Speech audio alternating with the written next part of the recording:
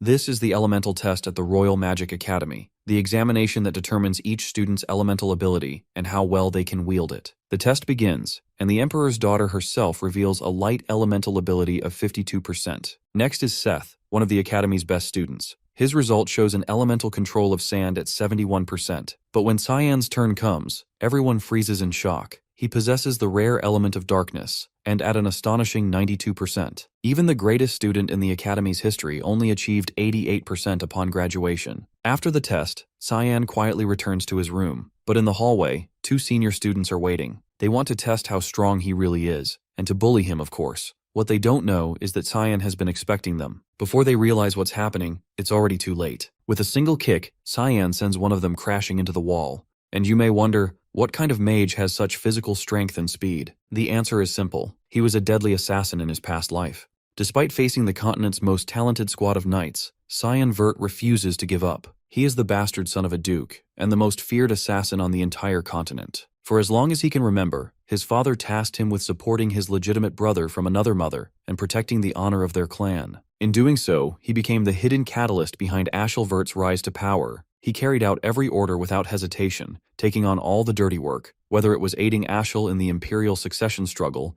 eliminating rivals during the Demon King army's invasion, or waging war to unify the continent. Yet after years of unwavering loyalty, the only reward he received was betrayal. His own brother branded him nothing more than a vile assassin who meddled with the forbidden powers of the mist. Using this as an excuse, Ashel conspired to have him eliminated. Cyan couldn't stomach being discarded so easily after sacrificing so much without question. Rage consumed him, and he attempted to strike his brother down before he ended up dying. But against this cheap imitation of Gilgamesh, he stood no chance, and was cut down. This was never how he envisioned his life ending. Then, a miracle occurred. He opened his eyes and found himself back in the past. And the very first person he saw was Emily, the maid he hadn't laid eyes on in 20 years. His eyes scanned the room. It's definitely the past. He remembers this moment clearly. It's 27 years ago, the year 985, 1 year before he enters the academy. Every year, the duchy hosts a training duel, and this year, Duke Vert, the current head, and their father will be watching. Today's opponent? His half-brother, Kranz Vert. They're the same age, but Kranz is the son of Margaret Urzeth, the Duke's wife, which meant all the attention went to him. Even though he was just as young, being born to a different woman made all the difference. After this duel, he becomes the butt of every joke in the family. This match is why their father stopped even acknowledging him. The maid quietly urges him to back out before getting hurt. He ignores her and draws his rapier. The weight of the weapon catches him off guard. His strength really is that of a child. It doesn't feel like a dream. There's no illusion magic at play here. He accepts it. This is real. He's back. Kranz sneers and mocks him, wondering why he hasn't run off yet. The Duke signals for the match to begin. His opponent lunges immediately, but Cyan's eyes catch the movement. It's sluggish, obviously. He dodges without much effort. A quick twist of the wrist knocks the blade aside. He kicks a leg out, sending Kranz crashing to the ground. The Duke watches, mildly entertained, while Margaret stares in horror. A single thrust to his throat would end the match and give him victory, but he hesitates. Winning isn't enough. In his previous life, Kranz made him miserable for fun. Now that he has the upper hand, he might as well crush that smug attitude for good. In this new life, he's done being anyone's servant. He'll carve out his own path on his terms. He drives his boot into Kranz's face over and over until he blacks out, earning the win by knockout. Once the duel ends, he is summoned to meet with the Duke. A high-ranking knight escorts him through the halls toward the chamber. Just before they arrive, he spots Margaret stepping out of the office. A crooked grin tugs at his lips. She's clearly just finished ranting about her precious son. He throws a casual jab, asking if Kranz is holding up all right. Her expression twists with fury, and she snaps, demanding how he dares act concerned after what he did out there. He brushes past her like she's air, muttering that that's how duels work, but she's not about to let that go. Loud enough for anyone nearby to hear, she spits that this is exactly why illegitimate brats like him shouldn't be treated like real heirs. Then she takes it further, insulting his mother and claiming he should be groveling in alleyways for scraps. She hisses that he had no business fighting at all. The words sink in and his jaw tightens. Her venom finally hits a nerve. His anger simmers, sharp and silent. He briefly considers killing her but settles on a more satisfying plan to make her suffer instead. He, of all people, knows exactly how to break her slowly and deliberately. Cyan informs her he'll be enrolling in the academy, with Kranz. She squints, unsure what he's getting at. So he spells it out, his tone sharp and deliberate. She wouldn't want her son graduating without his limbs intact. Her focus should be on him now. She steps forward, but the knight blocks her way and says the meeting with the Duke is urgent. They don't have time to waste. He gives her one last smirk before turning toward the Duke's chambers. He walks into the office and offers a formal greeting.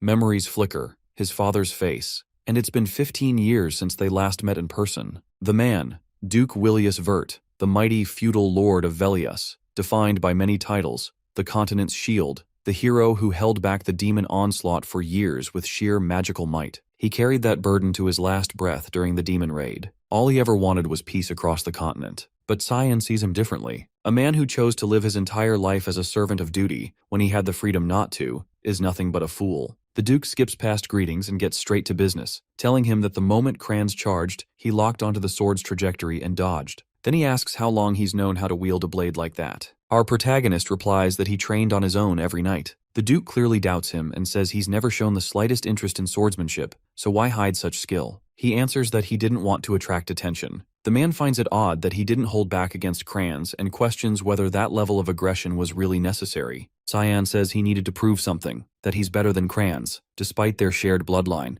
The Duke breaks into a wide grin, intrigued and excited by what he just heard. He's gone beyond expectations. He tells him he could grow into a powerful and dependable ally for Ashel one day. Cyan freezes at the sound of that name. The idea of supporting someone like Ashel, now that he knows who he truly is absurd. Just like always, the Duke's obsession with Ashel hasn't changed. He grabs his son's hands and says he can ask for anything he wants as a reward. It'll be granted. He takes this chance as the opening shot to destroy everything Ashel's built and asks to be sent to the battlefront. Back in his room, the maid nearly jumps out of her skin when she hears what he's requested. She calls him insane for wanting to go to a place swarming with wicked creatures and demonic monsters. Velius, the western territory of the Ushif Empire, is the only region that qualifies as the true battlefront, and even Lamia Valley is considered the front line. It's a brutal war zone that's been locked in a fight against demons for centuries. Because of that, his father gives him one condition. He has 1 month to become strong enough to be worthy of entering Lamia Valley. He has no clue how much stronger he needs to be to meet that standard,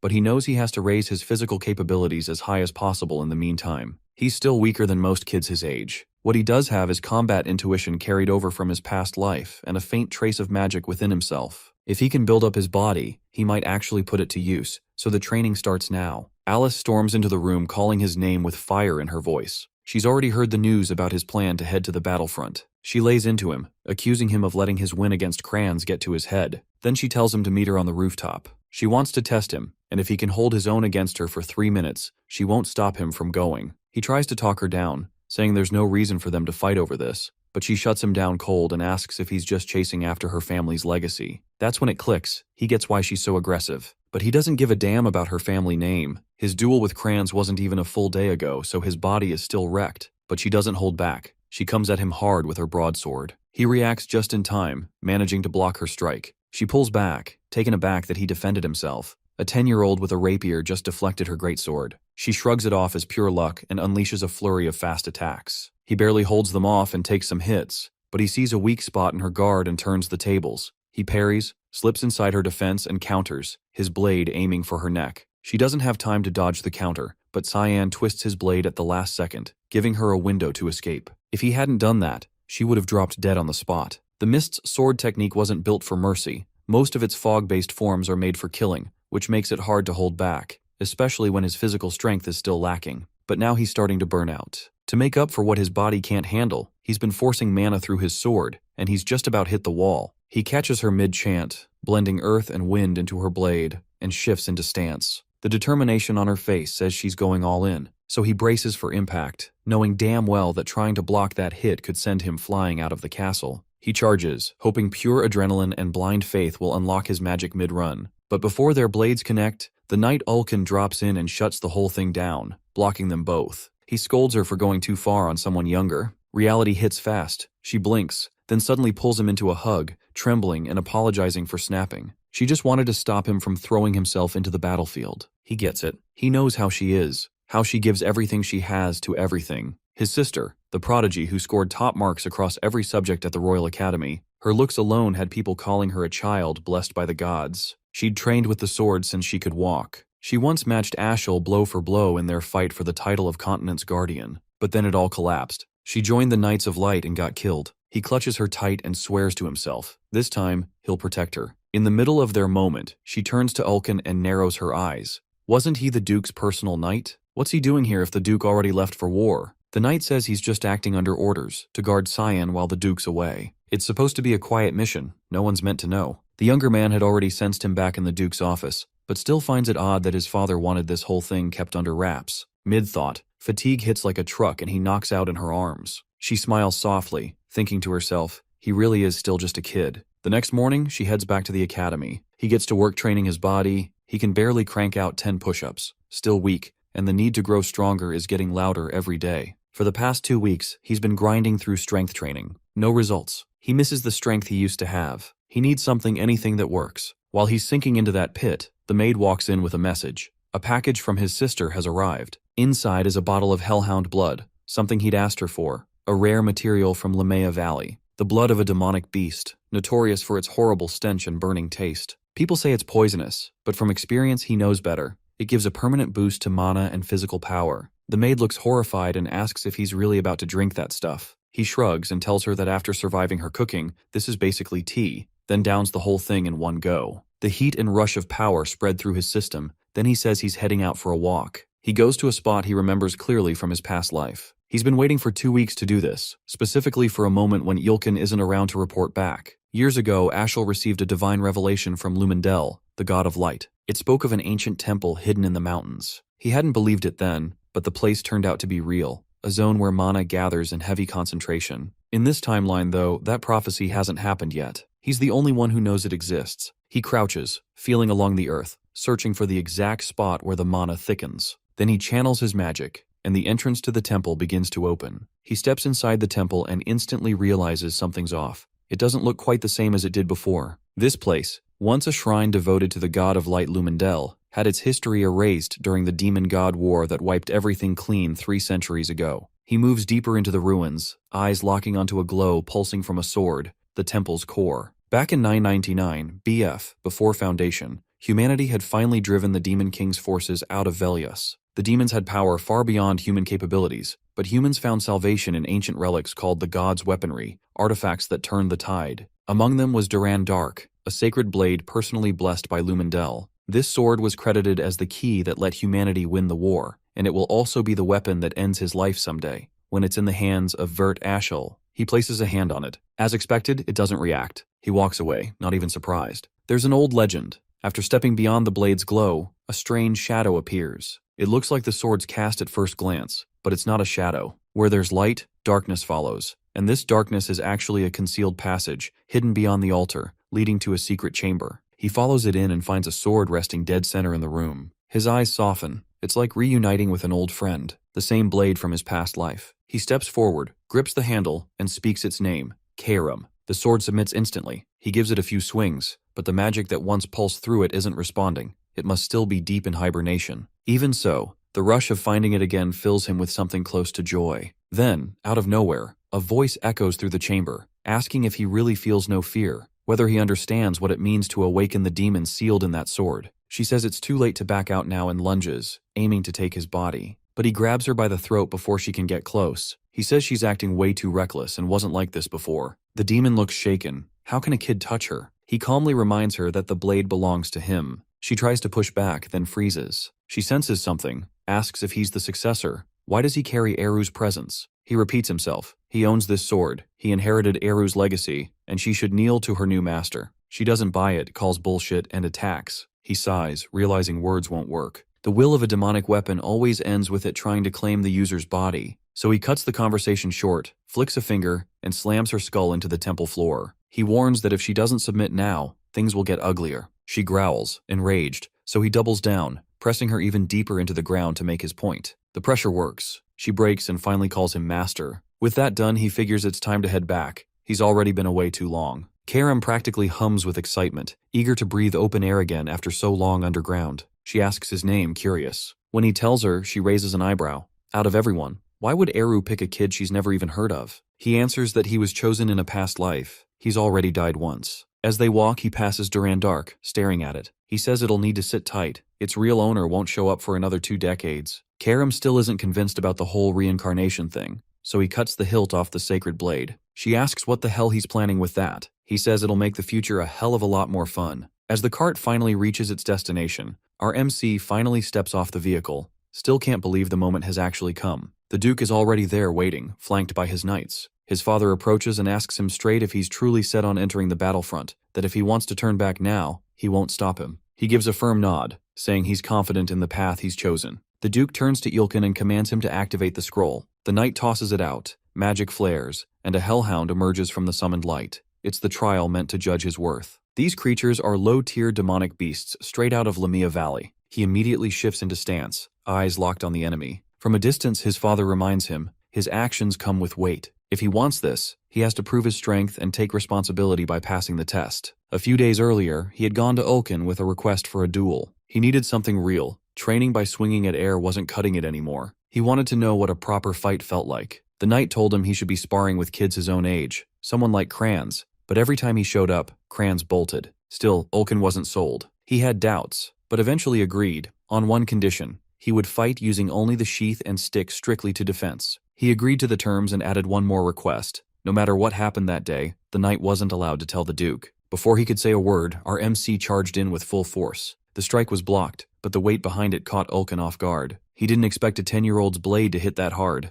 The kid circled relentlessly, movements fast enough to blur. Ulkin struggled just to track him. Then came a high slash from behind. The knight parried, but there was no room to breathe. Blow after blow came crashing down, every strike backed by full effort. He blocked them all barely. Eventually our MC stopped. As expected, he wasn't ready to win yet, but he thanked Ulkin for the fight and headed off. The knight stood there in shock. The fragile little noble he once knew had changed, grown way too fast. So now, watching him face the hellhound, he's convinced those beasts aren't going to be a problem. He watches it make its move, it charges. He dodges cleanly. Even with how far he's come, taking on a beast like this still pushes his limits, so ending it fast is the only way. The next time it lunges, he sidesteps and drives his blade across its throat, straight into its brain. It collapses immediately. As the blood pools out, he eyes it with a stray thought. How fun would it be to bottle up a few jars of this stuff? But people would probably lose it if they saw him doing that. His father claps, impressed. The test is over, he passed. The Duke tells him they'll meet again at the front lines. Karam murmurs from his sword,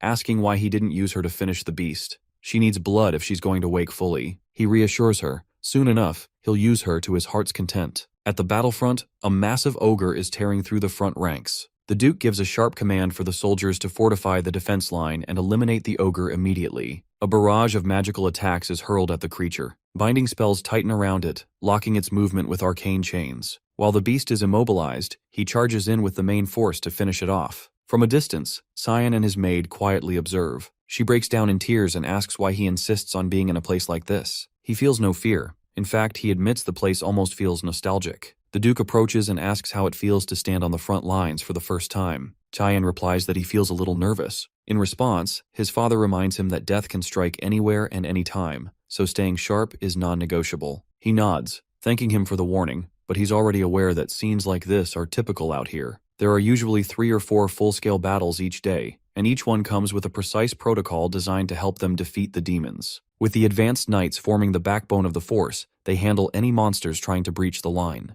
When the battle concludes, he returns to his assigned tent, far in the back, deep within the safest sector. But the guards in this area follow orders too strictly, which means he won't be able to summon Karam. He has to wait until dinner to sneak off and train outside. He sees her trembling and asks what she's even doing. She repeats the Duke's warning. He tells her to pack her bags and go back to the castle. She yells that she can't leave him alone. He's hopeless without her there. If she disappeared out of nowhere, no one would care for him. She walks out of the tent, saying it's time to eat. He doesn't like how she acts with him, but lets it go. Later that night, once everyone is sleeping, he slides a plush doll under his blanket to cover for his absence. She asks if he's heading out to train. He nods, confirming it. She praises his commitment and says the Duke would be proud seeing him like this. He excuses himself and tells her to handle things and keep his absence quiet. Since it's night, the patrols tend to be tighter. Now is the best window while people are occupied. He cloaks himself in fog magic to slip through unnoticed. He recalls this place should still be crawling with monsters, the ideal ground for Karam. She smells the heavy scent of blood in the air and can barely contain her thrill. She begs him to let her cut down the beasts. He lunges into the hound pack, ripping through with a sweeping fog assault, tearing them apart without slowing down. He harvests the blood from the slaughtered hounds and drinks it, recharging his mana and body and feeding Karam the power to grow stronger. She starts to get impatient,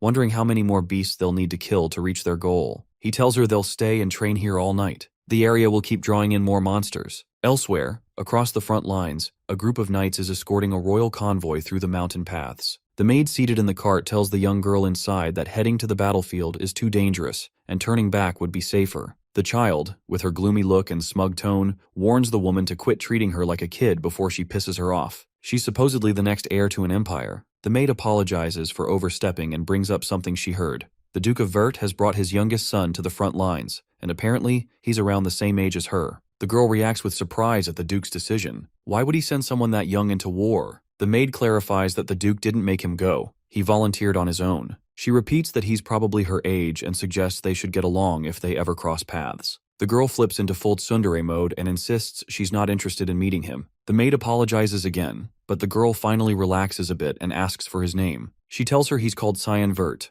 The girl whispers it under her breath, clearly intrigued by whoever this bold young kid might be. The following day on the battlefield, Duke Vert leads his knights with precise coordination to subdue the monsters and wipe them out. After clearing the field and eliminating the threats, he approaches his son to ask how he feels after throwing himself into combat. Our MC replies that there's still a long path ahead, but he's eager to walk it. His father, impressed by his courage and resolve despite his age, smiles and says he's proud. He stares at him, surprised. It's the first time he's seen this kind of warmth. Before walking away, the Duke tells him they need a private talk inside his tent the next day. That night, with the camp deep in sleep, he makes his way to the rear zone of the front, like always, to train. But something's off. A death worm appears before him. These creatures usually spawn much deeper in the valley, so finding one here doesn't add up. In his current state, he's struggling to keep up, and Karam urges him to hand control over if he wants to survive. He knows her too well. What she really wants is full access to his body. She keeps pushing, telling him those weak swings won't do anything to a worm that can heal every wound in seconds. He has to one-shot it to end the fight for good. He hears her out. This fight could drag on forever if he keeps going solo. Even though he's consumed an absurd amount of demonic beast blood over the past month, he still feels miles from being truly strong.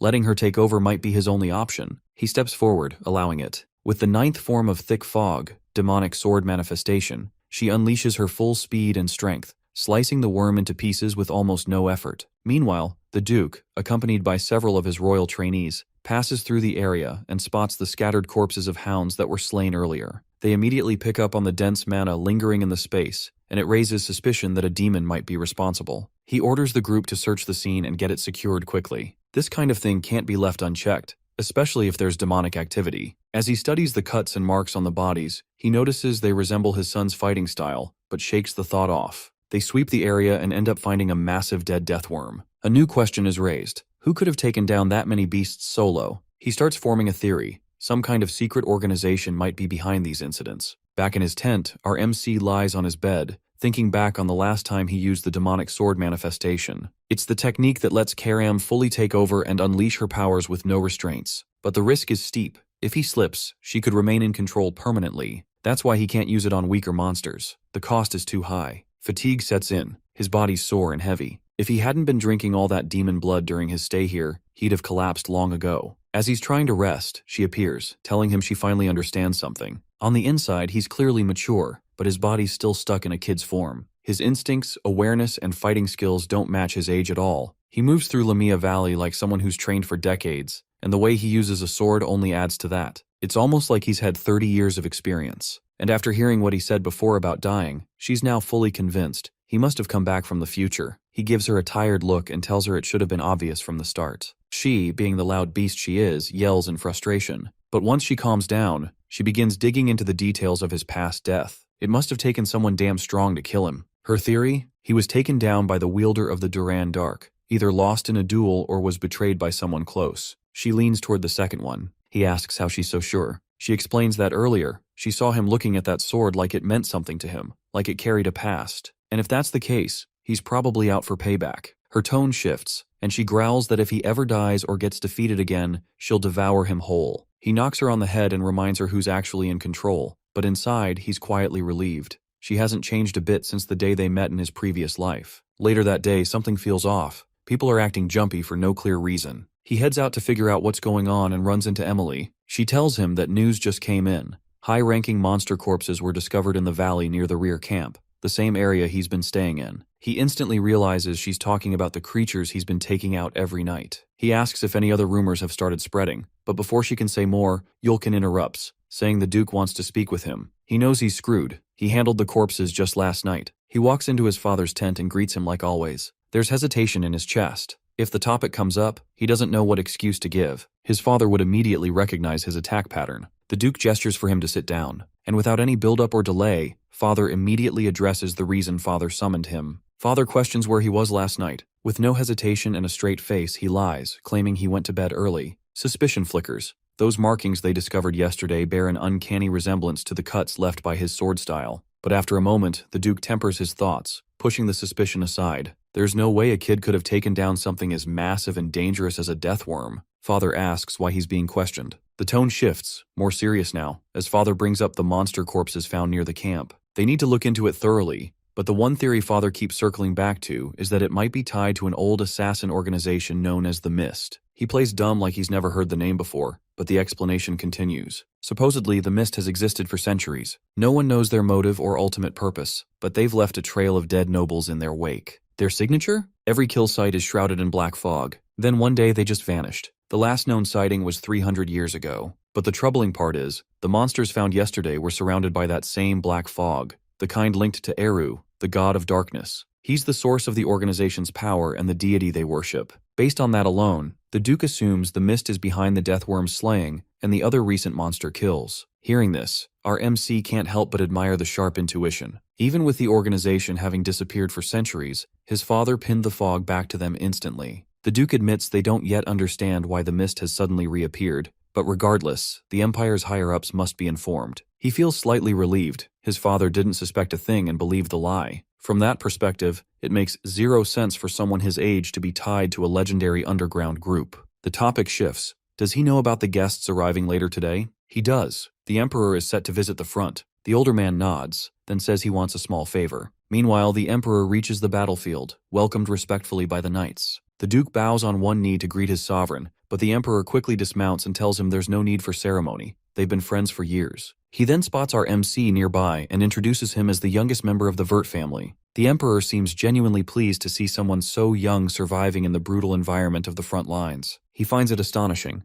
Now he understands why his father wanted him present for this visit. This was the first time he was being formally introduced as the Duke's son. Back in his past life, whenever the Emperor came by, he was always told to stay locked in his room. But now, he feels real happiness, finally being recognized publicly with pride. The Emperor then gestures to his young daughter, introducing her. The white-haired girl from earlier is none other than Arin Severs, the 5th princess of the Ushif Empire. He immediately identifies her. She's infamous as the tragic 5th princess. The favor mentioned earlier was about her. His father wanted him to ensure her safety. Since they're the same age, he could look after her, keep her company, and stay close. It would help to build a bond now, especially since they'll likely see each other again at the academy. He mentions it's a smart move to be on good terms with a member of the royal family, and hopes they'll get along. He isn't exactly eager to befriend her, but he gets where this is going. His father wants him to build the kind of bond he himself has with the Emperor. Still, that's just not who he is. There's no chance they'd ever actually be friends. For now, though, he has to go along with it. He ends up walking beside her like he was told. She pauses by the river, eyeing it curiously, and asks why the water is red. He tells her it's called the Blood River. Name says it all. When demons get fatally wounded or lose their ability to fight, they instinctively crawl to this river. Eventually, the bodies rot, and the fluids run into the water, staining it red. The idea of a river full of corpse runoff makes her sick. She then asks where exactly the river flows. He enjoys the chance to spook her, saying it heads straight to the demon realm, and if she swims far enough, she might bump into the Demon King. Their eyes drift to the sky, where a faint yellow glow appears on the horizon. He explains the light means demonic beasts are closing in. She panics, asking why demons would dare come this close to the camp. Meanwhile, up at the front lines, the Duke starts organizing for battle. He instructs the knights to focus on guarding the Emperor, then tells the rest of the army to shift west with him. The Emperor interrupts, declaring he won't sit back and let others shield him. He hasn't tasted real combat in ages and is itching to dive into the action. The Duke has no choice but to comply. They announce the Emperor is joining the charge, while the rest of the knights handle the incoming demons. The Duke then calls out for his son to join the others. He doesn't hesitate and moves to follow orders, but before he can leave, Arin stops him and asks if he's really capable of fighting demons alone. He gives a nod, but she cuts him off, insisting she wants to come too. If he can go, then so can she. They're the same age. He brushes her off, telling her people die in this. Being the stubborn, loud kid she is, she yells that she still wants to go. He ignores her and calls for Ulkin, assigning him to keep her safe and take her somewhere far from the fight. Furious, she starts yelling insults at them for treating her that way. He walks up to her with that cold stare of his and tells her straight, If she keeps throwing herself into things like this, knights will die. Maybe dozens, maybe hundreds. Is she ready to bear the weight of that? Her eyes well up. That hit too deep. He turns and starts to walk away. Before leaving, he tells her to pack up and go home if she's just going to cry like a child. Back in the camp, high-level demonic beasts begin their attack. The Duke commands the army to prep for battle and wipe out every last one. The soldiers respond with fire and charge straight for the demonic snail. The ruler of Ushif, Emperor Dionysus Verus, has taken 2 wives throughout his reign. The first, Diana Kozel, passed away years ago. The second, Cassandra Nepellis, currently serves as a royal judge within the Empire's court. Diana bore him 2 daughters, the Empire's first and second princess. Cassandra, on the other hand, gave birth to the 3rd and 4th princes. But then came Erin, the 5th princess, born not of nobility, but from a commoner woman. A child born out of wedlock, her existence has been treated like a blemish, ostracized and labeled as something unnatural, unworthy of royalty. Still, despite the constant humiliation and social scorn, she never let their judgment define her. She carried herself with the grace and presence expected of any princess, and she dedicated herself with intensity to her academic path. Even so, things eventually spiraled. She was later accused of turning her back on the empire and banished from the royal bloodline. No one knows for sure what became of her, but rumors suggest she caught some incurable illness and died alone on a remote island. That was enough to earn her the nickname, the Tragic Princess. He, for one, believes things could have turned out differently. Always thought she might have stood a chance at a decent life, if only she weren't so caught up in dreams and blind ambition. She drew too much attention.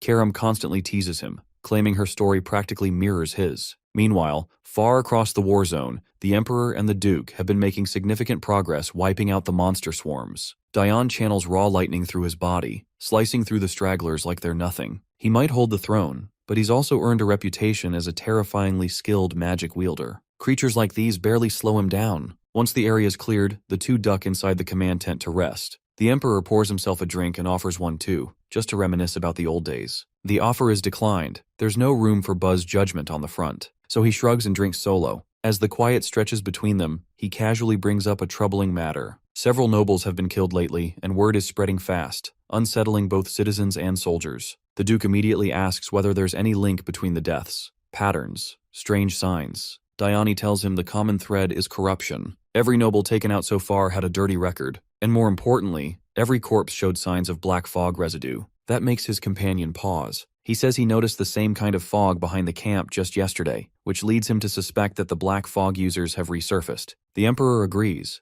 It's definitely something they'll have to look into further. Then the topic shifts. He's heard whispers that Erin is being blamed for the recent chaos, and it's starting to weigh on him. He's been trying to keep things from boiling over, but some factions are clearly looking to use the situation against her. He turns to the Duke, face open and serious, and asks for one thing. If something happens, if he dies first, he wants his old friend to watch over her in his place. The promise is made without hesitation. The Duke swears on his life to protect her, no matter what. And with that, the conversation draws to a close. Back in another tent, he's catching Emily up on everything that went down while she was away. She seems let down that he barely spent time around the princess. He tells her not to expect too much. She laughs, half serious, and throws out that he'll never get married at this rate. He brushes it off and steps out to return to his usual training. But outside, he runs straight into Erin, standing there soaked from the downpour. She walks into the tent beside him and asks where he's heading next. Before he can answer, she tells him to stay for a moment. There's something she wants to talk about. She asks how long he's been stuck out here. He replies, nearly a month now. Not wasting time, he pushes the real question.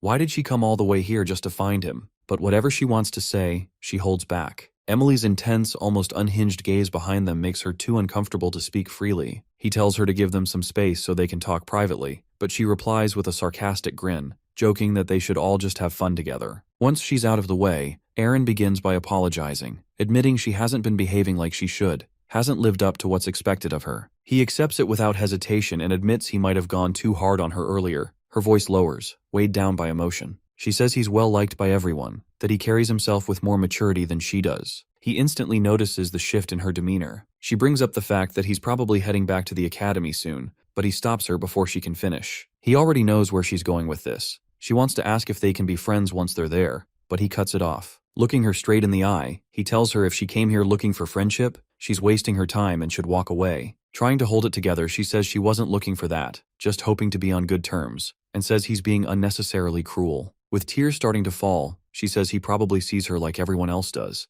a fake, undeserving princess. She takes a breath, pulls herself together, and apologizes for showing up at all, says she overestimated him and walked away with nothing. Then she mutters that he's nothing like his brother, Ashel. That name hits hard. He grabs her arm without thinking, demanding to know how she even knows him. She tells him she ran into Ashel during a walk near the Royal Academy. He told her not to worry about other people's opinions, only to focus on her goals and what she wants. That makes him freeze. It's clear now that his brother had started manipulating her from the very first moment they met, already laying down the trap. He tries to warn her, but before he can get anything out, a deep rumbling shakes the tent. Emily rushes in, panic written across her face, yelling for them to get out immediately. But they're too late. An orc crashes through the top of the tent, smashing into the ground and launching her through the air like a broken doll. From outside, the nearby knights spot the torn-up tent and realize he's still inside. Emily, sprawled in the dirt, breaks into sobs, convinced he's just been killed under the wreckage. Word of the attack reaches the Emperor and the Duke immediately. Both of their children are trapped inside the wreckage of a tent, torn apart by a high-ranking demonic beast.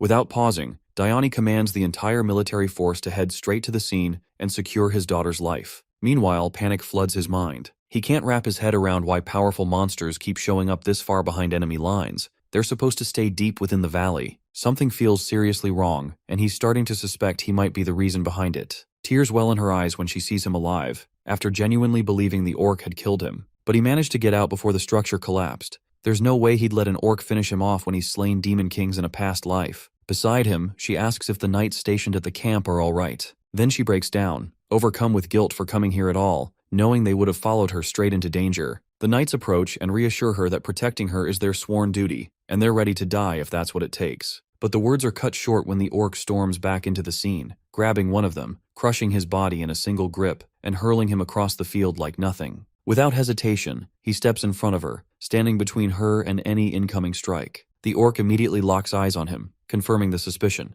These advanced monsters are being drawn specifically to him. He yells for the others to fall back and get her to safety while he holds the beast's attention. Emily grabs the princess and bolts, leaving him to face the threat alone. But his strikes barely scratch the creature. It's like the blows aren't landing at all. Confused and frustrated, he starts wondering what the hell is going on. Why are they so fixated on him? That's when Karam appears, casually explaining that all the demonic blood he's been drinking to get stronger has left him reeking of power, attracting elite monsters like a beacon. Furious, he snaps, demanding to know why she didn't say anything sooner if she knew this from the start. She just grins wickedly and says she's only here for his body anyway. He doesn't hesitate, grabs her and transforms her into his weapon. With her as his blade, he launches into the orc, slicing through limbs like butter and putting it down without breaking a sweat. But then he spots something worse. Dozens more high-level beasts still on the move. She lights up with excitement, thrilled by the prospect of such a massive feast. The mood shifts when they come face-to-face with a devil dragon. He tells her to get ready to tear into it, activating his demonic manifestation to wipe out everything standing in their way. Elsewhere on the battlefield, the Duke has just taken out the final remaining monster in his area. Gyani turns, asking if there's any word on the kids. The reply is grim. There wasn't a single sign of them near the collapsed tent. The Emperor says he must be panicking over his son, but the Duke answers with a cold expression. Any member of the Vert family should know how to survive something like this. What matters now is the princess's safety. As they speak, the knights arrive, successfully bringing her back to her father. She rushes into his arms, breathless, pleading with him to save our MC before it's too late. Meanwhile, the Duke walks up to the maid and asks if she's his personal attendant. When she nods, he asks what happened. With her voice shaking, she explains that he told them to run while he stayed behind to hold off the monsters. One of the knights offers to go retrieve him if given the order, but the Duke takes a moment, then declines. Their focus has to remain on the current wave. If these creatures break through the camps, nothing will stop them from reaching the Empire itself. They have to return to formation before more lives are lost. When someone asks what's going to happen to him, the answer is calm and final. Our MC has already done his part. He protected the princess. That's what being a Vert means. She continues to cry, still blaming herself for everything unraveling around them. But then a sound cuts through the noise, a voice she instantly recognizes. She looks up, eyes wide, as he appears overhead clutching the reins of a flying dragon, shouting desperately for someone to help. Dragons are majestic beings deeply connected to the Creator, revered for their rarity and dignity. Creatures as weak and limited as humans have no business challenging one. So for him, even laying eyes on a dragon in the flesh feels like a once-in-a-lifetime honor. Unfortunately, the one he's latched onto ends up soaring directly above a crowd of people who know exactly who he is. The worst part, he can't afford to be seen in the middle of a fight. But there he is, plain as day, riding a dragon like some reckless idiot. Eyes lock onto him immediately. The Emperor watches with intrigue and asks the Duke if he's planning to save his own son. The Duke, completely unfazed, just sits there, relaxed and detached, observing how our MC handles the mess he's gotten himself into. Meanwhile, he's barely hanging on, regretting everything. He curses himself for being greedy enough to even think about tasting dragon blood in the first place. Before all this chaos began, back when he was still holding off the army of monsters, he had slashed through them quickly, not even sparing a thought,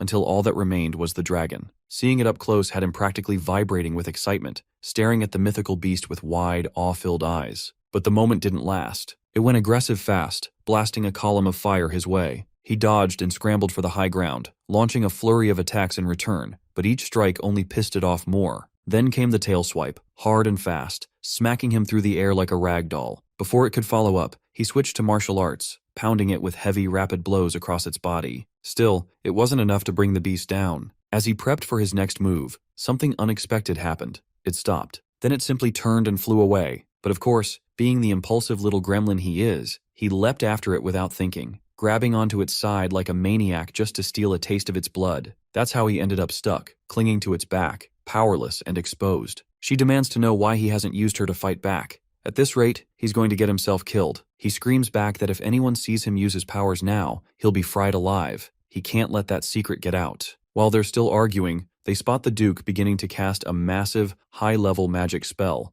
an 8-star incantation. Panic hits immediately. That serious look on his father's face means only one thing. He's about to target the dragon, even knowing his son is on it. The spell launches. Blades of magic shoot into the air, slicing through flesh with terrifying force. He leaps off just in time, trying to dodge the raining blades mid-air. As he falls, she yells for him to use his powers to escape, to fly out before it's too late, but he still can't risk being seen. Desperate, he scans the area and spots a river of blood not too far off. As a last-ditch effort, he shifts his trajectory and aims for it, hoping it'll cushion the fall. Somewhere else in the valley, a pair of demons had been watching the commotion. One, the older of the two, remarks that it must have been a young dragon getting itself into trouble. The white-haired one next to him counters, saying something incredibly powerful must have scared it off. Only a high-level beast could do that. But the elder casually corrects him. That section of the valley is populated solely by humans. Still, if curiosity's got him, he's free to check it out for himself. Just try not to massacre everything in sight. The younger nods, spreading his wings and flying toward the chaos. Back near the river, he somehow survives the fall. Crawling out of the bloody water, breathless and drenched, he drags himself onto the shore to rest. He quickly checks on her, making sure she's all right too, but she's too furious to even speak. He tells her to relax, promises they'll head back soon, but she snaps at him to be careful.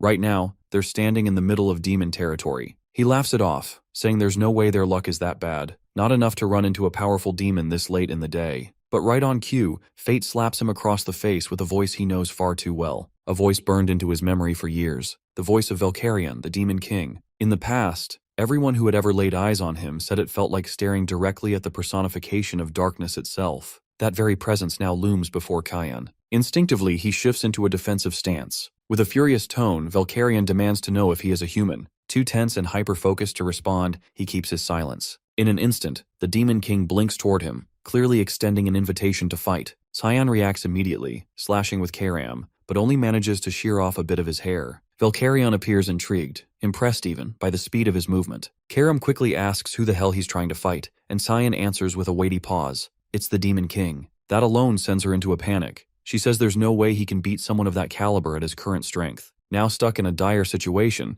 he realizes he's got no real chance of winning, and even escaping could end with him being caught. He locks up briefly, trying to process what to do. But then Valkyrian surprises him by calmly telling him to relax. He claims he won't lay a finger on a kid like him. He even lies down casually, suggesting they just talk for a bit. Cyan finds this strange and out of character, completely baffled by the Demon King's demeanor. Once again, Valkyrian asks if he's really a human and how he ended up here. He answers that yes, he is, and that he ended up falling into the Blood River, which dragged him all the way to this place. Valkyrian, however, isn't fully convinced. He senses something odd emanating from our MC and asks if this is truly his first time here. Cyan nods, but the other still isn't buying it. He then questions whether our MC has seen him before, to which he firmly denies. That answer, however, does feel genuine enough that Valkyrian believes him. After all, how could a human possibly know him when the latter had never even met a human before? Still, Cyan remains unsure, his mind racing to figure out if this really is the same Valkyrian he remembers from his previous life. He decides to ask why he's even here, The Demon King replies that he sensed an unusual surge of energy from this direction and came to investigate, explaining that as ruler of these lands, it's only natural for him to look after them. Our MC's lack of surprise actually reinforces his suspicions. His unbothered expression makes it seem like he already knows him. Valkyrian continues to talk, clearly thinking aloud, but Cyan isn't really listening. He's too caught up in how wildly different this man is from the version he once knew. If everything unfolds the same way it did in his past life, the demon invasion will begin soon. But looking at him now, he just doesn't seem like the type who would trigger such chaos. If this is his real personality, then something must have gone wrong to alter him. So Cyan takes a risk and asks what he truly wants to achieve as Demon King. Amused by our MC's boldness, he says that all he desires is to ensure safety and prosperity for his people, and if anyone threatens that peace, he won't hesitate to wipe them out. For a split second, Cyan glimpses the real core of Valkyrian, a raw force of evil restrained deep within. Something must have set him off in the past to awaken that beast, and our MC knows he has to prevent it from happening. He warns that soon, either Valkyrian or his empire may face a dire turning point. The Demon King frowns, puzzled by the vagueness, asking what he's getting at. Cyan admits he doesn't know the exact details, but if events spiral, a massive conflict between humans and demons could erupt, and he wants terms to stop it. Valkyrian wonders aloud why he'd want to start a war with humans to begin with. Cyan responds with a plea. No matter what happens, promise never to invade the human lands or declare war. That raises an eyebrow from him, who presses, what's in it for him? Cyan promises that whatever threat comes his way, he'll do all he can to support him. Valkyrian still finds it amusing, but there's something about our MC's courage he respects. He asks for his name, and upon learning it, solemnly vows, as Demon King, that he will never initiate war with the humans or encroach upon their lands, regardless of circumstances. But he warns that Cyan must uphold his end. With that said, he takes off into the sky. Not long after, our MC is spotted by frontline scouts patrolling the river. Word spreads fast. He becomes known as the one who survived the Devil Dragon. Later, back within the abbey near the Velius border, Cyan rests in a hospital bed. Erin sits nearby. With flushed cheeks, she hesitantly gathers her words and asks him if he would be hers. Cyan can't make sense of what's unfolding around her. From the look he gives, she picks up that he clearly doesn't want to go through with it, and it hits her hard. Tears start building as she admits it actually tracks that he'd avoid someone like her, just a useless royal with no power to offer. Her reaction starts to wear on him, her mood, her desperation, the way she's laying it all out. It's beginning to grate. Deep down, he already knows she's got nothing practical to bring to the table, but her emotional mess is tugging at his patience. She quickly brushes her tears away and forces a smile, insisting she just needs to level up, get stronger, become powerful enough that someone like him might finally look her way and accept her presence. She locks in that goal, swearing she'll grow so terrifyingly capable that resisting her won't even be on the table anymore. Just before stepping out, she pauses at the door and throws a quiet thanks his way for not dropping dead on the front lines the other day. Some days later, off in the shadowed edge of the forest's rear border, a man slips through the trees, making sure no one's trailing behind. He pulls a cube from his pack, arcane and faintly glowing. The moment it's exposed, dark chains of cursed magic lash out, locking his limbs in place. A voice cuts in behind him, Cyan's, remarking in disbelief that Reynold Crimson was the rat all along. The smuggler immediately launches into a frantic explanation, rambling about how the cube's no ordinary item. It's packed with enough raw mana to give it near-limitless storage, a design straight out of the Garam Kingdom's mage labs. The assassin yanks the cube away and pulls off his mask, revealing his face and casually reciting his full name like he's reading it off an arrest warrant. Reynold freezes, stunned that Cyan's the one who got the jump on him. He demands to know what brought him out here, but the other man doesn't even acknowledge the question, already digging through the crates and supplies the smuggler's been hauling. He notes everything, contraband parts, demonic remnants, and it clicks. Reynold's been draining corpses of their corrupted blood, packing the stuff into carts, and slipping them through the borders with inside help. He's sure of it. Someone's been feeding him access. Reynold shrugs it off, swears he has no clue what his captor's going on about. But Cyan's way ahead. He's seen the demonic blood floating around the underground markets. Somebody's selling. While he tries to piece together who the mole could be, Reynold tries to blindside him with a fireburst. He thinks it'll land, but instead, Cyan's already closed in, slicing through his hands and pinning them into the bark of a nearby tree. Then comes the deal. Either Reynold spills everything, the smuggling path, the identity of the traitor, the whole operation, and gets a clean end. Or he holds out and gets dragged through a torture so drawn out and merciless he'll be begging for death before long. Later, over on the western edge of Velias, inside a trade station near the border, a group of merchants crack open a box of supposed blood shipments, only to recoil when they spot Reynold's decapitated head hovering in a swirl of black mist inside one of the containers. Not far from the scene,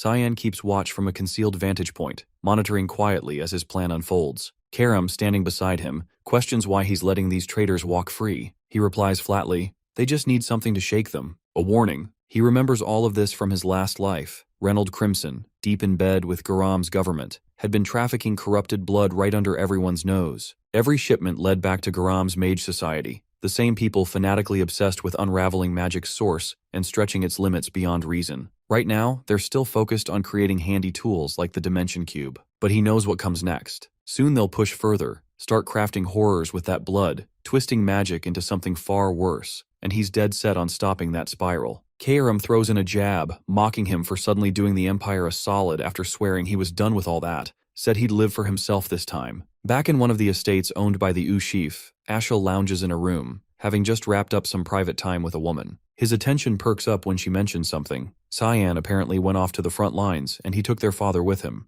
That's all it takes. Now Ashel's ready to pay his brother a visit. The bastard's been getting on his nerves lately, and he's not letting that slide. Emily lets out a loud cheer the moment she's finally off the front lines and safely inside the castle. The relief is real, and she practically shouts her excitement. She turns to Cyan, saying the academy's going to be a total upgrade compared to this grim place they're stuck in now. But he doesn't share that energy. His face says it all. He already knows what's coming, what's waiting inside those academy walls, and it's nothing like what she's imagining. Truth is, that place isn't the bright new chapter she's hoping for. It's a maze of backroom politics and shallow alliances. Envy fuels everything, and clout outranks talent. Actual learning takes a backseat to social climbing. She, on the other hand, is hyped because she's heard the academy's full of good-looking guys, and she's convinced it might finally be her shot at finding romance. Time passes, and eventually the entrance day arrives. Cyan reaches the front gates and on his way in, runs into Crayons. The moment the guy notices him, he bolts without a word, still spooked from the last time he completely wrecked him. Karam, confused by the sudden retreat, asks what's up with him. Cyan brushes it off, explaining he's just his half-brother. She comments that he doesn't really resemble the rest of the family, but he disagrees, saying he's not all that different from Alice. Once inside, the academy staff greet him, excessively polite, overly respectful, and he clocks something odd. None of them will meet his eye. Their behavior reeks of someone important lurking nearby, probably his father, the Duke, or maybe even his older brother. But he doesn't dwell on it. After grinding non-stop for the past year, he decides to take it as a win. Maybe this is what reward looks like. He moves through the hallway until he reaches his assigned room. Before he even opens the door, a familiar aura cuts through the space. It's strong, unmistakable. Ashel is on the other side. He already knows. And right on cue, as he pushes the door open, there he is, his older brother, standing there with a smug, "been a while" greeting. Cyan keeps himself in check, trying not to do anything reckless. Ashel comments that he probably doesn't even remember him. It's been years, not since before he entered the academy. That flicks a switch. Cyan snaps, fury rising, and moves to grab Karam for a counterattack, but she intercepts him just in time, urging him not to lose it, reminding him that one wrong move here could get him killed. He listens, barely. Instead, he greets Ashel through clenched teeth, saying he'd never forget his older brother's face. The elder laughs and ruffles his hair, pleased he still remembers. Then he strolls deeper into the room, casually mentioning that he's heard Cyan's gotten way better at fighting this past year, and that maybe now he might actually be of some use on the battlefield. Cyan bites back the disgust, says he's looking forward to it too, but the hatred in his eyes says something else. Ashel catches that glare and pauses, says he just dropped by to see him, nothing more. But Cyan knows better. He doesn't waste time on people he thinks are beneath him. If he's here, there's a reason. And oddly, that thought calms him down.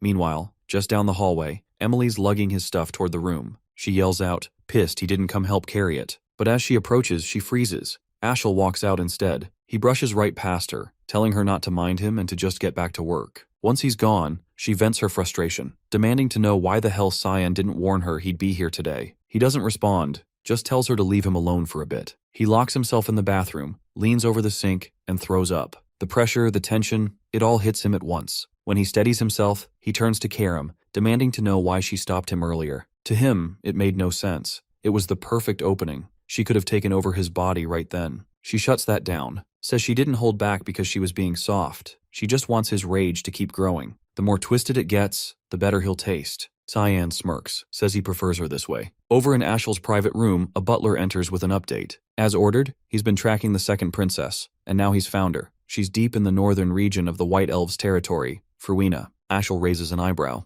Fruina's not exactly welcoming, especially to outsiders. But of course it's her. She's got away with people, Makes sense she'd pull it off. He tells the butler to notify him right away if she ever decides to return. The servant nods, but before exiting, asks if something happened during the meeting. He looks different. Happier even. Ashel laughs, shaking his head. Says it's actually the opposite. His mood's crap. All he can think about is that look Cyan gave him earlier. Sharp and heavy, like he was staring down a sworn enemy. He orders the man to keep tabs on Cyan from here on out. The butler promises to assign someone for surveillance and leaves. Ashel stays behind alone, still thinking. Still trying to figure out what the hell his younger brother might be hiding. Just outside the castle walls, a formation of royal knights waits in full gear, lined up to escort Cyan on his way to the academy. Emily lingers nearby, clearly downcast. She's not allowed to ride along with them, and it stings. He says his goodbyes and tells her to behave, wishing her well before stepping away. Right as he's turning to leave, she calls out to remind him not to get discouraged if people mess with him once he's there, and to take care of himself no matter what. Her words catch him off guard,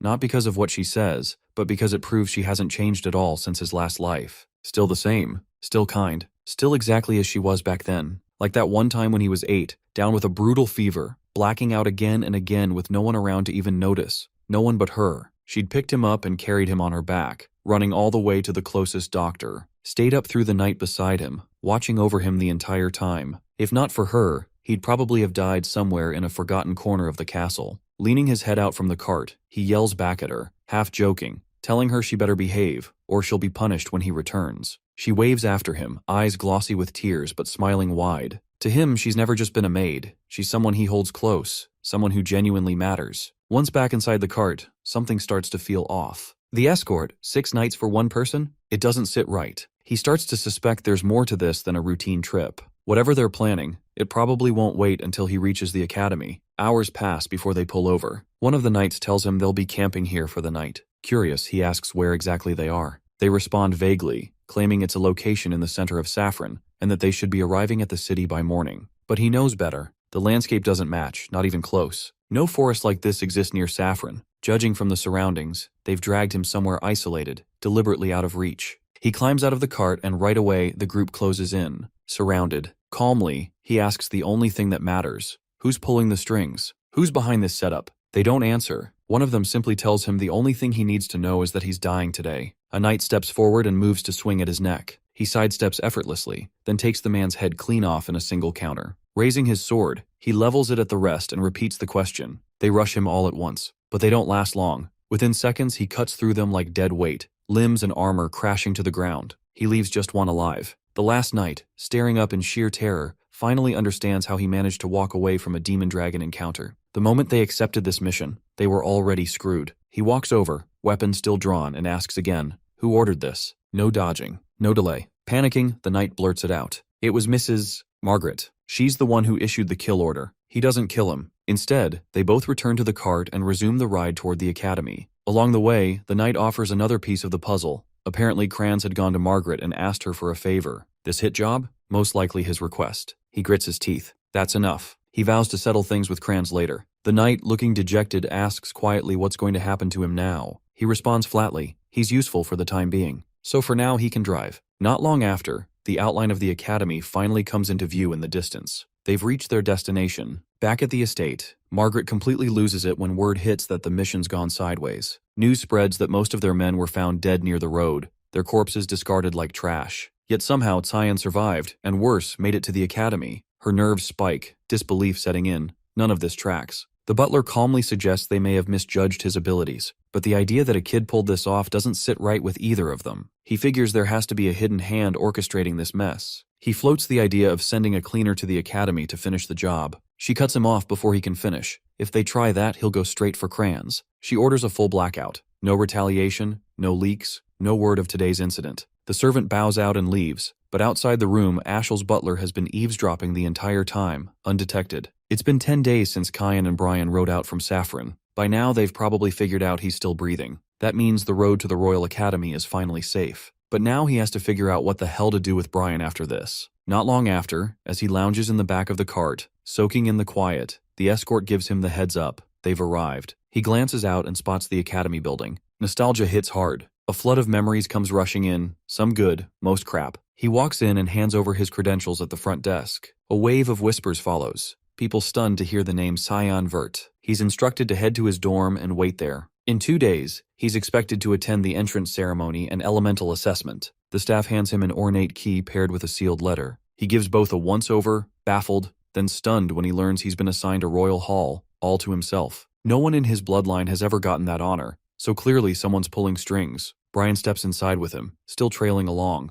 Tyan turns to him. Now that the escort gig's over, it's time to settle things. The guy freezes, convinced his time's up. But instead of a blade, he gets a hefty sack of gold, payment for his work, more than enough to start over somewhere. Caught off guard, his eyes well up. He drops to one knee and begs to serve for life. The request throws Tyan completely. Why would anyone want that? So the man explains, his father always told him, if you ever find someone worth your loyalty, don't hesitate. The whole thing annoys Tyan. He thinks it's a stupid way to live. How can Brian be so sure he won't get betrayed down the line? The answer's simple. If it happens, it happens. Tyan shrugs it off and decides to skip the ceremony. He's going straight for the elemental test. Meanwhile, inside the dean's office at the Royal Academy, the man sifts through the latest elemental results. This year's batch brought in plenty of impressive candidates, like Aaron, who scored 2-star mana and shows a 50% alignment with the light element, and more beyond her. He's honestly impressed with what the kids are packing this year, but one name jumps out above the rest. Cyan. 2-star mana, S-rank physique, and most shocking of all, 92% darkness affinity.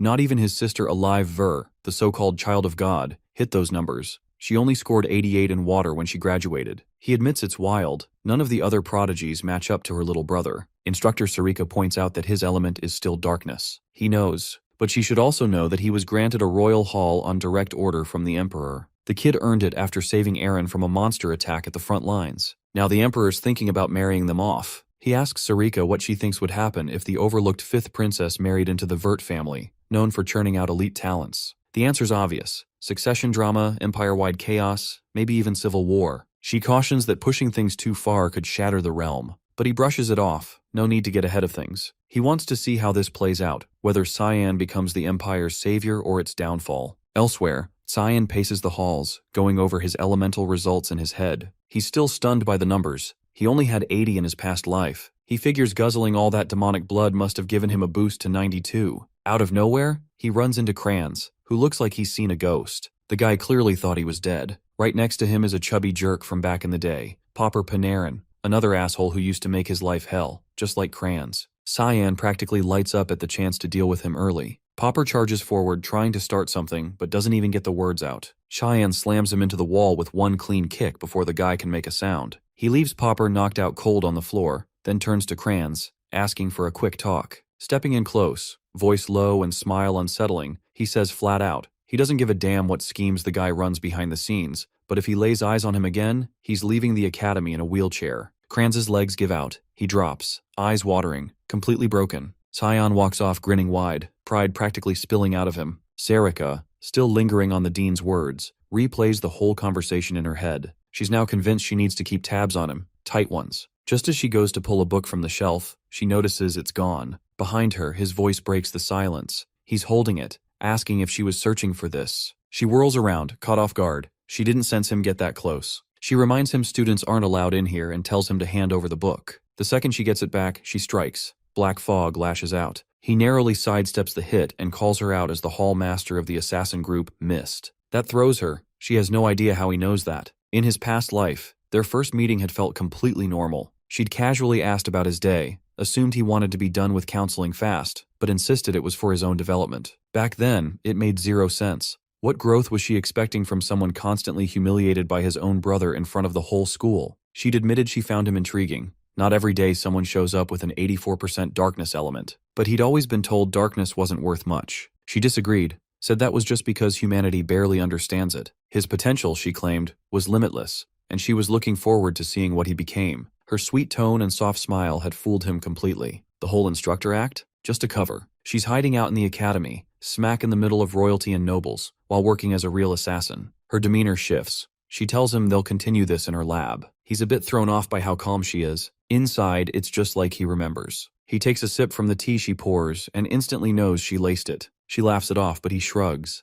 Poison doesn't work on someone who's been chugging demonic blood. He tells her she'll need a better recipe next time. She asks how the hell he knows all this, especially the fact she gets her orders from specific books in the library, the exact spot he went for. Now she's suspicious he might actually be Miss too. He tells her there's no better proof than that. That pisses her off. He brings up how, before he left for Chatan, someone questioned whether one night would be enough. Nobles have been dropping like flies lately. He grins and casually asks when the purification project kicked off. She plays dumb, claiming she has no idea what he's on about, but he calls her bluff, says he's on to the assassinations. She warns he's going to regret running his mouth. They both gear up to fight. Fog thickens around the lab as she suddenly hurls the table at him. He doesn't dodge, just drives his fist straight through the wood, splitting it in two. He tells her he's already shown more than enough to prove who he is. No reason to keep this going. She ignores that and keeps the pressure on. Even if he was part of Mist, she'd know. She's the Hallmaster, and she's never seen his face. No way she's letting him walk. He draws Karam, slicing through every strike she throws with clean, quick counters, saying he'll give her all the proof she needs. That's when her eyes land on the weapon, the demonic blade. Only someone chosen by Eru can wield it. She freezes, rattled. He tells her he knows Mist is still searching for the successor.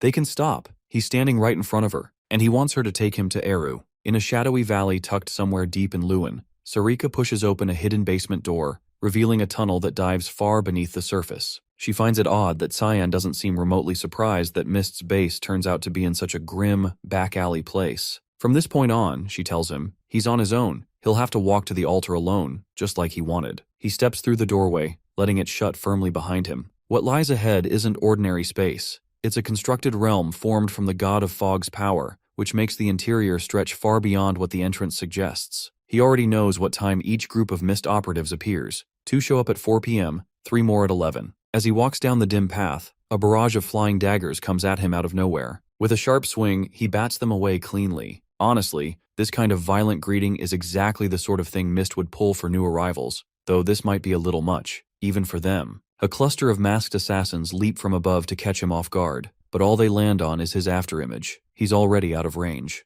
They throw another round of blades, but he isn't stupid enough to fall for the same gimmick twice. Hell, it didn't even work the first time. This time he swats the daggers back mid-air, sending them straight into the ones who threw them. They pause, clearly impressed by his reaction time and control. Now serious, they spread out and encircle him, ready to strike from every direction. He unleashes his fog magic, Bloodthirst Wave, a special mist-only technique that channels killer intent into a physical force to restrain opponents. The red mist wraps around their bodies, squeezing so tightly they can't even breathe. One by one, they crumple to the floor, passed out. But not all of them. One remains standing, unaffected by the spell. He clocks right away that this one is clearly higher ranked than the others. He gears up to cast Unshakable Roots, something more powerful, but the assassin blitzes in before he can finish, cutting him off. The attacker's mask falls in the scuffle, and it turns out it was Sarika the whole time. She inserted herself into the fight to personally test what he was really capable of. A total combat freak obsessed with powerful mages, she just happens to see him as the perfect target. He knocks her back using Karam,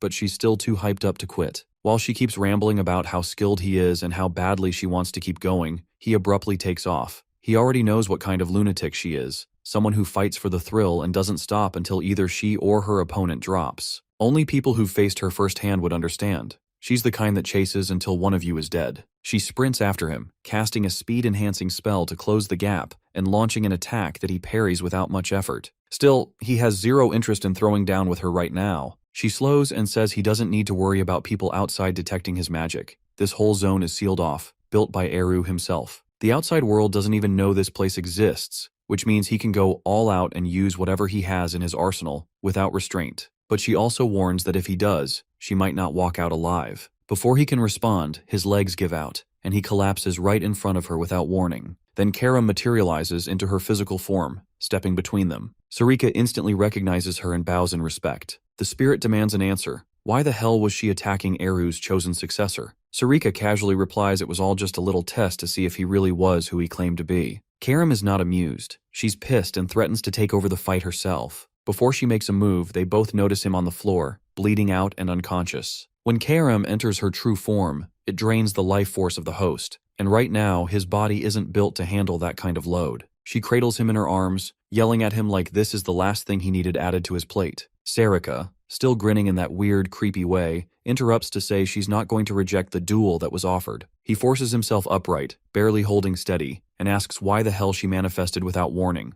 Karam tells him to stay out of it and rest. She'll handle this round. Sarika lights up at the idea, thrilled to fight the spirit instead. They square off, and she's clearly loving the threat, acting like a full-blown masochist. Before they can trade blows, Eru's voice cuts through the realm, booming from a portal overhead. ordering them to knock it off and send Cyan to the altar. Finally, things might go as planned. He's about to meet the god of darkness. People from long ago speak of the god of black fog as a heartless force, one who takes lives without pause or reason. They defend it as an act of mercy, twisted in a way only they seem to understand. It was their will, their call, what they claimed to want in the end. They insisted no one else had the right to define right or wrong on their behalf, and if killing was the only option to protect your beliefs, then fine, so be it. Most folks label that mindset insane, totally unhinged, but in truth he has been shielding the vulnerable this whole time, which to Cyan just makes him a deluded fool. He steps through the portal, heading straight for the altar where Eru resides. The moment he arrives, he's asked if he knows who stands before him. He answers without hesitation,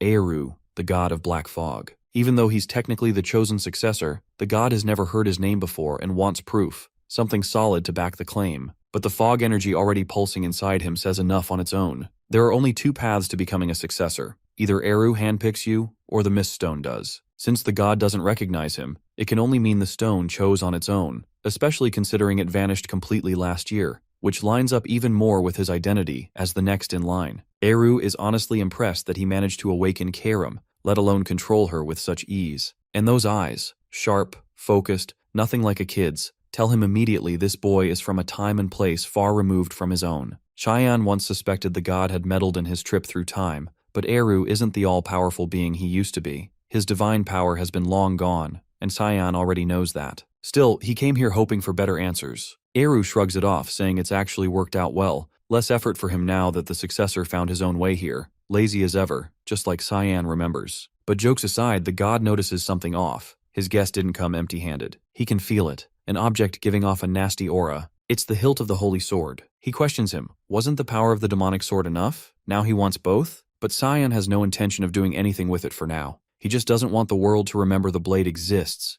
Let it fade into irrelevance. The way he thinks catches Eru off guard, but he doesn't press further. It's none of his business. Still, tradition is tradition. He has to ask the successor what he intends to do with the power he's about to receive. This isn't the first time Cyan has faced that question. Last time his answer was dumb. Live for his brother. That answer got him betrayed. Got him killed. What's strange is how no one seemed bothered by it back then. Eru even warned him not to put blind faith in others, almost like he already knew how pathetic that ending would be. But this time things won't play out the same. Cyan isn't chasing some grand mission or noble dream. He'll use that power for one reason, himself. Eru tells him it's on him to figure out what's right or wrong, but he'd better think carefully. Depending on his answer, he might not leave this place alive. Cyan doesn't flinch. No fear, no second thoughts. He decided from the start he's done following orders, done living by someone else's rules. Now curious, Eru asks what he's planning to do with that kind of freedom, but he refuses to answer. It doesn't matter. As long as he fulfills his duty as successor, the god won't pry. He gets the message and doesn't bother asking anything else. He turns to Karam. He's got something to say to her. She's his daughter after all. The scary god routine drops immediately. His whole vibe softens as he cups her face and gently asks how she's been managing under her new owner. On her end, she hasn't changed a bit. Still sharp-tongued and cold like always. He leans in and plants a kiss on her forehead. It isn't just a kiss.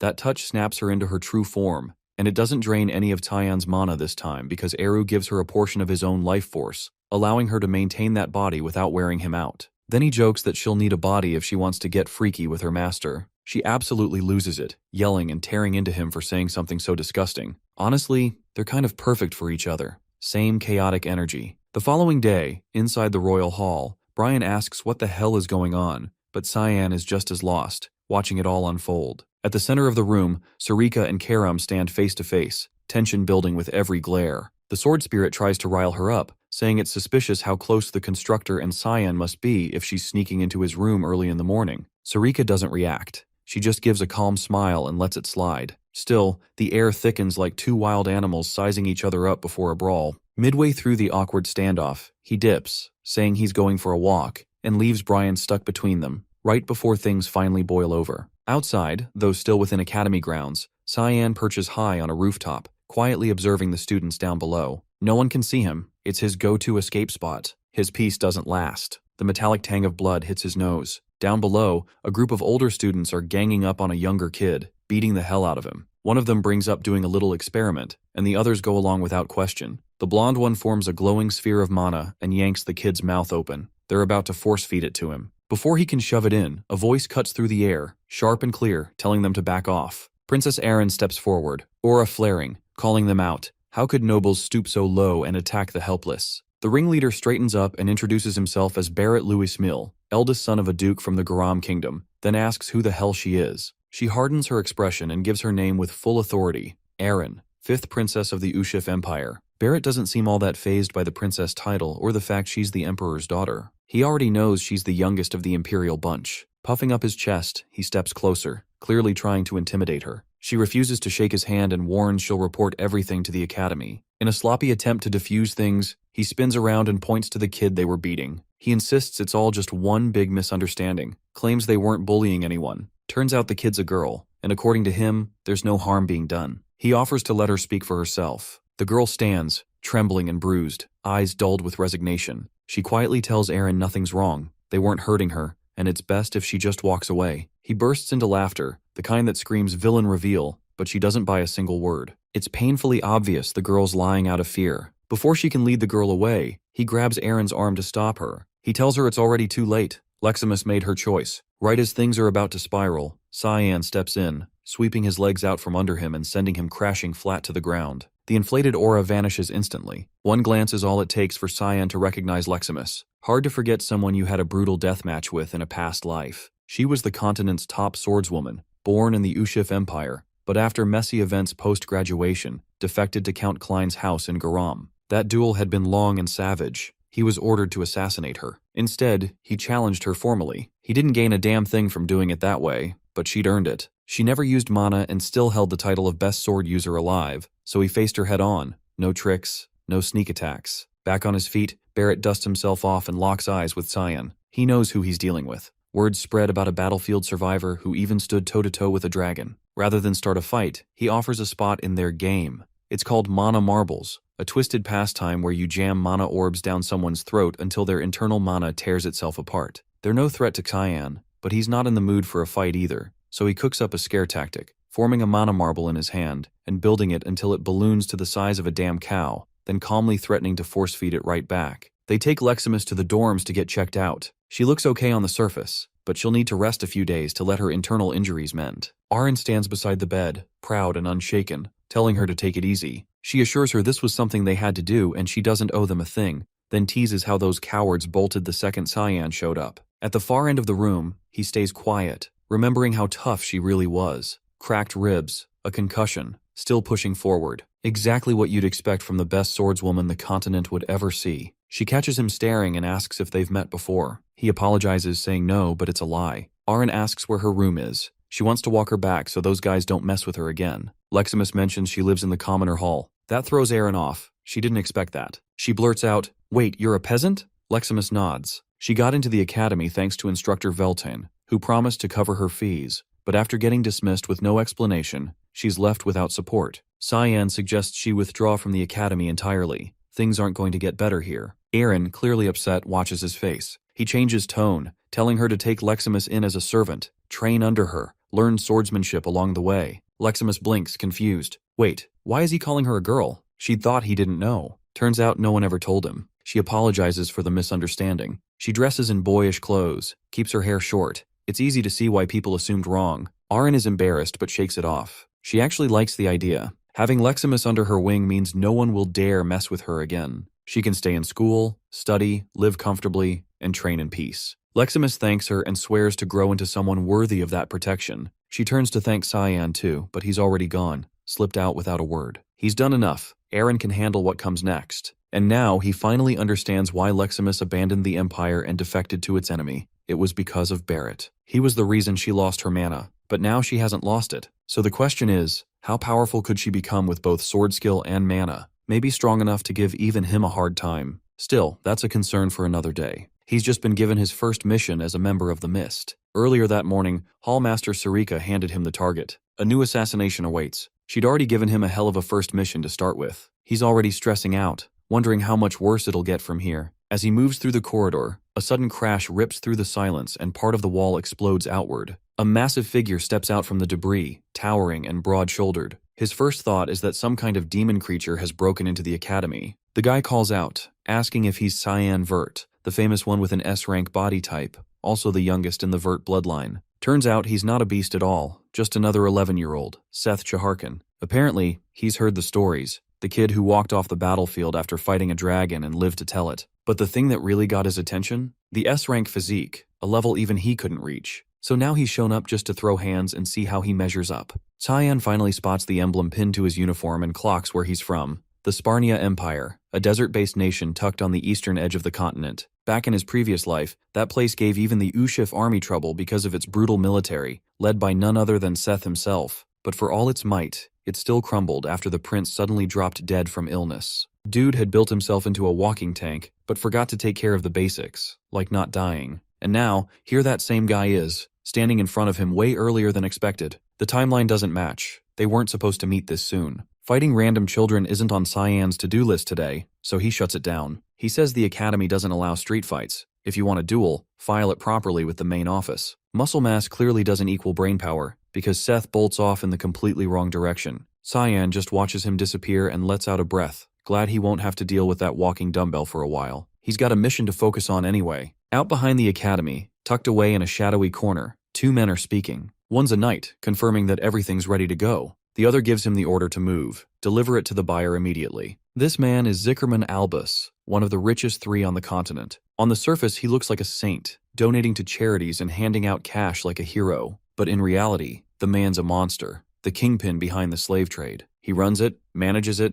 and even breeds creatures specifically to sell them off. Today, he's about to unveil the jewel of his twisted collection. He shouts at the staff to handle it with care. This one's his masterpiece. From the lack of guards, Cyan figures this is probably the best chance he'll get for a clean hit. But just as he's about to move, Karam senses something odd, an energy she doesn't recognize. There's something unusual here, something that isn't human. Albus, meanwhile, is too distracted admiring his captives to notice anything wrong. Then it hits. A pressure in the air, and dark mist begins curling through the space. One of his attendants suddenly drops, his head gone in a flash. Before anyone even thinks of reacting, Cyan's already sliced through the rest, silent and precise. In a matter of moments, every last bodyguard inside and out has been dealt with. Albus, now pale and shaking, begs for his life. He pulls out money like it's a shield, offering it desperately. Cyan isn't impressed. He responds by severing the man's hand. For someone who's tortured and trafficked lives, built a business out of breeding and breaking others, death is the only sentence that fits. Still, he gives him 60 seconds to confess, say his piece, and go out without screaming. The man crumples, bawling. He knows how this ends. He starts ranting, saying he was just filling a need. It's the buyers who are the real villains, says the demand's out there, and he's just the supply guy. Cyan isn't moved. That pathetic excuse isn't even worth a reaction. He had his shot at redemption. Now he'll bleed for it. Cyan opens him from the torso down, letting him writhe and slowly slip toward death. He then scans the room, hunting for whatever it was Karam had sensed earlier. She guides him toward one of the cages, where the energy feels different, off. He rips the steel bars away. Inside, a woman lies limp, looking dead at first glance, but she's holding something tightly. Turns out she was clutching a dragon egg. He takes it with him. Back at their place, Brian sees it and immediately flips. How the hell did he end up with a dragon egg from the street? Cyan brushes it off. He's not spilling anything. Besides, it's not like it matters. Dragons are basically mana-given form, and unless someone can pump that egg full of magic, it's never going to hatch. As far as they're concerned, the thing might as well be a paperweight. But of course, right on cue, the moment he finishes that sentence, the shell starts cracking. To make things even stranger, what emerges from the egg isn't a dragon, but something in between a dragon and a human. This is already spiraling into something far more tangled than he ever expected. The little creature locks eyes with him and blurts out, "Papa!" Without hesitation, she leaps onto him, clinging to his torso like she's found her long-lost father. He immediately turns to Karam, throwing blame her way for letting things end up like this, while she's doubled over in laughter. Back when the mission had ended, she was the one who urged him to keep the egg, just to prevent it from falling into the wrong hands and being used. He argued it would never hatch anyway, not without its mother, and at this point it was no more than a volatile rock. Turns out he'd been completely wrong, and now they're stuck with a half-dragon kid and all the chaos she brings. The issue isn't just weird, it's massive. Her very existence is dangerous. Being a hybrid of dragon and human, she belongs to neither world. The Academy would purge her the moment they discovered her, just to preempt any potential disaster. As for the dragons, they're fanatics about keeping their lineage pure, and if they learn of her birth, they'll execute anyone involved. He's cornered and doesn't know how to handle her. The risk of sheltering a hybrid is astronomical. Logic tells him the kindest option might be to kill her now, spare her from the grim fate waiting ahead. Karam watches silently as he battles through the dilemma. visibly unsure what his conscience will decide. His hand moves around the girl's neck. His choice is made. He'll eliminate her. But just before he follows through, she opens her eyes and calls him Papa again, arms wrapping tightly around him. Her warmth and a strange, foreign emotion sweep over him. He lifts her slowly and takes in the small, bizarre creature clinging to him. Something changes. He decides he'll raise her. With Karam, back in the halls of Vert Castle, Margaret paces in circles, spiraling over what to do about him. If she lets him run free, there's no telling what he might do to her precious spoiled child, Kranz. Her anxious storm is broken when Ashel interrupts, offering to lend an ear if she needs someone to talk to. She quickly dismisses him, brushing it off with an excuse and making a swift exit. Once she's gone, he calls for Kellen and asks for an update. The report says 6 of their knights have turned up dead in the Velius forest. The only survivor appears to be in Lewin, most likely staying close to Cyan. The person who orchestrated the assassination? His mother? The most recent update says he has been taken into a royal hall, but after that, all communication was cut. None of this surprises Ashel, and he's clearly let down that after all this time, they still haven't uncovered anything new. Kellen asks for permission to head to the academy personally. He promises to dig up something concrete. Ashel gives the go-ahead. Find out what Cyan is keeping hidden. Back inside his royal quarters, he's midway through feeding the dragon kid when Sarika barges in. She spots the child and starts questioning him, but he cuts her off and asks why she's even here at this hour. The reason is urgent. Disturbingly so. Seth has filed for an official duel. She's livid that things have escalated to this point. His actions are now drawing far too much attention. He hadn't actually thought Seth would pull it off, but the request went through. And worse, the duel is set to happen in just 2 hours. 2 hours later, they're both in the arena. Seth looks amped for the fight, though he's a little annoyed by the rules. They only allow swordplay and magic. No freestyle chaos like he prefers. He proposes they ditch magic altogether and fight with nothing but pure skill. The challenge is accepted. Seth launches into the first strike without hesitation. His speed is no joke, and Cyan makes a mental note of it as he blocks the blow with ease, undeterred by the force behind it. He knows strength alone won't win this.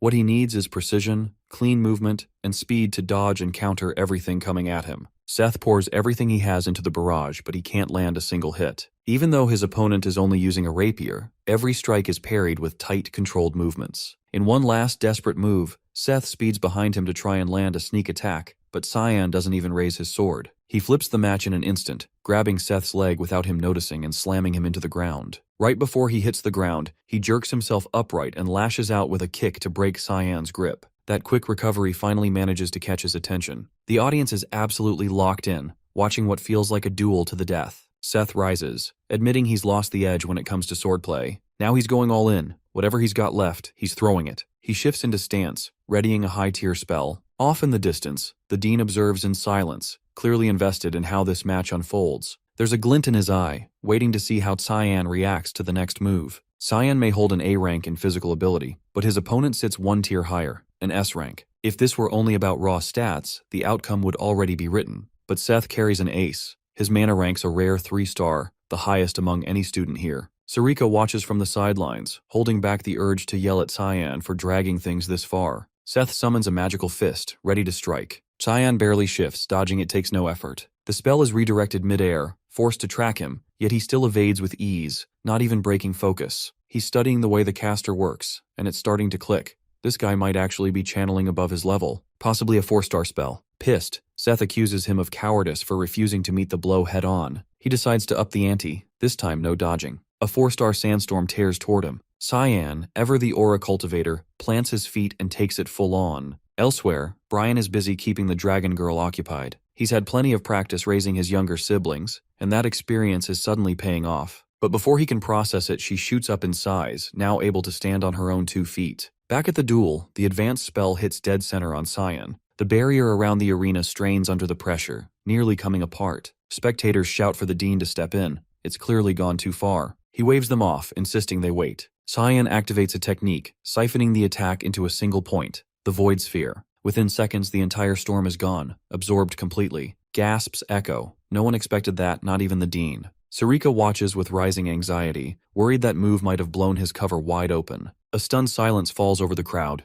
Cyan turns and asks if Seth still wants to go another round. He concedes and drops, drained, defeated in both magic and steel. Though frustrated, he takes it as fuel to push himself further. He walks over, hand extended, offering mutual respect, saying he hopes they'll meet in combat again someday. Cyan declines the handshake without a word. When he returns to his spot, he's hit with a shock. The dragon girl's not just taller, she's aged up in appearance too. Everyone knows dragons age differently than humans, but watching it unfold in real time is something else. She now resembles a 6-year-old human, and at this pace, she might look his age by the end of the week. She greets him with a bright smile, but all he can think about is how the hell he's supposed to raise her without getting caught, telling him flat out he won't be able to keep her hidden forever. She's still able to shield his identity, but covering for the girl is beyond her. Then she tears into him for putting on such a spectacle during the fight. She also spots how much the girl has grown during the short time she was gone. Still, it's his mess to deal with. He chose this, and now it's his to manage. But dragging something like this around is bound to put everyone at risk. He takes full responsibility for raising her, already placing a magic barrier around the room to make sure neither Karam nor the girl can be detected by others.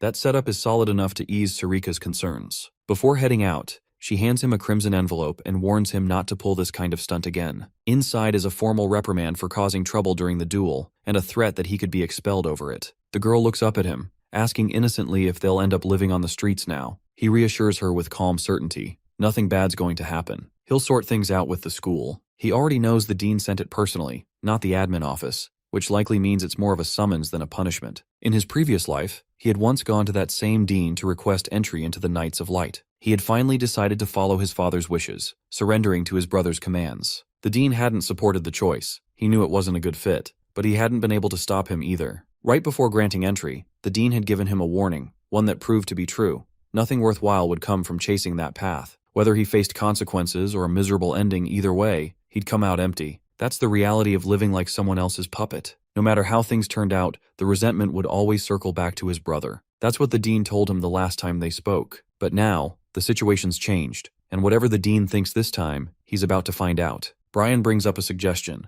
They need to stop calling the girl Kid and just give her a name already. Without hesitation, he casually names her Nana. Brian snorts at how basic it sounds, but she lights up at the name, running in circles and repeating Nana Vert, completely delighted. Back in his office, the dean is still mulling over what happened during the duel. He already had high hopes for Cayenne, but what he saw today shattered those expectations, absorbing a 4-star spell with a 1-star technique and doing it without breaking a sweat. The kid's raw potential is too massive to ignore. He wants to know exactly how deep that power goes. Kundal Kuzel once trained Emperor Dayan himself, and also taught the father of the last empress. He's one of the rare few alive who hold a 9-star mana rank. But after his sister Dana died, he stepped back from the battlefield and focused solely on running the academy. Even so, there's one thing Cyan has always wondered. He's never actually seen the man fight, and assumed he was a peaceful figure. But in this lifetime, Quazel has thrown himself into the royal succession crisis, yet his personality doesn't seem any different. On his way to the office, he runs into a dense wall of magic blocking the path. The dean clearly expected him to show up, and this 9-star ward was planted as a test. From his office, he waits to see how the challenger handles it.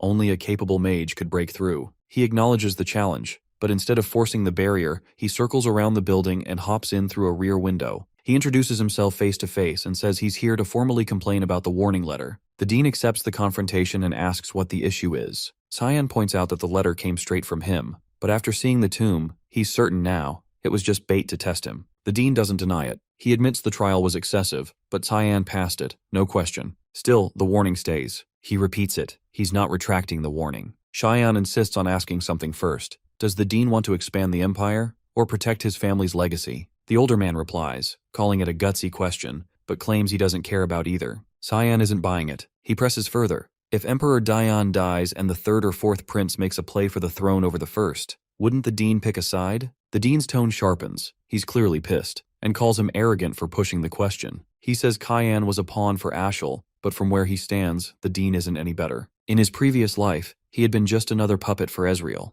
and nothing about the man in front of him seems any less controlled. The dean slams his desk, voice rising. Does he really think a century of peace is that easy to break? He thought Cyan was a prodigy, but now sees nothing but a naive idiot. Then he throws another question at him. Does he honestly believe the mother of the 1st prince and 2nd princess just died of illness? Does he think the 3rd and 4th princesses are fair competition for the 1st prince? The Napulis family, the one Empress Cassandra comes from, is notorious for hoarding power. That clan would do whatever it takes to stay at the top. In Cyan's view, peace in the empire is already collapsing, and once it does, the academy goes down with it. And the dean? He's scared. It's hard to believe a kid barely 11 is analyzing politics like this. He seems to understand the whole mess like someone twice his age. The dean asks what he wants from sharing all this. He says it plain, he wants to negotiate. He's willing to help preserve the Academy's future and the safety of the Dean's family, but he wants the warning rescinded in return. The Dean just laughs. He casts a spell above, conjuring magical restraints that snap tight. Chains wrap around Cyan, locking his movements. Then the Dean stares him down,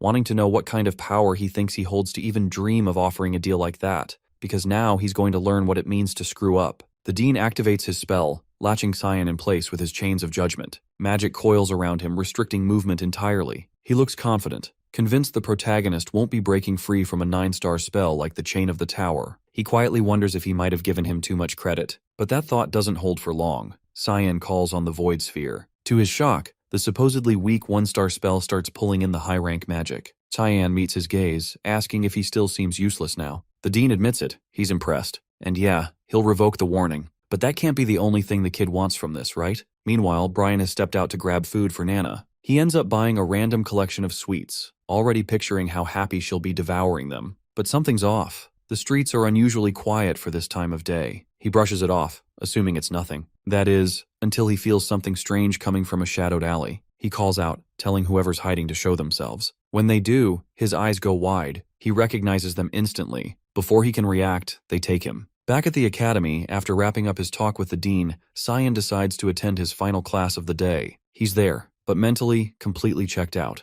It's hard to stay interested in material he already mastered 30 years ago. He tries to sneak out mid-lesson. No assignments today, planning to head straight to training. Aaron catches him mid-exit, asking where he thinks he's going. Class isn't over yet. He throws out the bathroom excuse, hoping to slip past, but she's not buying it. Wrong hallway for that excuse. Leximus chimes in, reminding her to carry herself like a proper princess. She ignores him and presses Cyan again. If he's not going to the bathroom, then where? He tries switching topics, asking why she lets Leximus speak to her so casually in public. She shrugs, saying she only allows him to use her first name in private, then adds that Cyan should do the same, since they're friends now. He replies that he's just some nobody while she's the Emperor's daughter. She calls him too uptight. Before their exchange can go further, two upperclassmen step into view. Aaron freezes when she sees them. One smirks, saying it's been a while. Pavian stands in front with his brother Nerovian beside him. She bows politely, showing deference. Nerovian mocks her, asking why she's running around with peasants she once had chained up. Cyan clocks them immediately, the Neptune brothers, her half-brothers, and they're clearly not fond of her. Then they notice him. He steps forward and introduces himself as Cyan Vert, youngest heir of the Vert family.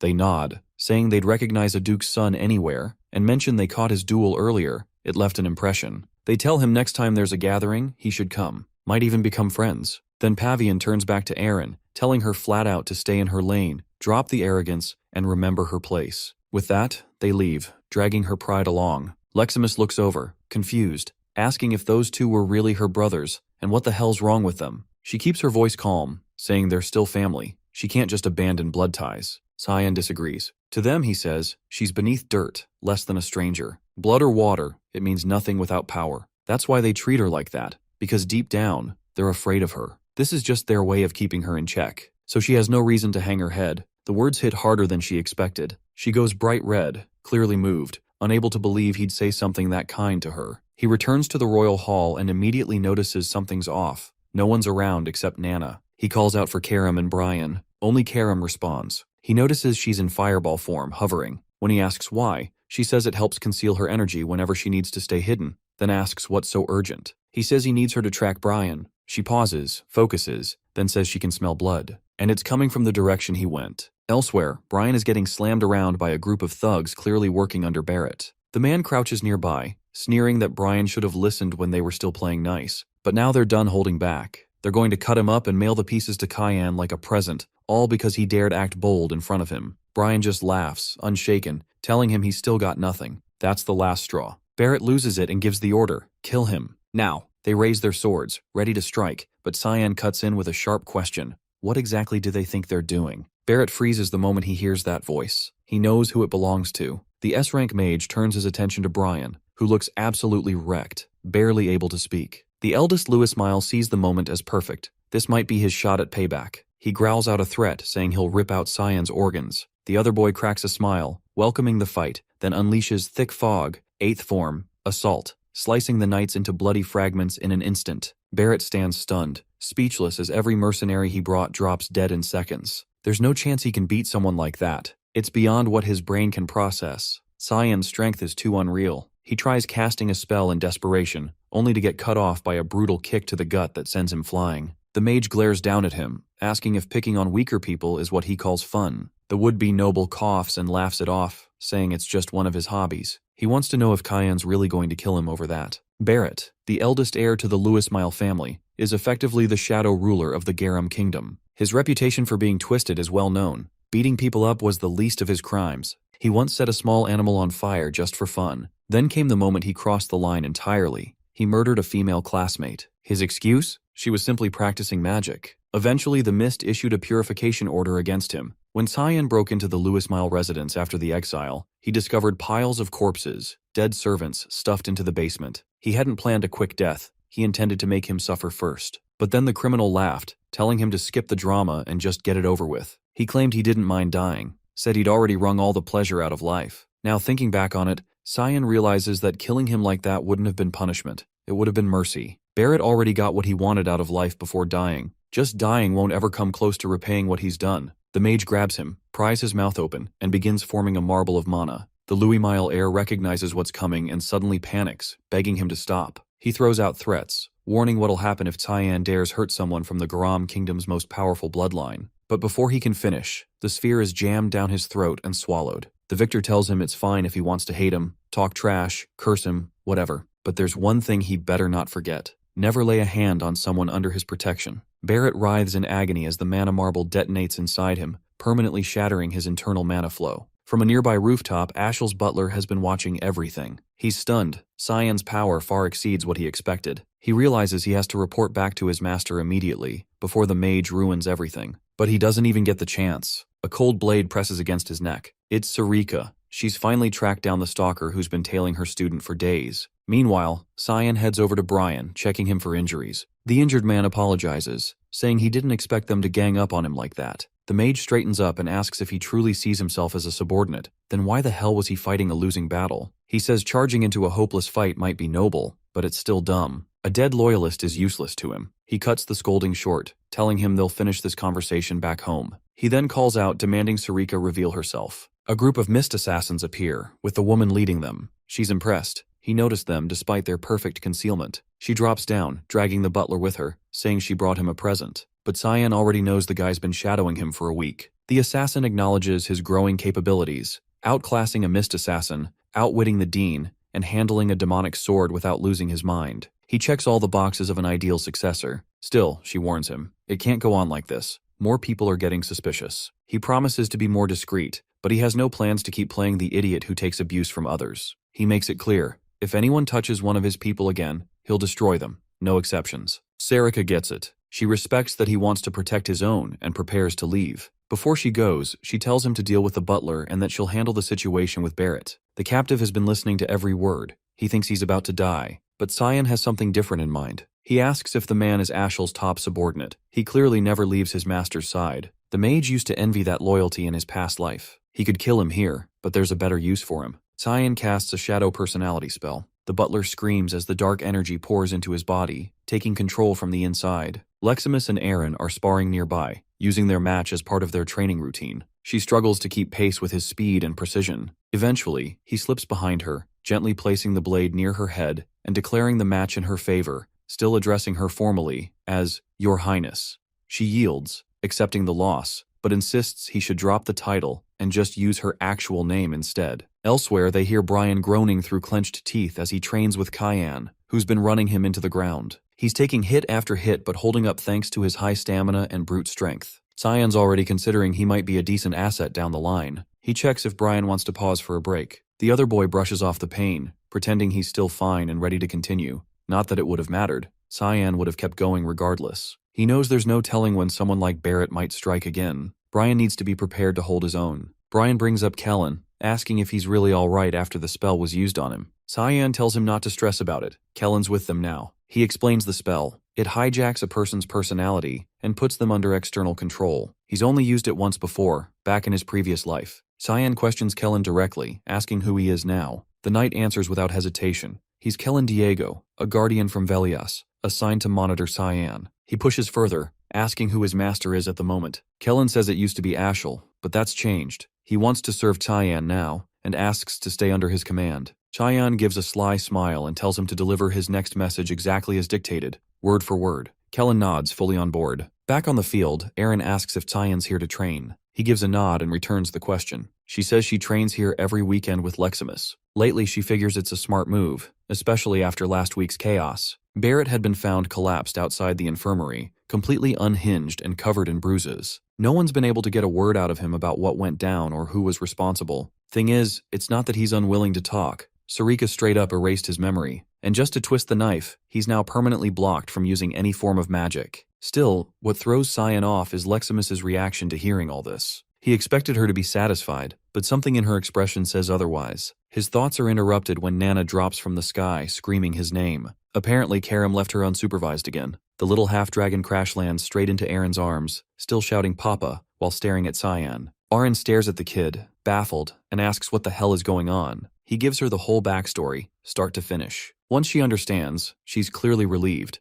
Nana isn't actually his daughter, and there's no secret affair with some mystery woman. He braces for blackmail or some school scandal fallout. Instead, she quietly reassures him she won't say a word to anyone. Not the faculty, not the students. He's thrown off. Why help him when there's nothing in it for her? She simply pities Nana. She belongs nowhere. Neither humans nor dragons will ever accept her. If he's willing to care for her, Aaron's fine with it. But there's one condition. She wants to visit whenever she feels like it. She tries to cover the request with her usual detached tone, hiding whatever she's really feeling. He agrees anyway. He doesn't exactly have room to argue. He jokingly calls it their little secret. As he leaves, she blushes faintly, feeling a weird mix of giddy and flustered, like she's finally stepped closer to him. Meanwhile, in the other room, Karam is roasting him for letting Nana show up in front of classmates. She smirks, teasing that maybe they should get a look at her too. He snaps back, blaming her for passing out when she was supposed to keep Nana in check. The mage shrugs it off without guilt and flips the blame right back at him. Brian steps in with a more practical idea. Maybe some walks around the grounds would help Nana unwind instead of keeping her locked inside all day. Cyan agrees. It's probably for the best. Above the academy, two dragons glide across the sky. One of them halts midair, catching a stench that turns his stomach. He turns to the other, Catalina, and asks where they are. She tells him they're flying over Lewin's domain. He scowls, saying he needs to drop by the academy. There's a foul presence down there, and he's not about to let it fester.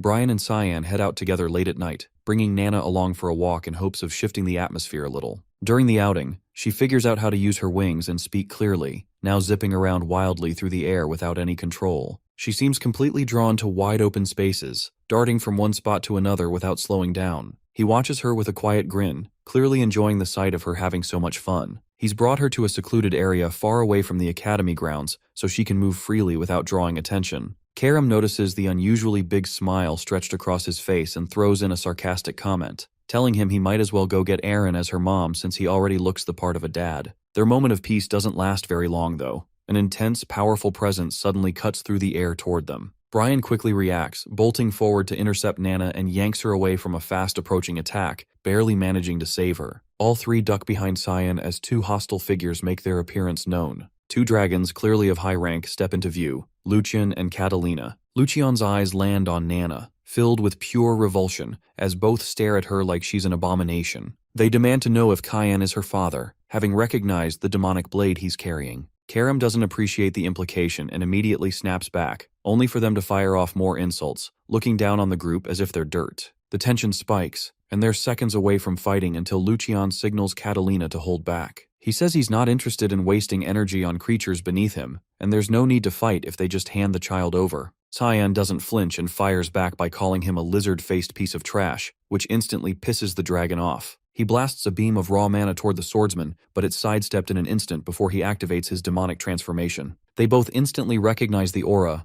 This is the power of the exile. Even so, they don't take him seriously. But he moves faster than expected, and closes the distance without Lucian even noticing. The dragon just manages to block the incoming blow and create space between them for a moment. He fires off a shockwave spell, catching his opponent off guard, but the impact doesn't seem to do anything. Cyan breaks out of it almost instantly. Before the dragon can react, the swordsman sweeps around and attacks from behind, only to be blocked by Catalina's shield. Lucian tells her to back off, warning she's no match for him, but she holds her ground, trusting that her shield, reputed as the strongest among the dragons, will be enough. It isn't. He makes one clean movement, cutting straight through her magical barrier like it's nothing, and slashing her apart using one of his fog-based techniques. Lucian is left stunned. He can't wrap his head around how a human is wielding this level of strength. Even the god of fog has already lost his dominion, so it shouldn't be possible for anyone else to channel that kind of power. He demands to know who the man really is, but the swordsman keeps quiet, refusing to say anything at all. Desperate to turn the fight around,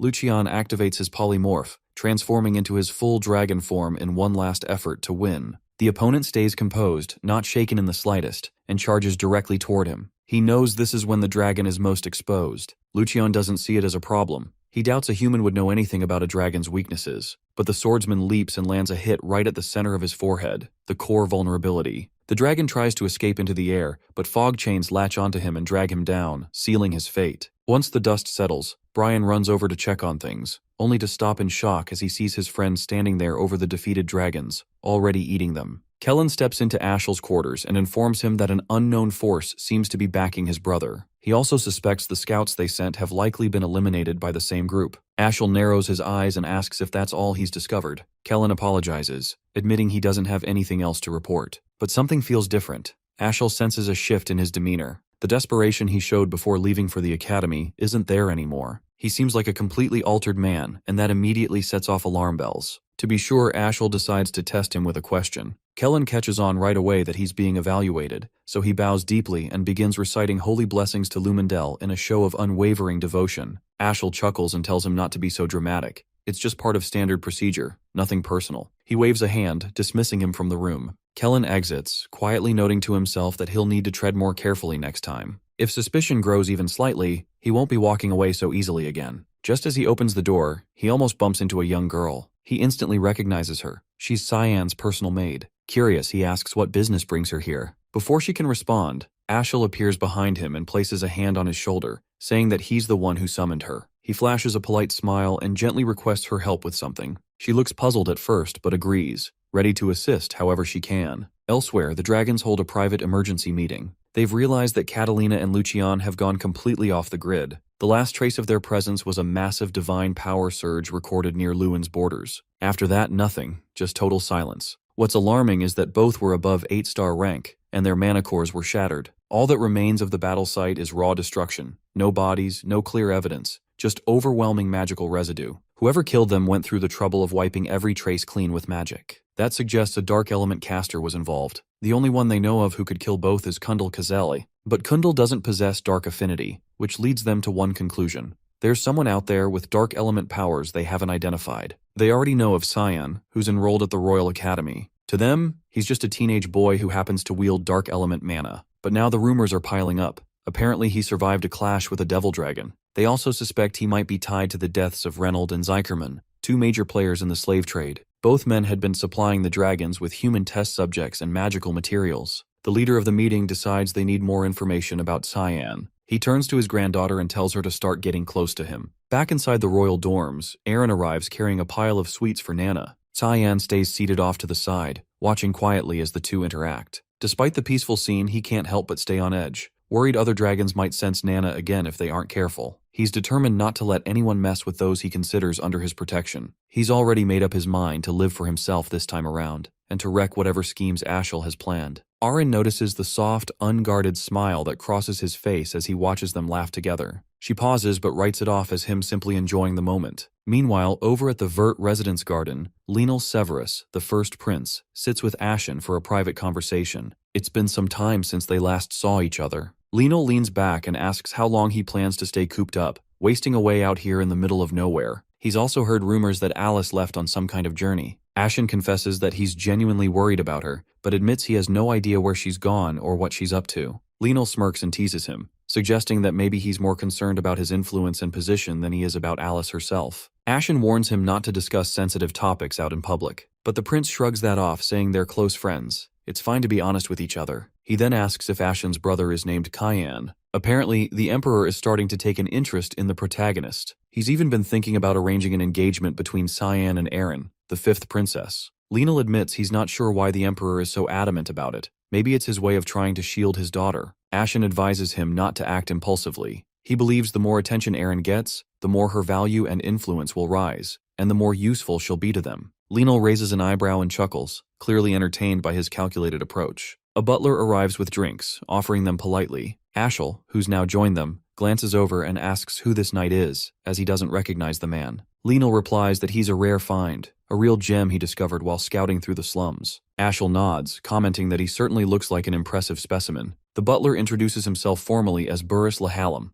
the same figure who appeared back in the story's opening chapter. 2 years go by, and Alice makes her return to the academy. She keeps a low profile, trying to ease herself back into the routine without drawing much attention. But despite her efforts, people notice her everywhere she goes. Eventually, she steps into the dean's office. He greets her warmly, welcoming her back and asking if she enjoyed her time away. She explains that she visited Phryne. His expression shifts. He's visibly surprised. That's not a place where humans are usually welcomed. He recalls telling her it might take more than a year to adjust, but that the journey would help her reflect on where she belongs. Now it seems she's made up her mind. Alice tells him that she's decided to join the Knights of Light. He asks whether this means she intends to carry on her family's legacy. She responds that someone has to take responsibility and continue the path. She also mentions being worried, specifically about him. The dean lets out a mischievous laugh, knowing exactly who she's referring to. He reassures her that Cyan can handle himself just fine. And right then, Cyan shows up behind her. She turns and stares, caught completely off guard by the sudden reunion after all these years. She notices he's gotten taller, broader too. He now stands nearly level with her, maybe even poised to surpass her any day now. He teases her, saying maybe she's just shrinking instead. The date is July 2nd, year 988. He remembers this exact day from his previous life too.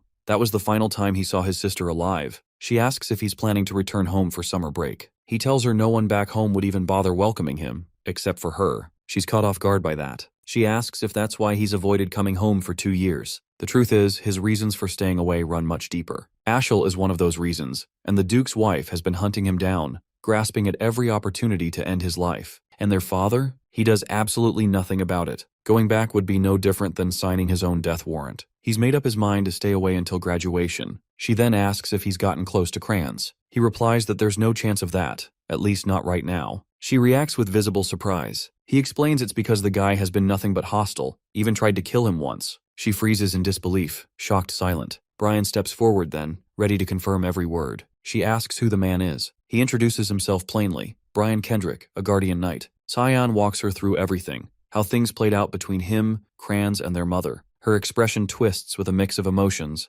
mostly rage, completely blindsided by the truth. But he is quick to tell her it's not her fault. Even so, her anger only keeps rising. She asks if he's told anyone else about this. He answers that there's really no point. It's all in the past now. But Crans shows no signs of guilt or even second thoughts. Alice suddenly throws her arms around him in a tight embrace. She says he doesn't have to bottle it all up, that she'll be his shield from now on. She makes him a promise that she'll watch over him going forward. She says she'd love to stay longer, but she's got somewhere she needs to be. She tells him to stay safe while she's gone. She even hugs the Guardian, as a thank you for looking after him. He throws the knight a deadly glare, simmering with jealousy over his sister. They say their goodbyes and she heads out, but he can't shake the image of how pissed she looked. He hasn't seen her that furious in a long time. In his past life, during sword training with Crans, he was getting ragdolled. The older boy told him to stand up and keep fighting, but he had given up and told him to stop. Crans didn't care what anyone thought. He kept landing punches right to his face until Alice stepped in, ordering him to quit it. She'd made him apologize, wearing that exact same furious face she had just now. It was the only time he'd seen her that mad. Things at the Duke's estate are about to explode, and she needs to learn the truth about her family so he can protect her properly next time. Brian walks up, holding out one red envelope and one black. The red's from the academy, the black one from some janitor. He takes the black letter and flat out ignores the red. He figures the red one's from the palace. It's sealed with the imperial crest. He even asks what it might be. Cyan says the palace usually throws a banquet this time of year. But the black letter? That's something far worse. It's an assassination contract targeting the Drenian Nephilis. It had caused major chaos during the banquet back then. Considering the man is the younger brother of the reigning empress, it's no surprise Karam is stunned to hear he's attending, especially since he already has other matters lined up. But when Cyan thinks back, someone else pulled off that mission in his past life, which makes it pretty clear the Hallmaster is showing him favor. Karam opens the red letter and finds it's from Princess Erin. She jokes about how he's not a kid anymore, even if he still acts like one. Basically, it's a confession letter disguised with jokes. In response, he activates the demonic sword's curse to give her a light punishment. She just laughs it off. The letter also talks about prep for the upcoming palace trip. Suddenly, the doors slam open. Nana charges in, loudly announcing that she's starving. Everyone turns to look at her, all of them stunned by what they see. She now looks like she's their age. The speed at which she's grown is wild and hard to believe. Meanwhile, back at Vert's castle, Alice storms into the royal hall, every step loaded with fury. She demands to know her mother's whereabouts. One of the servants quietly answers, "She's in her room, sitting there." Alice enters without hesitation. Margaret, her mother, greets her kindly, but she doesn't wait. She walks right up to her and slaps her across the face, with everything she's got. The guards rush in after hearing the screaming, trying to figure out what just happened. Margaret demands to know if her daughter has lost her mind, but Alice fires back that it's her mother who's insane. She accuses her of trying to murder Cyan, causing the woman to freeze for a moment in stunned silence before muttering a question, asking if there's any proof. That was the wrong thing to say. By asking for evidence, she's basically admitted to the crime. Alice snaps at her, furious that she dared to lay a hand on him without even having the courage to deny it properly. She screams at the guards to throw her out. 5 guards lunge toward the princess, but she flips back, dodging the rush, then launches into a barrage of attacks using both water magic and spirit arts, taking them down in seconds. The older woman stands there, wide-eyed, watching her daughter dismantle the guards alone like it was nothing. Alice walks right up and says that Cyan's guardian has come clean. He's confessed everything, including naming her as the one behind the assassination attempt 2 years ago. Even if Cyan has chosen to stay quiet, she won't be able to hide anymore. The accused tries to shift the blame, insisting her daughter shouldn't take the word of a commoner over hers, but Alice doesn't care. She calls her by her full name, sharp and cold, then says she'll inform her father, and once he knows, she'll see what real consequences look like. Alice leaves the dormitory feeling victorious, believing she's finally bested her mother. But the woman only grins behind her, amused by how clueless her daughter still is. Even after all these years, Alice hasn't figured out the truth. The Duke has never cared about Cyan. His only priority has always been Ashel. She barges into her father's office and spills everything she's just found out. But the Duke doesn't look angry. He stays perfectly calm and tells her he already knows about the assassination attempt his wife made. Alice stares in disbelief and says his child almost died. Shouldn't he feel something? He replies bluntly that he doesn't see a problem, so long as Cyan ends up dead. She snaps that 6 knights were surrounding her brother, and he would have been slaughtered if Brian hadn't stepped in. The Duke laughs and corrects her. Brian didn't save him. He's just an errand boy. Now she's truly confused. That would mean Cyan took out all 6 knights by himself. Her father lets out another low chuckle, realizing she doesn't know her brother at all. He hands her a red envelope, an invitation to a royal banquet. He says he won't be attending, and that she should go in his place. Then he casually tells her not to worry about Cyan. He's far stronger than she thinks. Alice leaves the room, but his words keep echoing in her head. Just then, she runs into a girl with white hair, returning from a long absence. She lights up and throws her arms around her, demanding to know where she's been hiding all this time. The newcomer is Cecilia Rain, a high-ranking member of the Knights of Light, and once Alice's maid, mentor, and close friend. She gently cheers her up and invites her to come along to the banquet with her. Meanwhile, Cyan and Brian have already begun their journey to the banquet. Nana is thrilled, staring wide-eyed at all the scenery and wildlife they pass. He reminds her to hide her tail. He doesn't want trouble. She uses magic to disguise both her tail and wings, making it easier to blend in. He asks if she still remembers what he told her. She quickly nods and says she'll introduce herself as his maid, but he doesn't look too convinced she'll manage to stay normal in public. The cart rolls to a halt. They're being blocked by bandits. Cyan glances at Brian and tells him to deal with it. It's nothing major. Without hesitation, the swordsman slices their throats and finishes them off in one clean movement. He's clearly come a long way since their training sessions. With the road clear, he hops back onto the cart and they continue the trip. In the office of the hallmaster, Sarika flips through some papers handed to her by her assistant. The aide comments that this year's banquet has way more attendees than expected. Maybe they should delay the plan. Sarika refuses. The assassination of the Drenian Nephilis needs to happen now. The assistant hesitates and asks why she's so insistent. Sarika flatly states the truth. He's a predator who uses his magic to violate married women. Someone like him shouldn't live another day. And worse, he's also her fiancé. As she sorts through the papers, something catches her attention. A child she recognizes is on the guest list. She's a rare prodigy with perfect elemental affinity, 20% in every category, but her weak body keeps her from attending most classes. She's the granddaughter of the Garam Mage Association's head, Lunav Reaver. She's never made a public appearance before, so why show up now? The assistant says she heard the association leader personally ordered her to attend. That sets Sarika on edge. She's sure something's up. This banquet won't be simple. Back in the city, Cyan, Brian, and Nana are walking through the streets of a town they've just arrived in. Nana carelessly bumps into a stranger, but her innocent smile makes him forgive her instantly. Cyan makes a mental note. She needs to stop thinking the world is always nice. Suddenly, Brian notices something's off. Her eyes have shifted. She looks like a predator, dragon pupils back, radiating a strange hunger. She says she's starving, and they need to act fast before someone notices her aura.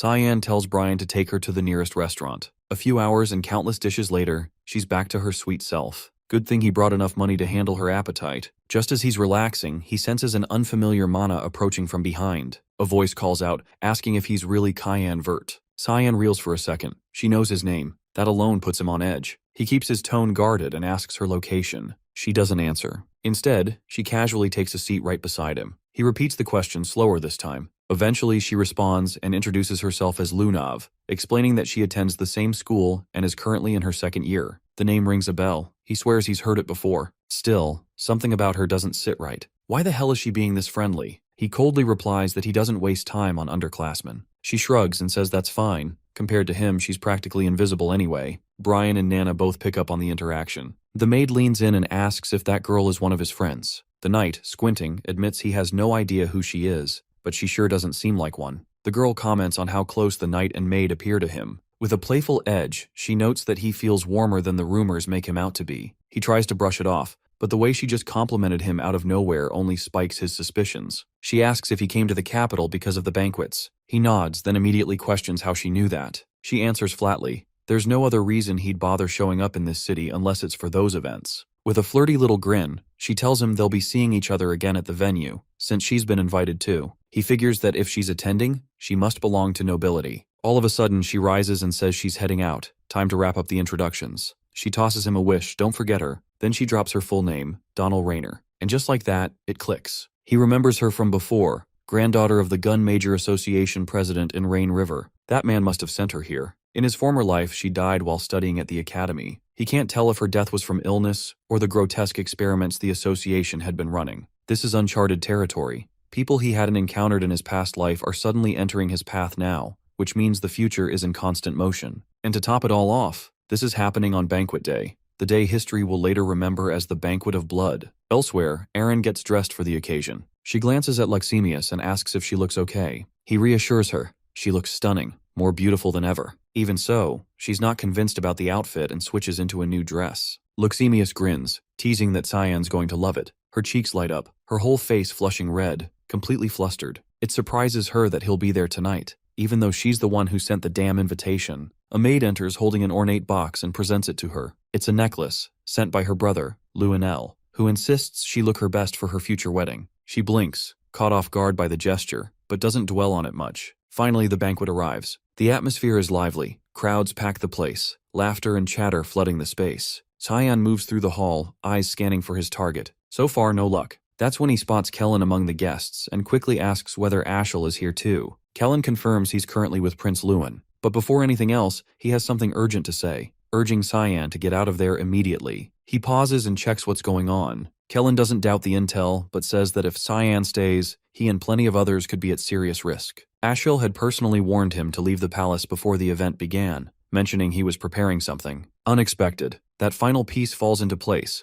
Cyan finally sees the full picture. The one pulling the strings behind the Banquet of Blood is Ashel himself. Kellen admits he couldn't stand the idea of him getting hurt, so he begged him to leave. But Cyan tells him not to worry. He'll be fine. Kellen, on the other hand, better watch his own damn back. He heads off, mulling over what kind of stunt Ashel is cooking up now. Every passing day proves his brother is even more unhinged than he thought. Kerm shows up, casually mocking him, asking if he's suddenly grown a conscience about innocent lives. He shoots her a look and says, nah, it's just that the plan's kinda cute in a twisted way. Still, if things spiral, it's gonna get real ugly. He needs to intervene before it's too late. Using Ashel's astral lens, Cyan taps into Sarika's psyche and nudges her thoughts. He starts with a compliment about her dress. She immediately catches on that he's manipulating her mentally and cuts to the chase. What's he after? He tells her to delay the purification mission. She wants to know why. He says he got a tip-off. The banquet's about to go full massacre. He promises to explain more later, but right now, they need to confirm if any monsters have infiltrated the venue. She questions whether the intel is legit. He assures her he even knows who's pulling the strings. The dread's been creeping up for a while now. That scream in his head hasn't shut up.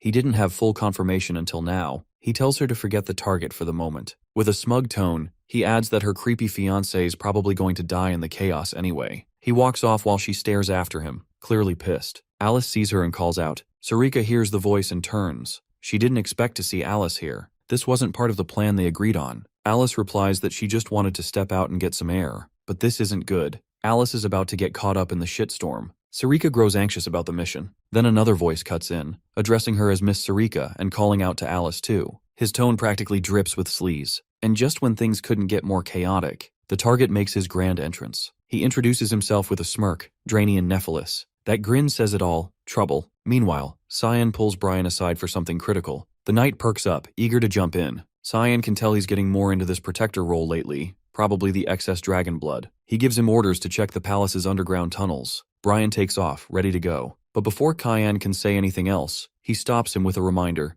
This isn't a game. The mission matters. Before he finishes, Brian picks up on movement behind him. Cyan immediately senses the presence, but before he can react, the knight leaps into action, assuming danger. He crashes into the figure. Turns out it's Emily. He stammers an apology as she hits the floor, unconscious. While that mess plays out upstairs, someone is already deep inside the palace's lower levels. He performs a ritual, issuing commands. Dozens of armed fighters begin to stir. The room is filled with shadows ready to strike. Inside the banquet hall, Princess Erin stands still, visibly irritated. Cyan and his group are nowhere to be seen. She had gone out of her way to invite them personally. This wasn't the response she expected. Out of nowhere, Lunav approaches, offering a polite greeting and saying it's an honor to meet the princess. Aaron turns to her confused and asks for her name. She responds with a proper introduction. A moment later, Erin places her, same academic year, back at the academy. She remarks she could never forget someone that brilliant. With a dignified tone, she welcomes the girl to the event on behalf of the Empire. Lunav seems genuinely moved by the kindness and remarks aloud that Cyan should see how thoughtful the princess is. That catches Erin off guard. She hadn't expected her to know him. Lunav casually mentions they spoke just yesterday. Without meaning to, Aaron blurts out the question, "Are they close?" That's all Lunav needs to confirm her theory. So the princess is jealous, and in love. Their conversation is cut short by a woman's scream from across the hall. She yells for help, begging the guards to protect her, but it's already too late. A soulless fighter from the depths of the palace slashes her throat clean. Aaron stands frozen. A monster has made it inside. The killer turns his head and locks eyes with her. There's no doubt she's his mark. Elsewhere in the palace, Cyan is in a side chamber, introducing Nana to Emily. He refers to her as his mate. Emily collapses to her knees, stunned. It hits her like a truck. He swapped her out for a younger, cuter maid. He doesn't humor the idea. He moves on, asking if Ashel was really the one who brought her here. She nods and says Ashel was so desperate to have her, he even offered her a job. She recalls how, a few days ago, he summoned her to his office. He asked her to work as his personal maid, claiming that since Cyan was away at the academy, she must be feeling lonely. She had declined, saying she'd rather stay and wait for him to return. He narrows his eyes and asks if she's absolutely sure, but she doesn't have any more answers. That's all she knows. He turns to Brian and tells him to stay close. Emily and Nana aren't safe on their own. Brian checks if he's heading out. Cyan confirms it. Emily wasn't supposed to be part of this timeline. Now, with spies crawling around and Ashel clearly pulling strings, he sees the whole play. His expression turns sharp. Ashel's crossed a line. Without another word, he storms off, set on reaching Aaron and whoever else is in danger. After he leaves, Emily breaks down crying. She clutches a bow tie tightly, the same one Ashel had asked her to give to Cyan. As she weeps, Nana senses something off. The gemstone on the bow tie radiates a faint, unsettling magic. She stiffens. Something about it feels wrong. Meanwhile, in a private chamber, Ashel and Prince Luenel talk in hushed tones. They both know the mission is officially underway. After everything, the moment has come. Luenel's gift is about to be delivered. Ashel gives Boris a nod of approval, calling him surprisingly effective. The prince grins and says, "This is only the beginning. Their unit will become even more valuable from here on. They're not just disrupting a party. They plan to tear down this peace-soaked empire and remind it exactly who it needs." Back in the grand hall, panic ripples through the crowd as the monster's attack causes chaos. Aaron keeps calm, helping direct people toward safety. Lunav urges her to leave while she still can,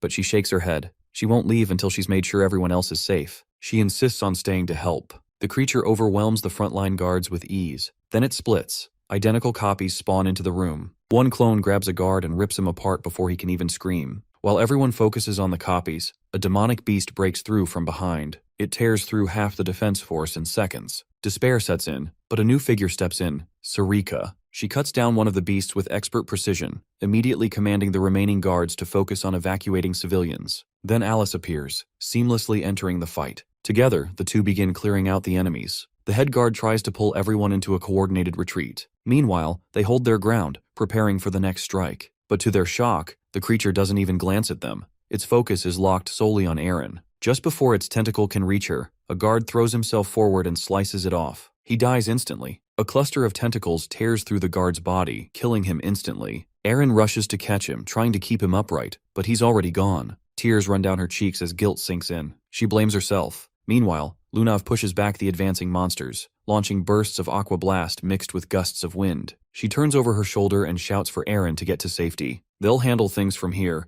and she's not letting that captain's death mean nothing. While they beg her to go, the princess stares one last time at the fallen guard. She whispers a promise that his sacrifice will count. The creature's roots are soaked in lethal toxins. Just brushing against them would mean instant death. This shield will block the poison. She commands the survivors to stay alive and fight back. The guards, fired up, charge in. Swords flash as they slash at the enemy, pushing through injuries and exhaustion. Even with her spell, the tide starts turning against them. That's when Alice steps in, releasing a freeze spell to halt the advance. One of the royal guardians pleads with Aaron again. She needs to evacuate, but Sarika finally reveals what she's really capable of. Drawing a dagger, she slices through monster after monster with precision. Although she teaches alchemy at the academy, wielding a blade like this risks exposing her true identity, but that's irrelevant now. She shifts to her fog sword technique and slays the towering demonic tree beast. An assassin lunges out of nowhere, catching a guard off guard. The alchemist spins and splits his face in two. She yells to the remaining soldiers.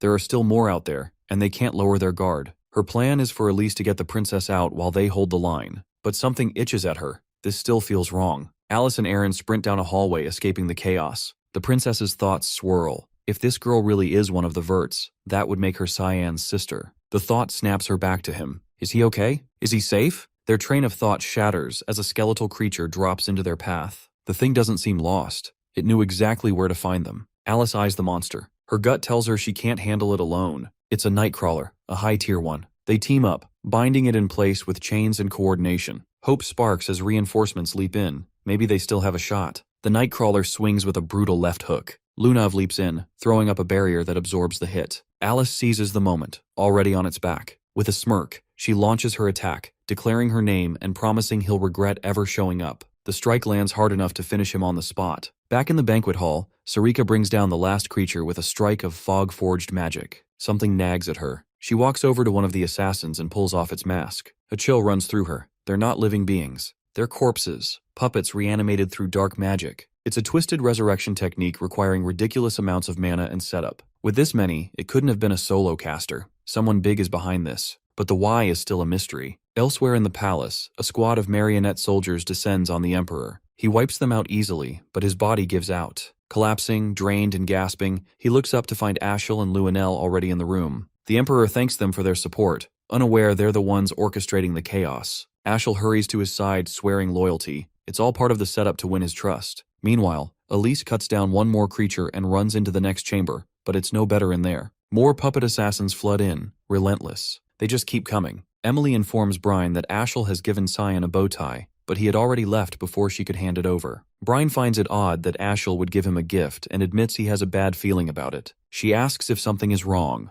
He isn't certain but notes that Ashel has never sent Cyan any presents before. From what he's observed, Cyan harbors a deep-seated grudge against his older brother Astral, far beyond typical sibling rivalry. From across the room, Nana warns Brian that they need to get out immediately. He asks why, but she only replies that something dangerous is approaching. Before they can respond or ask further, a monster bursts through the wall behind them. Brian orders them to flee while he handles the threat, a powerful beast, a behemoth. Meanwhile, Drainian, the target of the purification, runs desperately for his life. The others help evacuate him. He escapes faster than anyone else, but is ambushed at the front doors by a horde of marionette corpses. Fear grips him. His only hope is to survive and return to his sweet, dear mate, whom he has been tormenting and abusing in his absence. He turns to suggest retreating to the back doors, thinking it might be safer, but before he can get a response, a marionette decapitates him in one swift motion. Just as the marionettes prepare to kill more, Alice intervenes with an aqua explosion. Paired with Lunav's freeze spell, they overwhelm and destroy the marionettes. Everyone in the room stares in shock at their display of power, curious about who they are,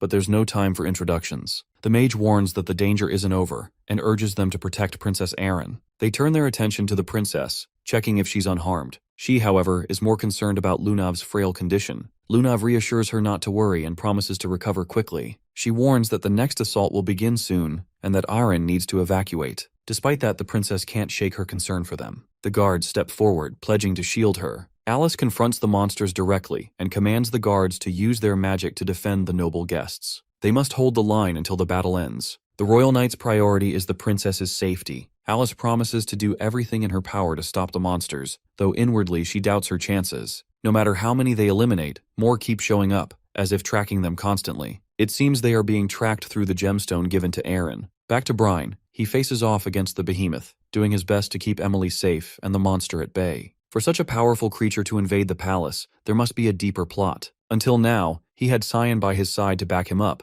but alone, he must defend both himself and Emily. She places her full trust in him as a monster charges. He prepares to block the attack, warning her to stay behind him and not stray. He manages to deflect the strike flawlessly, surprising himself with how strong he has become. This boost of confidence makes him believe he might stand a chance to defeat the creature. He parries every blow, matching the monster's ferocity blow for blow. Emily asks if he's okay. He reassures her that not a scratch will come his way. Then, distracted for a moment, the monster lunges with its jaws. Brine won't be able to block this attack in time. Just when it seems too late, Nana leaps in, forcefully driving the monster away. She seems transformed, like a different person. Meanwhile, Aaron and Alice continue battling the remaining marionettes. The princess raises a magic barrier to shield the knights, while her ally uses spirit water spells to immobilize the enemies. The fight feels endless. Whoever masterminded this is unknown, but clearly planned thoroughly. The knights will wear out eventually, and they need another strategy. In the heat of battle, a mask is knocked off, revealing the corpse beneath. Alice realizes these are essentially marionettes, reanimated by dark magic. To counter them, they need something that opposes dark magic. The first thought that comes to her is Lumendel, the god of light, and his light magic. If someone can wield it, they might have a chance to turn the tide. She calls out to Princess Aaron, asking her to infuse her sword with mana. Aaron replies that she can't. Doing so would break the protective spell cast on the knights. The guardian knight consoles her, saying they'll be fine without it. She hesitates but knows they have no choice. She proceeds to bless the sword with the blessing of light. Although combining two mana types is difficult, the princess channels the blessing of light into the blade. Spirit magic flows through the sword as smoothly as water, giving it a tangible mana form. Alice isn't fully confident this will work, but is willing to take the risk. On the other side, Cyan had already eliminated most of the marionettes in his path and quickly realized these enemies were nothing more than puppets and mandrakes. Apparently, he had begun assisting Ashel. This was also when Boris officially became one of Ashel's subordinates. Karam expressed surprise that humans still practiced necromancy-type dark magic, such an ancient and forbidden art. He acknowledged her observation and mentioned there was a particular individual who frequently wielded it. He explained how the use of dazed stones accelerated the monster's strength and that the mana within those stones attracted beasts. She confirmed she could sense the dazed stone's mana emanating from a specific direction. He urged her that they needed to move faster, warning that the palace was turning into a slaughterhouse, but before they left, he insisted on changing his clothes. Meanwhile, Alice, aided by Aaron, summoned the spirit Marion using light-type mana. Since mana types couldn't be combined easily, the spirit's existence was unstable and couldn't be sustained for long without risking bodily collapse. They needed to end the summon before the spirit deteriorated completely. Suddenly the spirit spoke, questioning why the girl was willing to sacrifice herself. She confessed she hadn't found any other way to defeat the enemies. The spirit expressed disappointment that a child blessed by Freen would face such a cruel destiny. As the marionettes advanced, the spirit's wishless force pushed them back with a single surge of mana. Still, the enemies kept rising repeatedly. Aaron pleaded with her to stop before she died from overexertion, but the mage understood that stopping now would only worsen their plight. She needed to end it immediately. She attempted to invoke the Spirit King's authority, Rongomian's. Just as she prepared to summon him, someone grasped her hand and froze her in place. Unable to move an inch, she looked at her captor, initially thinking him another marionette. However, his aura differed, and he wielded black fog magic, manifesting the fog into a consuming force. Once it enveloped the spirit's entire body, the entity began to fade away, whispering its farewells. Weakened by the fog, Alice collapsed to her knees, drained of all strength. Moments before vanishing completely, Marianne whispered that Farina would always welcome her. Everyone present was baffled by what had just transpired. Sushlona explained that the man had blocked the spirit's mana, nullifying its manifestation, and added uncertainty over whether he was even human. The marionette pressed forward to attack again, but Cyan cut through them effortlessly. Although he attacked, if he took even a small step back, all the enemies gravitated toward the princess's group, as if irresistibly drawn. He asked Karam if she sensed any mana around the group. She confirmed feeling demonic mana emanating from Aaron's necklace. He requested her help to clear the situation swiftly and cleanly. Using his creation space technique, he enveloped the entire room in a fog domain. Panic erupted as no one knew what lurked inside the fog or what threats might emerge. The marionettes began sinking into the mist, consumed within seconds. In moments, all of them vanished completely, leaving the space silent and empty. It was as if nothing had occurred. Both parties were intrigued and amused, wondering who the masked man could be. Suddenly, Lunav collapsed, unconscious from exhaustion. Cyan appeared behind Aryan, attempting to remove her necklace. She sensed a vague familiarity but couldn't place him. He shattered the gemstone that had been attracting the marionettes, but the guards attacked, fearful for the princess's safety. Rather than dodging, his body transformed into fog, dissolving from sight. He reappeared beside Lunav, performing something on her,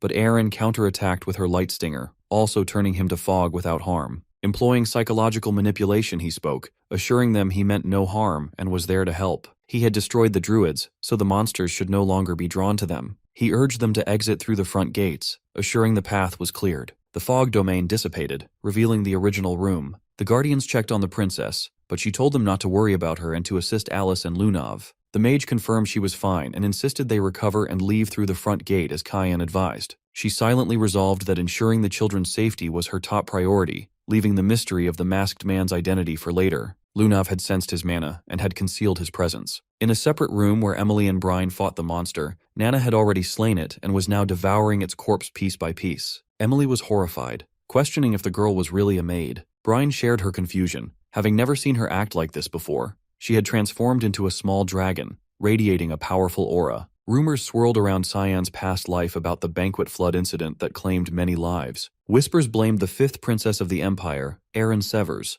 alleging she'd been blinded by her craving for power. The storm that day was likely the real cause, but speculation suggested either Ashel or Luenell had handed her something that sparked the disaster. Following the chaos, both were hailed as Empire heroes, emerging as the biggest beneficiaries of the tragedy. Karam struggled to believe they had fabricated the whole event to their advantage, sacrificing their own people for profit. Her disdain ran deep. She even considered humans worse than demons. He responded that this was nothing compared to the atrocities they would commit later, though he admitted feeling regret for the massacres he'd wrought in his previous life. Perhaps he was even darker than them. Rising to his feet, he prompted her to ask if they were leaving. He replied that Nana was probably waiting, and that the knights should handle the palace mess. She hesitated, then recalled her unease about the princess's necklace. She also mentioned Emily, noting the girl carried the scent of Day's stone as well. His shock was immediate. Emily was in serious danger. Nana had lost control, obsessively repeating how delicious Emily smelled as she tried to approach her. Brian stepped in to shield the girl, but was no match for the little one's ferocity. He was forced to admit she was no longer herself. Something monstrous had taken hold. Strangely, she targeted only Emily, ignoring him entirely. He faced a dilemma. He needed to stop her without harming her. Both feared their end as Nana lunged forward, but Cyan arrived just in time, intercepting the attack with his own body, sacrificing himself to save them both. Emily grabbed the bow tie from Nana and destroyed it instantly. Karam shouted at the girl to snap out of it, reminding her that her father was here. The words broke through. Her awareness returned, and she understood what she had done. He stood, a large slash across his back, assuring her it was fine and didn't hurt. Since she hadn't meant it, she hadn't done anything wrong. She collapsed to her knees, consumed by regret over her actions and the destruction she'd caused. The aftermath of her assault had demolished half the room. He turned away, telling her they needed to get out. Meanwhile, Luenell and Ashel assisted the Emperor's escape. They were surprised the rest of the palace appeared untouched, as if nothing had transpired. Both expressed relief that the crisis was resolved but sensed something was off. The Emperor heard Erin's voice calling out. She sprinted to him, clutching him tightly and thanking the gods he was safe. During this heartfelt moment, the princess noticed Luenell standing behind him, casting her a frosty glare. In a cold voice, the mage said she was glad Arryn was alive. Erin's contempt for her deepened. She had countless questions, but prioritized tending to the others first. Alice, Lunav, and the guards finally arrived and knelt before the Emperor. He expressed gratitude for saving his youngest daughter and promised generous rewards. Eric noticed Ashel whispering to Luenell. Suddenly, he shouted, pointing his sword at her and accusing her of orchestrating the incident. He declared knowledge of her identity as the granddaughter of the Garum Mage Association president and demanded her arrest. The Emperor rebuked him, ordering his sword lowered, while Arryn defended Luenell, noting she'd saved many lives and was an ally. Eric insisted it was a trick, and claimed the Garam Kingdom had long awaited a chance to destabilize the Yushif Empire through assassination and chaos. Luenell, unmoved, challenged him to provide evidence. Ashel interjected, revealing a suspicious mana aura had been detected at her residence the previous night. The Emperor demanded proof or for the issue to be dropped. She explained that she had invited them in peace but kept watch as a precaution. She assured him she would uncover more evidence if given time. He consented, though Aaron voiced frustration. Luanel remained uncertain whether this was a trap or part of her grandfather's design. Lunav of Rain Reaver and her group from the Garam Mage Association were imprisoned for investigation. Meanwhile, Luxemius, separated from Aaron, collaborated with other knights to safeguard nobles and oversee funerals for Marquis Dranian and many others. Funerals took place openly on the streets. Cheyenne had prevented far more deaths than in his past life, yet the event would forever be remembered as the Banquet of Blood. Still, it could have been much worse. Alice tended to his open wounds, cleaning and bandaging them. He protested that she needn't go to such lengths, but she insisted it was her duty as his sister. She remarked on how dangerous the situation had been and was grateful he had escaped alive. She mentioned the masked figure. If not for him,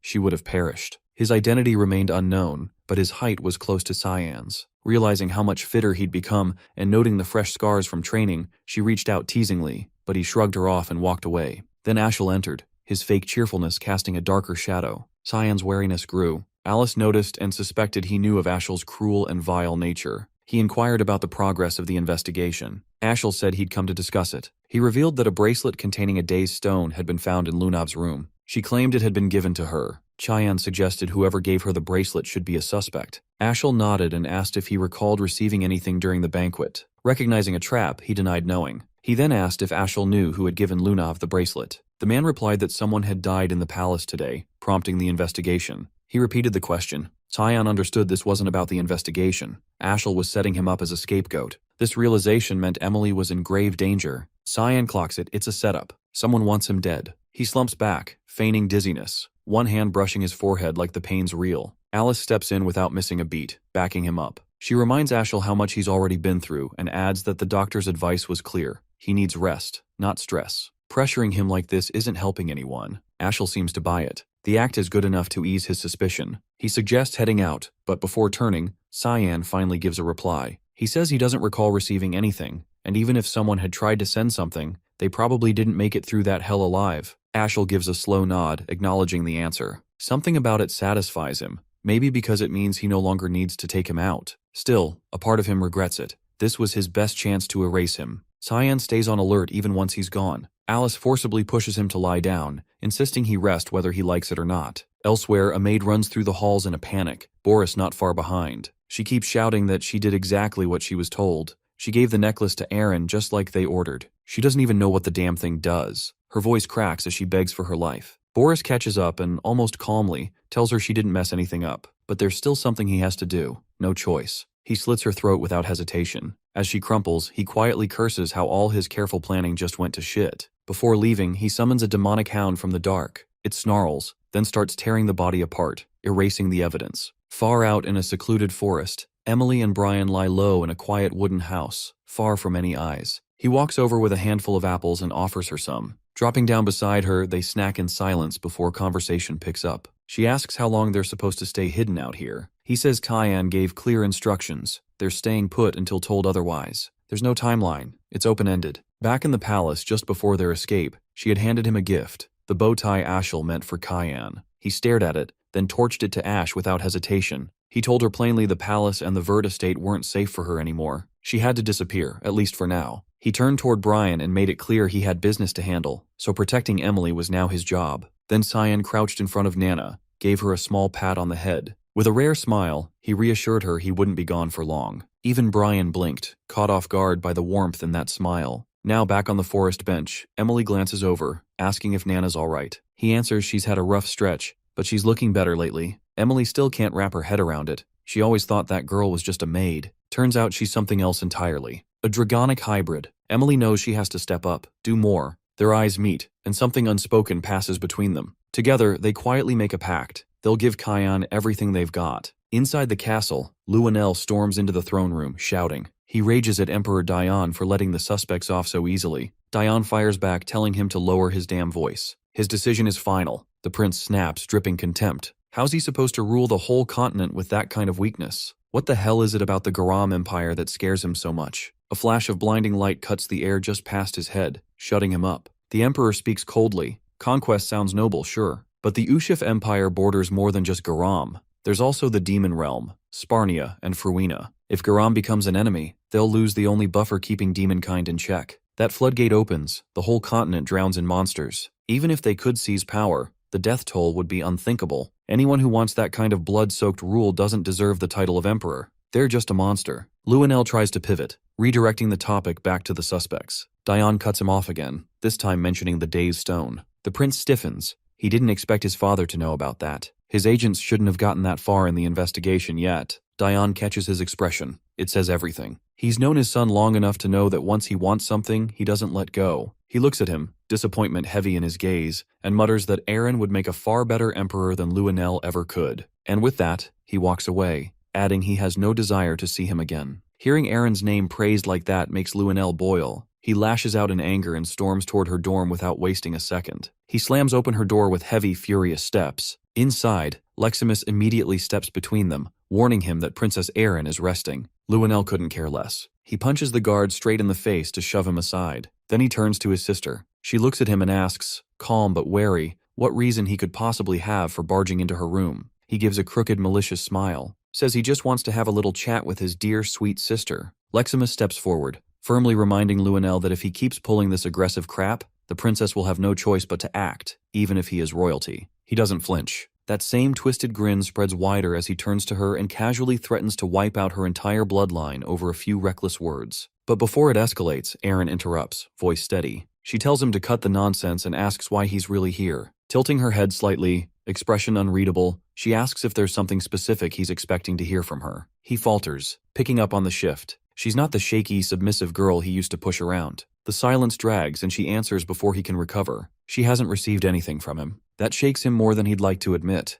It's as if she already knows. A few hours earlier, she had met with the Emperor. He asked whether Luenel had given her anything recently. She told him no, nothing. Gyani revealed that the necklace she'd been seen wearing once contained a Daze stone, a forbidden gem from the Blackblood tribe. These stones were used to manipulate outlawed magic. Most despise them now, but rumors claim they can command monsters. Recent intel suggested someone inside the palace had been buying them on the down low. The black market merchant Gilbert and the maid Merlita had been arranging the deals. Both were now dead or missing. Shock flickered across her face. Dion pressed again. Did Luenel gift her the necklace? He had ties to both Gilbert and Merlita. She paused, held her nerve, and said again, she never received anything from him. After thinking it through, she brought up Lunav, asking if the investigation had cleared her name yet. If they already knew who smuggled the stones into the palace, then Lunav shouldn't be considered a suspect anymore. Gyani nodded, assuring her he'd leave the girl out of it. Still, Aaron couldn't shake the fear that if she exposed Luenel, he might lash out at anyone close to her. She couldn't let anyone else get hurt. Back in her dorm, she repeats her earlier claim. He remains quiet, still thrown off, but doesn't deny it. This was what he came for. Even so, her sharp tone bruises his ego. He threatens to go after Leximus instead. She holds her ground, completely unfazed. She informs him calmly that she has a guest right now, and he should leave. He raises an eyebrow, asking who it could be. From the far end of the room, Cyan steps into view. He's been standing there the whole time, silent, unreadable, not making a sound. He casually says he heard everything. Luenel stares at him, dumbfounded, not sure what's worse, Cyan's stealth or the fact that he didn't notice a damn thing. He scowls, annoyed that the knight's treating the whole thing like it's a joke, but Cyan doesn't react, not even slightly. He moves to stand beside Aaron and, unfazed, asks if Luenel plans to come at him next. The prince hesitates. There's been talk that Cyan and Aaron might be engaged, and pissing him off would be stupid. He's the son of one of their father's closest allies. What Ashel had said earlier still gnawed at him. A few days ago, he had asked why Ashel was so dead set on eliminating Cyan when their father clearly trusted him. Ashel told him straight. Cyan irritated the hell out of him. He was hiding something big, and the not knowing was driving him insane. Now Luenel gets it. That presence Cyan carries, it's unsettling. He suddenly tones it down, backing off and claiming he was just messing around. Now that the misunderstanding is cleared up, he says he'll be on his way. Cyan finds the whole thing weird. Luenel Severus, the one history once called the Insane Emperor, actually seems reasonable, at least compared to the one from his previous life. Before leaving, the prince glances toward Leximus and gives an apology for the earlier hit. The knight, still stiff from the punch, apologizes back for what he said. Once Luenel's gone, Leximus mutters that he's a piece of crap. He thanks Cyan for showing up, but Cyan shrugs it off, saying Aaron handled everything just fine on her own. Without warning, he drops down beside her. She stiffens, cheeks flushing. She points out that he's sitting way too close. He just glances over, unbothered, and asks if he's not allowed to sit there now. The teasing tone flusters her more. She doesn't even try to hide it. Cyan had one goal, make Luenel believe he and Aaron were a thing. Now that the bluff worked, the prince wouldn't dare touch her. With that handled, he gets up, ready to leave. Leximus watches him go, visibly confused by how casually he's bowing out. He's done his part. He walks away without looking back, while Aaron quietly sinks deeper into her feelings for him. Luenel storms into Ashel's office, slamming a fist against the stone wall. He demands to know how his ally plans to fix the mess. The plan was supposed to be airtight, so why are all their targets still breathing? Even worse, he's lost his father's faith. Ashel was supposed to be the shining hope of the Yushif Empire, and now everything's falling apart. Boris enters, interrupting with a calm tone. He mentions that there's been some progress. He introduces himself and offers a polite greeting. The prince glares, asking where the hell he's been this whole time. Boris explains that Ashel had sent him out on an errand. He also brings news. Emily has vanished. Ashel asks what kind of success he's talking about. Boris pulls a small, glowing pyramid from his coat and holds it up. He says they've underestimated the people closest to Princess Aaron. Luenel asks if they're supposed to reflect on that. Boris shakes his head. It's not about reflection. It's about facing the evidence. Inside the crystal, faint traces of mana swirl. Most of it is ordinary, but there's something else. Black fog creeping along the edges. That specific aura belongs to the demonic sword, which means someone in Aaron's inner circle is wielding forbidden power. Back in the royal dorms, Emily sets down a steaming platter. Dinner tonight, a monstrous, demonic-looking scorpion. Brian stares at it like it might lunge at him. Meanwhile, Nana and Cyan eat like it's no big deal. Brian pushes his plate away. Cheyenne's already finished, brushing his hands clean as he stands. Emily asks if he can stay longer, maybe eat a bit more. He declines. If he sticks around, Ashel might find him, and that would put all of them in danger. He says he only came to check on them. Emily still can't go back yet, but Brian can handle errands if needed. Cyan quietly assures them that he's stationed people nearby. Right now, this place is safer than anywhere else. He tells them he'll be back later, then heads out. Just as he steps outside, Sarika, the hallmaster, blocks his path. Her voice is laced with sarcasm as she comments on his adorable little family. Then her tone darkens. She wants answers. How did he know about the banquet of blood? Or the death of her fiancé? Everything about him screams foreknowledge. She gives him one warning. His answer will decide what comes next. Depending on what he says, she'll either mark him as an ally or label him a threat. Her voice drops, serious now, as she asks him directly, no more games. Who the hell is he, really? Who is Cyan Vert? There's no way he could have known who her fiancé was, let alone that he died. Cyan tells her straight. Drenian, her fiancé, was bound for purification regardless. It shouldn't matter. She doesn't buy that and suggests he might actually be part of another faction, one that's been spying on them. He stays unfazed and asks her directly, if he were a spy, what kind did she think he was? Her only reply is a dagger hurled at him in a flash. Karam bats it away mid-air, stepping between them and snapping at her for daring to attack her wielder. Sarika holds her ground, not backing down when there's a chance for a real fight. They throw themselves into a clash, sharp and fast. The blade spirit breaks away just enough to ready a technique, then unleashes a dense sphere of black mist straight at her. She narrowly twists out of the way, and everything the attack touches is obliterated behind her. Had it hit, or worse, had she tried to deflect it, she'd be dead on impact. Now she gets it, why Karam stays in sword form so often. It's the only way to keep her strength in check. If she went all out, she could level the whole city. Only another demon lord could go up against that kind of power.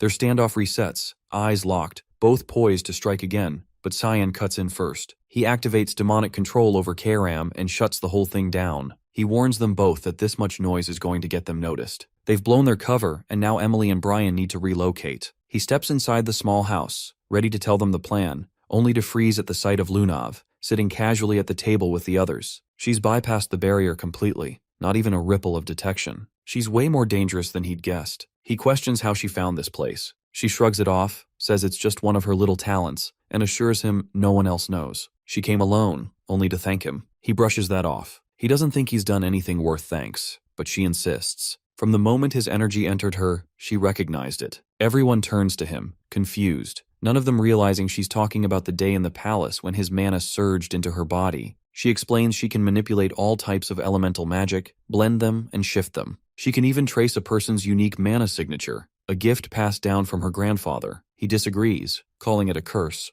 Her body's already cracked under the strain. Her expression shifts, half wonder, half gratitude. It really was him who helped her that day. He stops her there and suggests they continue the conversation somewhere else. Emily lights up when he says they're going back to Riven Academy. Finally, she'll get to look after him every single day. Lunav opens up, saying most of her life's been spent locked away in a freezing, dark place, subjected to brutal experiments. She didn't have a choice. It was her role, her burden, as Reigen's Rainreaver's granddaughter. She asks if he also has some fate he's bound to. He says no, So she presses. Then why save them? Why wear a mask while doing it? He answers bluntly, fame's a headache he'd rather not deal with, and she can figure out the rest. She falls quiet, then conjures a swirling orb of black mana in her palm. She tells him that when they first met at the restaurant, she thought she'd picked up pure darkness from him. He's clearly caught off guard. He didn't know she could read mana through touch. Not something he'd come across before, not even in his last life. She continues. The day she collapsed in the palace, the energy he pushed into her didn't match any element she knew. She's convinced it's his, but it's like nothing she's ever seen. So she asks him, what exactly is it? He figures out why she's really here, and asks if she plans on handing that information over to her grandfather. She shuts that idea down, saying it sounds like a hassle. He pushes again. So she's defying him now? She doesn't answer, just leans in and wraps her arms around him, thanking him again quietly. Her body had become a volatile mess, like a boiling pot overloaded with all types of mana. Someone had slammed a lid on top, trapping it all inside. The heat built up until the pressure began to smother her life force. She'd been standing at death's door. All he had done was poke a hole through that lid, enough to let some of it out, just enough to relieve the pressure. In his eyes, she looked like someone else's pawn, and that hit a nerve, because she reminded him of who he used to be. He gently pushes her back and tells her she owes him nothing. He asks her to keep it quiet. He's gotta go. Just before leaving, he turns and warns her not to overdo it again. Next time, it might kill her. A soft look crosses her face. Now she's sure he really is a good person. Meanwhile, deep within the Garum Empire, inside Raigan's chamber, the Emperor's expression twists with fury the moment he hears the news about Lunav. His butler tries to calm him, saying no formal charges have been filed. But that's not what's eating at him. She still hasn't returned home. He orders them to track her down and bring her back, no matter what. Cyan and the rest of his group finish gathering their things, preparing to depart, and begin making their way back toward the academy. Among them, it's Emily who stands out the most, her mood brighter than anyone else's. Curious about her enthusiasm, he looks over and asks what's gotten her in such a good mood. She happily responds that it's because she gets the chance to serve him again, just like before. But then she adds something else, reminding him that the academy has a strict rule against bringing in maids and wants to know what exactly he's planning to do about that problem. He explains that the headmaster might allow it just for him, though he's definitely not in favor of the idea. If the principal lets it slide, he'll take responsibility and make sure no one notices her at all. He then adds that he plans to ask for special permission, but only for himself. The dean replies by asking why he should even consider making such an exception in this case. Trying to find a quick deal, Cyan offers to never skip class again, hoping it would be enough to win him over. But the man isn't impressed. That's clearly not good enough. Instead, he shifts the topic and asks why Cyan has shown up with 2 maids instead of just 1. He then presses further, wondering aloud if this has anything to do with the incident known as the Banquet of Blood. He doesn't believe for a second that the request would be made unless there was something more behind it. Cyan suggests a trade. He'll give him the answer, but only if the dean agrees to his request first. Condal gives a nod and agrees. In turn, Cyan admits that it's not easy to explain the situation at the moment. However, there is one thing he's absolutely sure of. He had nothing to do with the Banquet of Blood in any capacity, and he knows full well that this is the answer the dean was waiting to hear. The older man asks for confirmation, still not quite convinced, and wants to know if Cyan is truly certain about that. Although his reaction shows skepticism, he doesn't press further. The conversation ends on a relatively positive note. Even so, Cyan can't shake the thought of what might happen if the truth ever came out. If Condal realized that the real person behind the Banquet of Blood was none other than his own grandson, things would fall apart. From what he knows, it couldn't possibly have been Luanel, too sloppy for something that precise. He's pretty confident it was Ashel who came up with the plan, while Boris likely worked things from the shadows, pulling strings as usual. That's always been the pattern. Ashel runs the front while Boris manages things behind the curtain. Later, when Cyan returns to his dormitory, he's surprised to see someone outside his room doing push-ups on the floor. It's the same guy who challenged him to a duel a few years ago. As soon as he spots him, the guy jumps up and immediately asks for a rematch. Apparently, he's been showing up every single day for the past 2 years doing this routine. Cyan doesn't even acknowledge him. He just walks past and enters his room without a word. Inside, he stops when he sees Brian lying unconscious on the ground. Turning to Emily, he asks what's going on. She calmly explains that Brian passed out after eating some cookies she'd given him earlier. She then offers Cyan one, asking if he'd like to try them too. He immediately shuts her down, telling her not to feed Brian anything again, ever. Dropping onto the couch, he's ready to finally get a moment of rest. But his mind won't quiet, already stressing about what kind of chaos his new group might bring. That's when he notices a white envelope sitting on the table. He asks aloud where it came from. Opening it, the first thing that catches his attention is that it's from Lunav. Before he can get past the first line, she walks through the main door in person, stepping in casually and asking how things have been. Without hesitation, she tells him she's officially run away from home. Meanwhile, not far away beside a quiet lake, two unknown individuals are having a private conversation. One tells the other that guards from the Garam Mage Association are already on their way, so there's no need for concern. He assures them everything has been taken care of. The older man speaks again, saying this is the only option left if they want to stop Reigen's Rainreaver from completely losing control. The woman responds without flinching, telling him not to worry about her having regrets. Even though Lunav was once her student, she feels no guilt over what she's doing. She's revealed to be Mela Aronis, a teacher at No.1 Academy. She tells him plainly she isn't so naive that she'd feel pity for someone like that. She says she'll go to the designated location now and adds that her team should have already reached Lunav by this point. Back with Cyan, he grabs her by the arm and drags her out of the town toward a bench just outside the city. Once they're seated, he demands to know how she managed to bypass the warding spell on the dorm entrances. She tells him she examined the spell's structure using her mana, then used her own spell to cancel it out. He stares, stunned. What she just described goes way beyond basic analysis. She can dissect and reproduce magic instantly. It's not just about scanning. She can flat out replicate. She then asks if he had time to read her letter. He hasn't. She showed up before he could even finish the first sentence. She admits she came early because she didn't want to wait for his response. He presses next, wanting to know if her grandfather sent her here. She freezes, saying nothing. So he pushes again. Did Reigens tell her to approach him specifically? She takes a breath and says that yes, it started that way, but not anymore. Whether he believes her is up to him. Then she shifts the subject and mentions something strange happening at the association. Two dragons affiliated with them suddenly went missing near the Lewin region. On top of that, some smugglers transporting illegal goods from other countries were recently found dead. Now that she's pieced things together, she realizes he's tied to every single one of those incidents. Up until now, it had just been a guess, but now she knows for sure. Cyan hadn't realized the dragons were tied to the association in the first place. He chuckles and asks what she plans to do with that knowledge. She responds quietly, saying she won't be alive much longer. Even though he helped her before, she's convinced her body's already beyond fixing. If she's lucky, the best-case scenario is 3 years left to live, all thanks to his help. He doesn't accept that and asks how she can be so calm about dying. He doesn't understand why she isn't reacting or breaking down. She smiles faintly, saying she wishes she was capable of feeling something, anything at all. That irritates him. Getting up, he tells her it's not his problem and she should go back to where she came from. He walks away, saying he's not interested in being dragged into another mess. They part without another word. Kairam shows up beside him, asking if he's really just going to leave her behind like that. He figures that's the best move. He's already sensed the Garam Association lying in wait nearby. Right on cue, a squad of guards in all-white uniforms appears and surrounds Lunav. She watches them close in and mutters that she thought she'd done a better job escaping, saying they showed up way too early. The guards order her to return with them, telling her that her grandfather is looking for her. She narrows her eyes at them, guard rising as suspicion creeps in. Something feels off. She points out that it's always Victor who comes to pick her up, not a bunch of unfamiliar guards. They explain that he's caught up with something important, so they've come to take his place today. That response confirms her doubts. She's never known anyone named Victor in her life, let alone from Garam.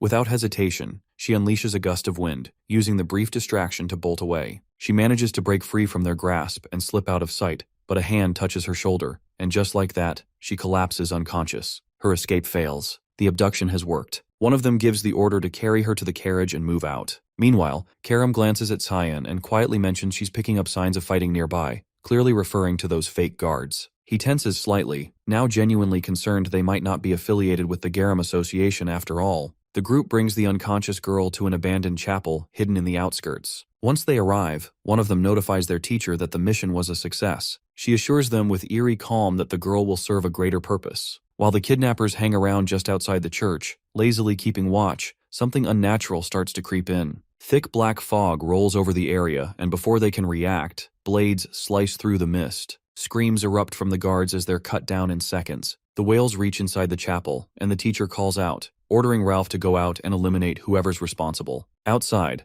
Cyan stands alone, surrounded by corpses, barely winded from the massacre. He knows that wasn't the main threat. The one he's really here for is still inside. Ralph storms out of the church and lunges at him, striking without a word. Cyan immediately senses that the man shares the same chaotic energy as Lunav, though far more unstable. Minutes later, the fight ends with Ralph collapsed in the dirt, fully defeated. Lema arrives and freezes, clearly not expecting to find her ally in that state. Cyan stares her down and asks if she's the last one left, and what her reason was for taking Lunav. She gives no answer, Instead, she launches straight into a violent barrage, merging fire with thunder in a single burst. Just like Lunav, she's using dual elemental magic. He counters the fire spells with Karam's help and instantly closes the distance. Lema hurls a blast of wind to shove him back and immediately follows with a lightning strike, but the sword spirit materializes behind her mid-cast, interrupting the attack before it lands. The lightning had force, but her aim was off, leaving him untouched. Cyan traps her with his black fog chaining spell,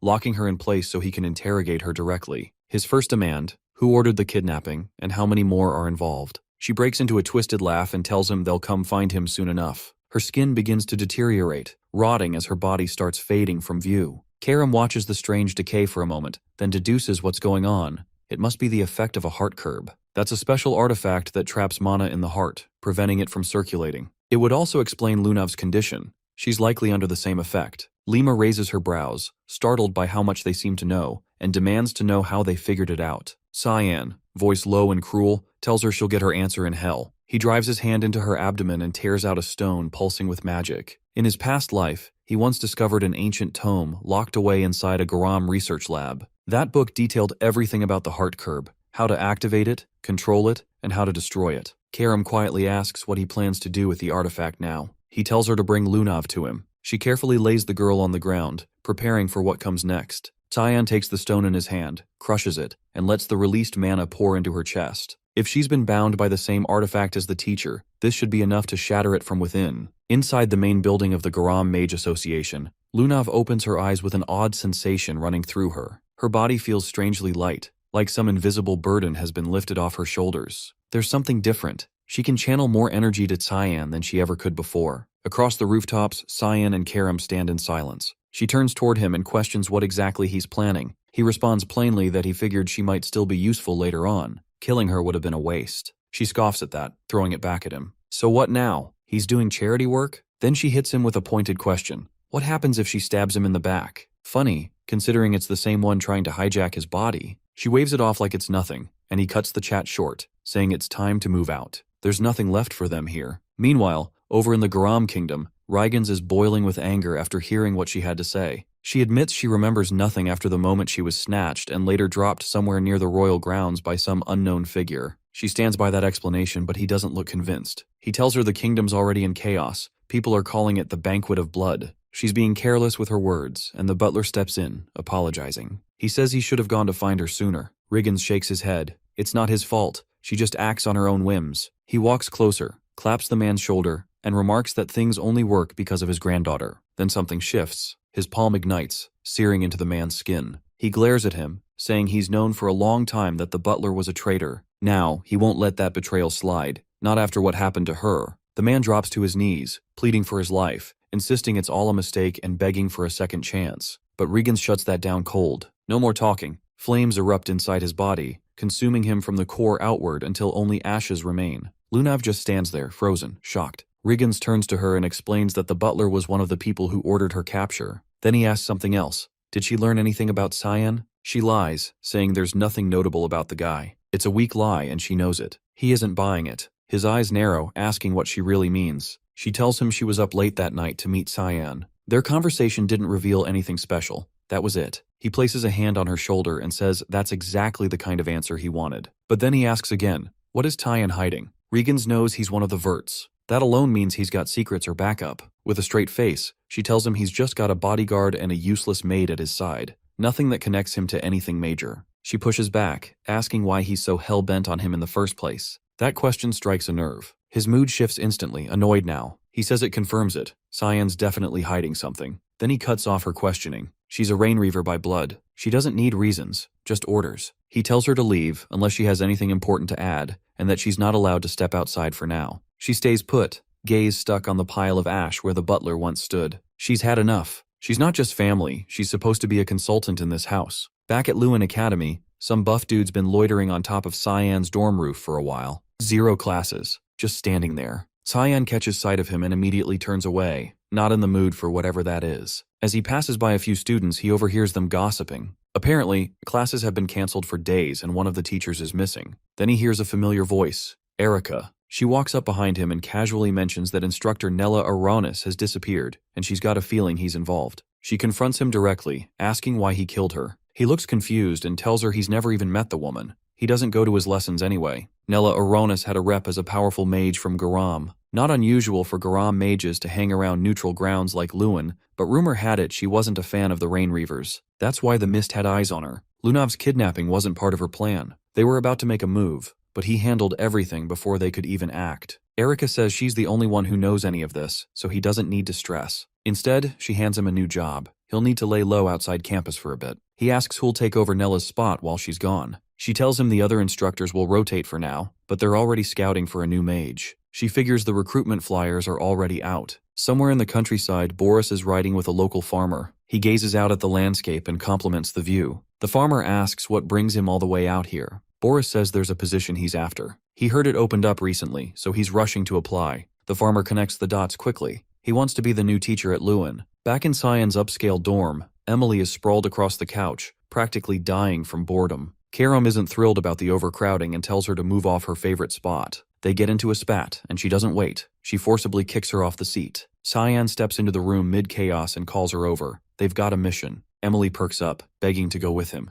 But he tells her she's got a more vital role. Her job, make sure Nana never goes hungry. Ever. At first she's offended. It sounds like the dumbest task imaginable. Then she hears a deep growl from the other side of the room. Nana's already starting to shift, predator instincts kicking in. Emily panics, shoves a cookie into her mouth, and immediately reassures him she's got this. No problem. Feeding duty secured. He reminds her, don't give Brian any food yet. He's still recovering. She tells him she's already cooked and prepped. They're covered. Karam asks where they're headed. He tells her, Southwest Ushif Empire, Lambaster. Lambaster, a city built on blood, corruption, and coin. The strong rise, the weak vanish. Below its surface lies a massive underground arena, echoing with the roars of a bloodthirsty crowd. Tonight's fight? A no-rules deathmatch between two warriors, Zalbard and Zyber. Their size difference is almost absurd, yet both are locked in, focused, and ready to kill. Zalbard makes the first move. One punch from him craters the floor beneath their feet. Zyber dances around it, movements quick and precise, but not quick enough. Zalbard grabs him mid-air, fingers closing around his body, and crushes him with one hand. The crowd goes absolutely feral, screaming his name as the victor. Karam and Cyan make their way through the grimy streets of Lambaster. The place reeks of chaos, with drunks passed out in every corner and the air heavy with rot and lawlessness. Even the demon cringes at how gross and unregulated it all is. He explains that unlike Lewin, which maintains neutrality because of formal treaties,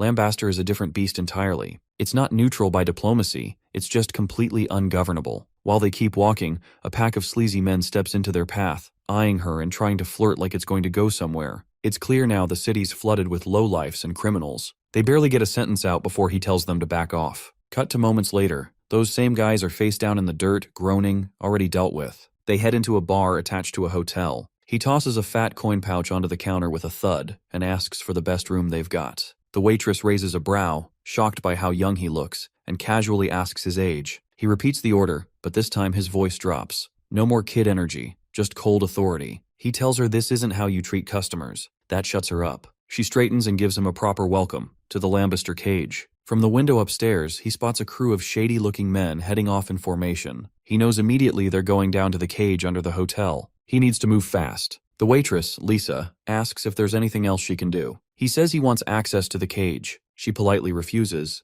Newcomers aren't allowed. He quickly clocks what's going on. Illegal trades, probably drugs, and she's playing it safe to avoid trouble. He pivots, asking if he's the only new face around lately. What happened to the other guests? That's when he catches the shift in her eyes. Sharp, cold, ready to kill. She apologizes again, hiding behind the excuse that she's just doing her job. He's not buying it. He flicks a handful of gold coins at her. Instinct kicks in. She whips out blades and slices them midair, scattering them across the floor. Even she looks surprised at how fast she reacted, confused that some kid with coins could radiate such intense killing intent. He bends down, picks up a coin, and deadpans that she just ruined him. Then he asks if she just tried to attack him. Lisa scrambles to explain it was a reflex, not an attack, and begs him not to take it the wrong way. But his face hardens. Annoyed now, disgusted, he tells her she has to take responsibility. Backed into a corner, she finally agrees to let him into the cage. She opens a door to the basement and says the staircase will lead him directly to it. She also gives him a VIP token, something reserved for guests in special rooms. If he wears it, it should protect him while he's down there. She still doesn't get why he's so eager to dive into that mess, but warns him to stay out unless he's got more than one life to spare. He ignores her and starts down the stairs. The demon watches him go and asks why he doesn't just order Lisa to drag out the cage's owner, the one who runs the whole underground scene. That's the actual mission. He replies that they don't even know what she looks like. No leads. But they'll have their answers soon. She glances at him suspiciously. He's acting like he knows this place already. He confirms it. He's been here before, in a previous life, back before this whole city went up in flames during the Civil War. She asks just how bad it's going to get. He tells her she'll find out soon enough. The real story behind the Lambester cage. They finally reach the giant door leading to the underground arena and walk straight toward the ring. Elsewhere, the same thugs he flattened earlier are kneeling in front of their boss, reporting in. They explain that some punk kid wiped the floor with them. At first, the leader laughs, thinking they're joking, but they double down. This kid isn't normal. They swear it happened just outside the city gates. Now the boss is paying attention. They tell him the kid checked into the Lambester cage and even booked a VIP room, so they couldn't touch him anymore. That's why they came to report instead. He asks if the kid's from any noble family. They shrug. No idea. One of them pleads, calling out for help and referring to the man in charge as Mr. Gunther. Gunther raises an eyebrow, intrigued. He says he's heading to the cage himself to see what kind of kid causes this kind of mess. Back in the underground arena, a fight is already going down.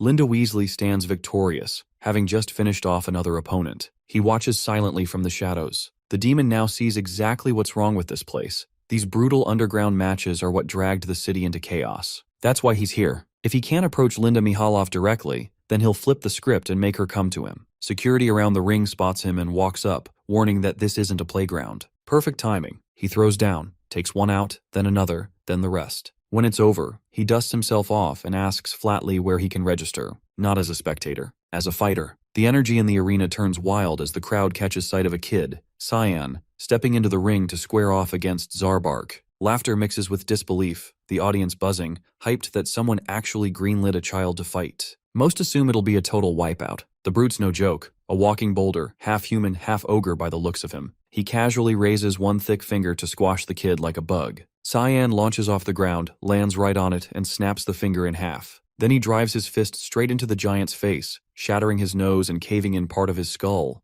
Zarbark crashes to the floor, dropping to his knees after just one hit. For a few seconds, the crowd doesn't make a sound, frozen by the fact that a literal child just demolished him. Then the silence bursts. Cheers erupt. They chant his alias over and over, Lamai Simon. Karam leans in and asks what name he gave them. He says he can't exactly go around dropping his real one, not with noble blood and a duke for a father. She points out that his face is out in the open, so hiding his name is kind of pointless. He assures her that's covered too. He's got an enchantment running. Nothing to worry about. She catches on quick. That means Lord Fogg's power is backing him. He breaks it down. Unless someone directly interacts with him, they can't recognize who he really is. Even if they do, their memory won't hold on to his face. That's the spell at work, erasing all trace of his identity. From the shadows, Gunther watches everything unfold. But instead of being pissed, his curiosity only deepens. He's locked in, fascinated by the way this kid moves. Controlled, precise, deadly. A smile creeps across his face. In that moment, he makes a decision. He wants to fight him. Cyan's his next target, and he won't stop until they face off in that cage. Back at the hotel lobby, a tall blonde storms in. Delkia, head of the red light district. Her voice cuts through the air as she demands to see Cyan, accusing him of stirring up chaos in the underground matches. Lisa denies everything, claiming she has no clue what the woman's talking about, then firmly tells her to leave. Delkia doesn't back down, threatening violence and saying the incident happened on Lisa's turf, so she's not stepping aside. The hotel owner stands her ground, not about to let anyone cause trouble in her building. Tension spikes as the intruder's crew starts shifting, waiting on her signal to attack. Lisa's caught, torn between protecting Cyan or staying neutral. Then, out of nowhere, he strolls in like nothing's happening. Cool as ever, he casually asks if someone's been looking for him. The room goes still. No one even noticed he was there. He walks straight to Delkia, calmly suggesting they talk directly instead of bothering hotel staff. She turns to face him, and instantly her expression changes. It hits her like a drug. For a second, the world drops away. All she sees is him. She steps closer, takes his hand like it's the most natural thing in the world, and softly asks his name. He answers with the fake one, Lamaya Simon. She swoons, completely under, saying it's a bold name for a face like his. Lisa watches from the side, clearly disturbed, muttering a warning to him not to go anywhere near Delkia. He shrugs it off, telling her he's got it handled. The blonde slips him a business card, voice dipping to a flirt-heavy tone. She says she'd like a deeper conversation next time, somewhere private. The card's for her personal lounge in the Room of Pleasures, and she hints at a free service. The offer is as clear as it is shameless. With that, she struts out of the hotel, still under his spell. Once she's gone, Lisa immediately scolds him. She's already heard he stepped into the ring and won. Word travels fast around here. He tries to make an exit, but she blocks him, warning him not to even think about going to the room of pleasures. He reassures her, those kinds of places aren't his thing. After he leaves, another woman appears out of nowhere across the lobby. Her presence sucks the air out of the room. It's Linz Mahaloff, the owner of the Lambuster Cage. Lisa's eyes widen. She didn't notice her arrive. Linz asks if Delkia backed off on her own. Lisa fumbles for an answer, saying she treats Cyan like any other high-tier guest. The cage owner narrows her eyes, saying she heard Lisa even gave him advice. The hotel owner jumps to defend herself, insisting it wasn't personal. He's just a kid. Then Gunther steps in, laughing under his breath. He mocks Lisa for calling him a kid. Clearly, she has no idea who she's dealing with. Linsa swings her gaze to the fighter, eyes sharp and deadly, and demands to know why he showed up solo in her domain. He brushes it off, strolling in further and claiming the place feels ancient, saying it could use a serious update. She fires back, accusing him of being summoned. He confirms it, saying she's the one who called him to arrange a match, for him. Lisa cuts in, reminding them both that he got kicked out years ago. Linsa looks at him and asks who he plans to fight. He steps forward without hesitation. He wants Lamai Simon. Gunther's dead serious. He's ready to take on the kid, and he pitches the fight as a huge payday. Meanwhile, back in her velvet-cloaked hideout, Delkia's in meltdown mode. She's pacing, yelling, something's wrong. Her attendants are growing nervous. One whispers that she meant to seduce Cyan, but now she's the one completely undone. The script's been flipped badly. Everyone in the room can tell she's obsessed now. She'll stop at nothing to get him back. Inside, she's been sitting at her desk for hours, trying to sketch his face over and over. But every time she gets close, her mind fogs. She just can't remember what he looked like. She knows she saw him. His features were right there, but they vanish the second she tries to picture them. Frustration turns to desperation. She whispers his name, his fake name, again and again like a prayer. Lamai Simon. To her, he's already hers, whether he knows it or not. Booze, women, and high-stakes games. The red light districts of Lombasa are notorious for indulging every vice imaginable. Cyan never willingly sets foot in a place like that. He expects trouble, but Delkia proves even more unpredictable than he anticipates. Her reputation for questionable appetites has always circulated in whispers, but he doesn't have time to dig into that now. He needs to investigate other regions for any trace of Linsa. As he cuts through a crowded alleyway, he bumps into a young girl and accidentally knocks her off her feet. She drops what she's carrying and immediately bows her head, apologizing in a panic. He blinks, confused, thinking she is saying sorry when he's the one who ran into her. Crouching down, he helps her gather her things, a bundle of cigarette packs scattered across the dirt, and asks if she is hurt. She shakes her head, still bent in a respectful bow, saying she's fine and thanks him for his mercy. He hands her the scattered packs, eyes narrowing, and wonders if she's selling them. She nods and says they're specialty smokes from the Gru Merchants Union, even offering to sell him one. He declines since he doesn't smoke, and he doesn't recall ever hearing of any Gru merchants. Before she leaves, he asks where she plans to sell the rest. She answers honestly that she'll be in the alleyways just west of the red light sector, and if she's lucky, she'll sell out before sunrise and be able to go home. Realizing she can't go back until the entire batch is sold, he pulls out a gold coin and flips it to her, saying he'll take the whole lot, then adds a second coin just for her. A huge grin breaks across her face as she clutches the coins tightly and runs off, calling out her thanks and promising never to forget his kindness. From behind, Karam shows up and smirks, asking if he's sure he isn't a charity foundation disguised as an assassin. He doesn't respond, instead watching where the girl went and noting that she's heading toward the dump zone, saying they need to follow her. They slip through the alley just in time to spot her cornered by 3 thugs, the same ones he'd already beaten up near the city gate. They yell at her, calling her a liar and threatening to teach her a lesson. She's on the ground, begging for her life, insisting she didn't steal from them. Before any of them can move, he appears behind them like a shadow, his voice cutting in cold as he points out that she's asking them to believe her, so they should just stop. The men freeze, recognizing the voice of the kid who flattened them earlier. He steps closer, mocking them for stealing from kids. One tries to play it tough, but the fear in his eyes gives him away. In seconds, he sweeps his legs out, stomps one into the dirt, and disables the other 2 with brutal efficiency. On the ground and whimpering, one asks why he's doing this, and he grabs him by the leg, saying he likes short bursts of torture, especially for creeps like them, before snapping the man's leg. The scream echoes down the alley. He turns back to the girl and gently hands her the coins the thugs dropped, telling her they won't bother her again and to be more careful next time. Before she can thank him, a slow clap breaks through the silence as Gunther steps out from the shadows, grinning and calling it a performance. He turns, tense, wondering if the guy knows him, thinking he shouldn't be recognizable under the spell cloaking his identity. Gunther laughs, saying there's only one guy who fights like that, calling him Lamai Simon and introducing himself as Gunther Lictus, the one who controls this corner of the city. Seeing perfect timing for questions, he figures Gunther may have answers. The man glances at his broken henchman, scoffs, and mutters that they're trash before casually killing one on the spot without hesitation or regret. The girl recoils in terror, and Tyan flinches, saying it wasn't necessary. Gunther shrugs, wiping blood from his fingers, saying he got carried away and just came back from chatting with Linsa Nihilov to set up a match. The name catches his attention, and without warning he throws a punch. Gunther blocks it, smiling wider. Tyan tightens his stance, feeling the resistance in the block, realizing this guy isn't just showboating. Gunther's fist comes flying back. He dodges by inches, and the ground behind him explodes from the force. Gunther leaps forward again, pumped full of adrenaline, saying his opponent is even better than he thought. He isn't fighting for dominance. He's fighting for fun, completely unhinged. Tyan tries to counter but gets caught, the heavy punch slamming into him and launching him into the dirt. Far away, in the pocket realm of the god of black fog, Sarika meditates in silence with thick clouds swirling around her. Uru's voice echoes nearby, noting the task she gave Tyan, but pointing out the name on the mission doesn't show up on the altar. His tone is curious, not angry, saying he isn't here to scold her but that she's pulled Tyan into something personal. She opens her eyes slowly and smiles, admitting Linsa Nihilov is a threat they'll eventually have to erase and calling the mission a test. Uru questions her, and she confirms it's to see if Tyan is worthy of inheriting what they've built, or if he'll fall down the same path as Linsa. Uru seems intrigued. Back in the alley, Tyan peels himself off the ground after taking Gunther's full force and surviving.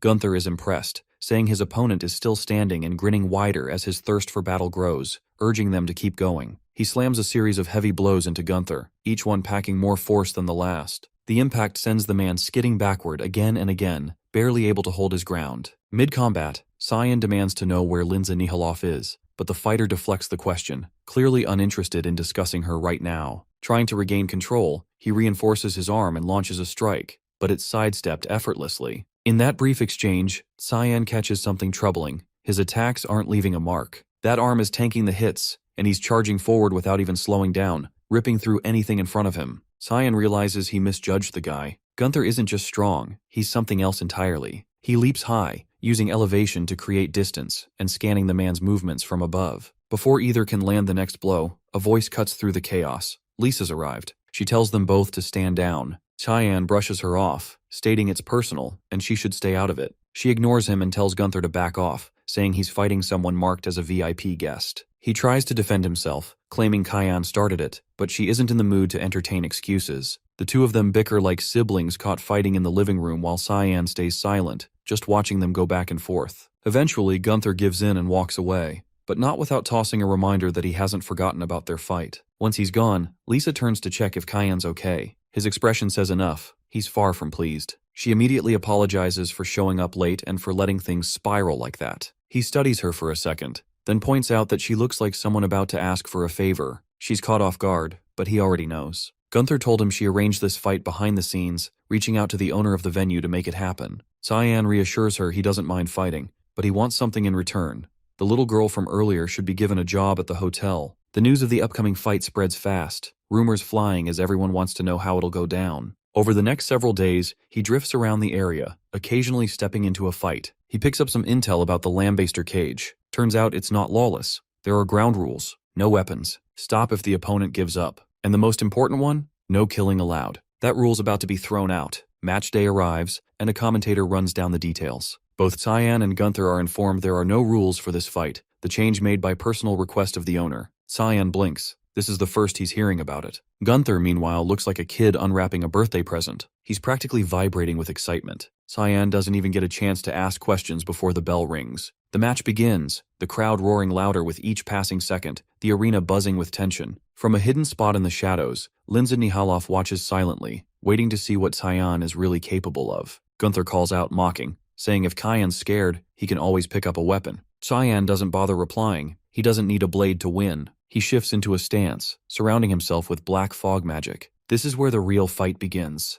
Gunther grins, finally facing a real opponent. Without shame, he confesses that killing humans gives him a rush. That's why he was permanently banned from the cage. Tyan hears him but doesn't flinch. Gunther lunges, throwing a clean punch toward his face, but misses completely. Tyan grabs his arm, moves like a shadow, then, without hesitation, slices it clean off. Gunther screams as his right side spurts blood, the severed arm gone in one cut. Tyan gives a quiet warning. If he moves too much, the black fog will finish the job. The silence says it all. He knows it's over. Cyan wins. The arena erupts, the crowd chanting his name, electrified by what they just saw. But not everyone's cheering for the same reason. One person watching from the stands isn't focused on the fight. They saw something darker. The black fog from that strike looked too familiar. There's only one conclusion. He carries the demonic sword. After the match, Cyan can't shake the feeling that someone wanted him in the dark about the no-rules twist. He's starting to suspect Lince knows exactly what he's trying to do. As he's deep in thought, the little girl from before walks over holding a beer, grinning ear to ear and saying he looked badass in the ring. She's already started working, serving drinks as an assistant at the bar. He notices her name tag, Louie, and figures that must be her name. He pats her head and tells her to give it her best. Then Lisa calls him over. It's time to debrief. Right away, she apologizes again. He gets to the point, asking why she didn't tell him it would be a no-rules deathmatch. She sucks in a breath and shakes her head. She didn't know either.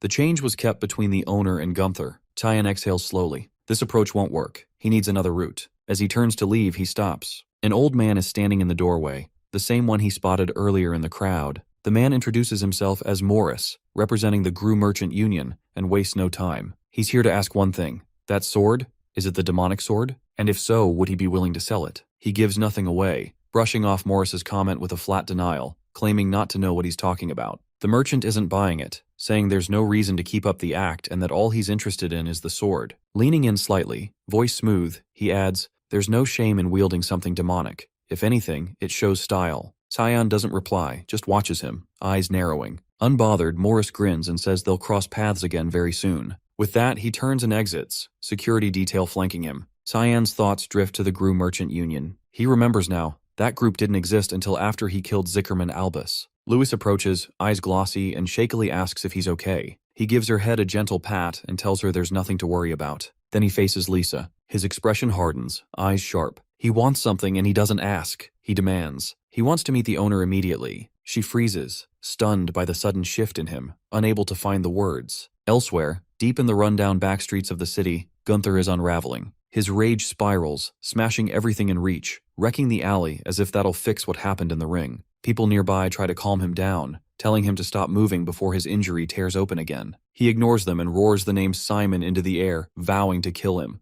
The helplessness is eating him alive. He got destroyed, and it stings. He needs a new plan, something that'll actually work. But nothing comes, not until a thought hits. Louie. Cyan's taken a liking to her, looked out for her. Maybe she's the key. Maybe he can use the kid to get to him. Later that night, with the hotel quiet and the guests mostly gone, Louie is wiping down the bar counter. The door creaks open. Gunther steps inside, that same eerie grin spreading across his face as he asks if she remembers him. She hesitates, then nods. Yes. He doesn't drop the smile and says he needs her help with something. In a nearby room, Cyan is still talking with Lisa. The conversation hasn't cooled down. He wants to know why the owner won't meet him. She tells him flatly it's not that simple. Lince isn't someone people just meet. He narrows his gaze, wondering why she's defending Lince so hard. Lisa's not surprised he already knows the owner's name, maybe impressed, but not shocked. She figured he wasn't just some average guy the moment he walked in. She explains that Lince has been watching him closely. The fight with Gunther? That was her idea. And so was the rule change. Then she gets serious, saying if he's smart, he'll leave. Fast. Because staying might get him killed. He listens but doesn't speak. He can't tell whose side she's even on right now.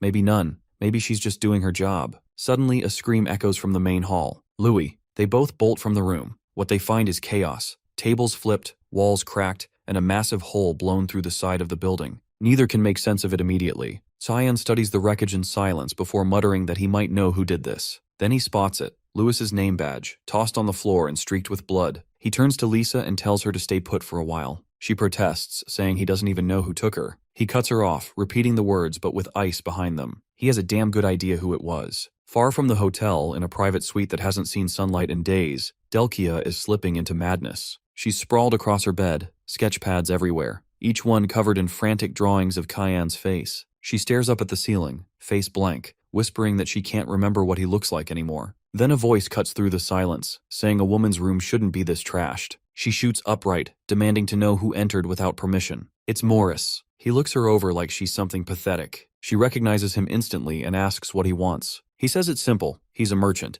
and he only shows up when he's got a deal to offer. Glancing at the drawings scattered across the room, he catches on quick that she's completely obsessed. Without wasting time, he pulls out a small glass bottle filled with murky liquid from the Garam Kingdom, the strongest paralysis potion they make. With this, he says, she can have Cyan completely helpless. She takes the vial, expression unreadable, and asks what it'll cost. He doesn't flinch. All he wants is whatever Cyan carries. She can do what she wants with the rest of him. The offer sounds like a setup, but Morris insists. That's it, nothing else. He turns to leave, adding that he doesn't care who gets it done. He just needs Cyan out of the picture. And ideally, Gunther handles it first. That's the plan. Back in the slums, Gunther's been waiting. Cyan doesn't take long to show. The brute smirks and tosses something at him. An ear, saying it's a keepsake. The rest of the body? Inside the crate he's sitting on. Cyan stares at the severed ear, barely breathing. His expression goes dark, and his restraint snaps. He warns Gunther that he's going to kill him. The rematch has officially started. Gunther couldn't be happier. Elsewhere, Linsa sits across from Lisa, her voice calm as she asks if she believes Cyan will actually kill Gunther. She nods once, certain, no hesitation in her eyes. Yeah, he's going to finish him.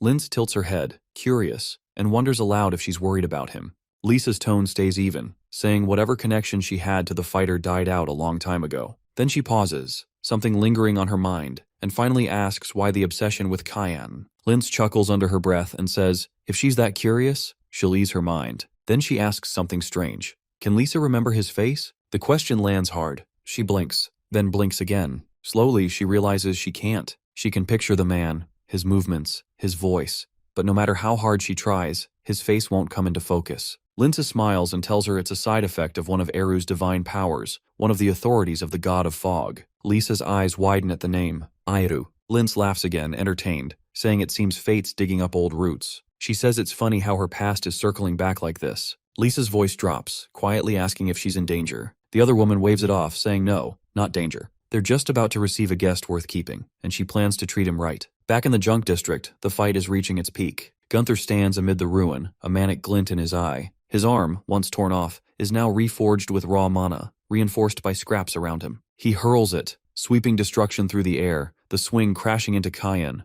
But our protagonist doesn't flinch or budge. Gunther snarls, demanding to know why he's holding back, why he isn't using the same move he pulled last time. He says if Cyan wants to win, he'd better start trying. Cyan glances down. The ground is scattered with bones, human bones. The brawler sees his look and grins, explaining it like it's nothing, saying he's been digging up corpses of people who were worthless to him. This entire pit is a junkyard. Lambaster's always been full of trash, and he and Lisa grew up buried in it, learning to crawl through garbage just to survive. He recounts how he'd fight off anyone who tried to take advantage of them, clawing, biting, punching, whatever it took. Then one day, a boy showed up. That boy took out the old junkyard boss who made their lives hell, saying he'd dropped out of No.1 Academy just to find some fun. And today's fun? Cleaning up the trash. Gunther remembers it clearly. Blood everywhere, bodies stacked like waste. The guy's name was Ashel. He recalls how the stranger walked toward them afterward, smiling, saying everything was fine now, the junk was gone, and they were safe. To this day, he still can't forget that face. That's when everything changed for him. He started looking up to Ashel, wanting to be like him, and swore he'd clean out all the garbage in Lambaster just like his idol. He started small, grew his crew, took over the junkyard himself, got into the Lambaster cage fights to make money, and ended up killing someone. He got expelled and didn't care. The guy was trash anyway, meant to be thrown out. That was the last straw for Lisa, who cut ties. Didn't bother him though. He'd already become one with the trash heap. He repeats the promise he made to himself, to scrape out every last piece of filth in this city. Cyan interrupts, telling him enough to shut up and fight. He points out that the last attack didn't leave a scratch, and if Gunther wants a shot at breaking through, he'd better push harder. The other man doesn't hesitate. This is what he's been waiting for. With a wild grin, he pulls mana from deep within, fusing metal, bone, and debris into a monstrous arm. In one hand something glows. Cyan spots it instantly. An artifact. Old. Dangerous. Gunther smirks and names it. A gravity chamber. He activates the relic, and a field slams down around Cyan, air tightening like a noose as the gravity multiplies 20-fold. He drops slightly, boots sinking into the dirt like the planet itself is trying to crush him, then launches forward while his opponent's stuck. Karam's voice cuts in, offering backup, but Cyan refuses. No need. In the blink of an eye, he tears through the field and reappears right in front of the other man. Gunther barely sees it before the punch lands, sending him airborne and spinning. Cyan jumps after him, promising to shatter every piece of him, everything except the ear. He kicks him mid-air, then finishes with a crushing blow that spikes him into the earth. The impact rattles the entire zone, scrap metal bursting from the ground as dozens of shards pierce his body. He's not getting back up. Breathing ragged, he looks at Cyan and says he always knew this is how it'd end, but he's got no regrets. He mutters that Louis will probably end up like them. Like him, like Lisa, trash. That's just how things work in this city. rules set by the one in charge. Blood fills his mouth, but he asks for one last thing, for Tyan to stop that from happening. Our boy doesn't answer, just stares, stunned, then runs to the box Gunther had been guarding. Inside, Louis lies unconscious. Time passes. Lisa arrives with a group of guards, eyes sweeping the wreckage. She sees the corpse but doesn't react much, instead ordering her team to check on Cyan. They spot him right away cradling Louis in his arms. He tells them she's not hurt, probably just asleep. Lisa approaches and asks if he's okay. He keeps his eyes on the girl, saying there's nothing she needs to worry about, just take care of her. She asks where he's headed. He rises, setting Louis down gently, and says he's got something to clean up. Lisa asks where. His voice drops, cold and final. Lambaster. He's already walking. Lambaster is carved into 4 main sectors, with the infamous Lambaster cage planted squarely at its heart. To the west sprawls the junkyard, the commercial hubs stretch eastward, and the entertainment strips occupy the southern slice. The city has no official law enforcement, but there's a loosely kept order managed by the heads of each district, who handle just enough to keep things from falling apart. In the past, Cyan glances at Ashel, questioning how he plans to gain control over a place this chaotic. If this were just a regular state, they could storm in with force, but that option's off the table. Instead, he suggests going solo and taking down the district heads directly. Ashel grins, brushing off the idea, saying there's no need. The city's already on the brink of collapse. Even if they sit back and do nothing, Lambaster will still tear itself apart. They just need to show up at the right moment to claim it. Cyan eyes him, skeptical, wondering how he can be so sure. The reply is simple. He's seen it, and the rot runs deep. That confidence still nags at Cyan to this day. He'd inspected the place back then, and Ashel hadn't been wrong. The decay was real. But this time he isn't here to observe it rot. He's here to rip it out from the roots. He steps into Delkia's den of indulgence and is greeted with a cup of tea. The scent hits him. Sweet mint layered over what's supposed to be black tea. It's not subtle. She's barely hiding the fact that it's laced. Pulling him into a hug, she watches closely, clearly waiting for him to drink. The aroma reminds him of a standard paralysis blend sold in Garam. She thanks him for accepting her invite, promising tonight will be worth his time. In that moment, he confirms she knows he's aware the tea's spiked. He locks eyes with her, finishes the entire cup in one go, then slumps over, pretending to pass out. A crooked smile stretches across her face. Finally, she's got him. Now he belongs to her. Meanwhile, in the commercial district at Gru Merchant Union, Morris receives word that the trap worked. A potter informs him a message just came in from the entertainment quarter. He lights up with satisfaction, though irritation lingers. Wasting the gravity chamber on Nanterre left a bitter aftertaste. He went through hell to get that from the Garam Association, but with Cyan captured, the demonic sword is as good as his. One of his guards warns things are going a little too smoothly, suggesting they check the place early. Morris approves but warns them to keep their hands to themselves. Even though they're just doing their job, their eagerness annoys him. He suspects they're after the sword too. Instead of waiting, he hitches a ride in his cart and heads there himself. Pushing open the door to Delkia's chamber, he finds her lounging on the main bed, Cyan unconscious beside her. She teases that he's early and asks if he couldn't hold back a bit longer. She was just about to start the fun. He shrugs her off, saying he doesn't care about the body. It's the sword he wants. She replies coolly that she's already removed it from Cyan. That gets his blood racing, and he urges her to hurry and hand it over. She tells him not to rush, then yanks a rope. What he sees next sends a jolt through him. Bodies, all stuffed and propped up, clutter the room. At the center lies another Delkia, bloodied, beaten, unconscious. He's stunned. The first one peels off her disguise. It's Karam, the living embodiment of the demonic sword he's been obsessed with. The sight still shakes him. He hasn't gotten used to the sword taking human form. A voice rises behind him. Cyan. He says Morris knows too much to walk away. Panic flashes across the merchant's face as he calls for the Shadow Assassin Squad, but a fist drives into his throat before he can finish. If he's so eager to see his men, Cyan says,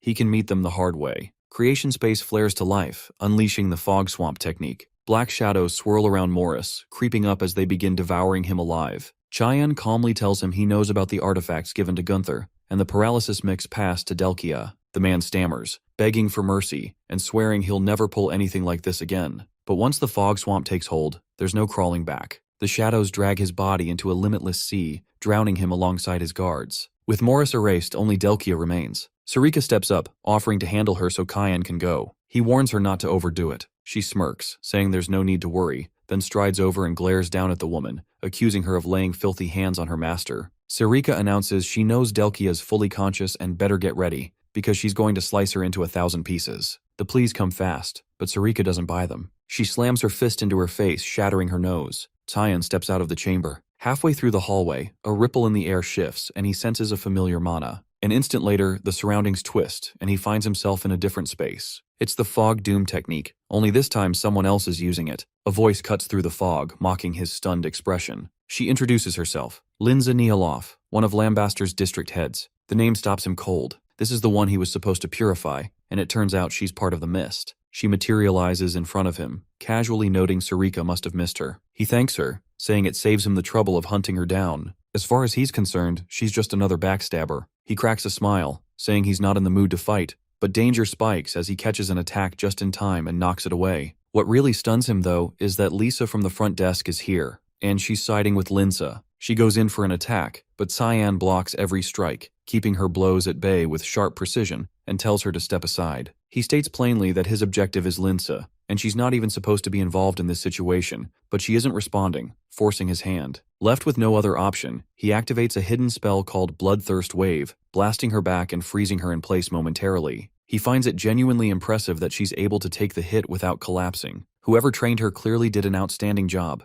It takes serious discipline to withstand that spell. Suddenly, she reappears behind him and speaks, saying he could have ended her just now. She asks why he didn't go through with it. He ignores the bait and questions how long she's planning to hide in this damn fog. She starts laughing like a maniac, amused, saying she's curious about Sarika's so-called disciple and wants to see how he stacks up against Lisa, the one she personally trained. He furrows his brow, genuinely confused how she even knows that much about Sarika, and wonders aloud what kind of relationship they had. She gives him a playful nudge and tells him he should be worrying about something else. The mage is now preparing a heavy-hitting spell, one strong enough to require a full wash afterward. Dozens of blades materialize and shoot toward him, but he dodges all of them, moving like wind through thread. Lisa follows up with a leaping strike from above, and in a cold, cutting voice, tells him she's cut off all ties with Gunther, but he still needs to pay for ripping away the final piece of her bloodline. He locks onto her eyes and immediately spots it. Her mind's been tampered with. Looks like someone implanted a shadow-based persona using a memory shard and layered it with rage. Closing in on him like this, though, that was her first and last mistake. He seizes her by the neck, completely freezing her movement,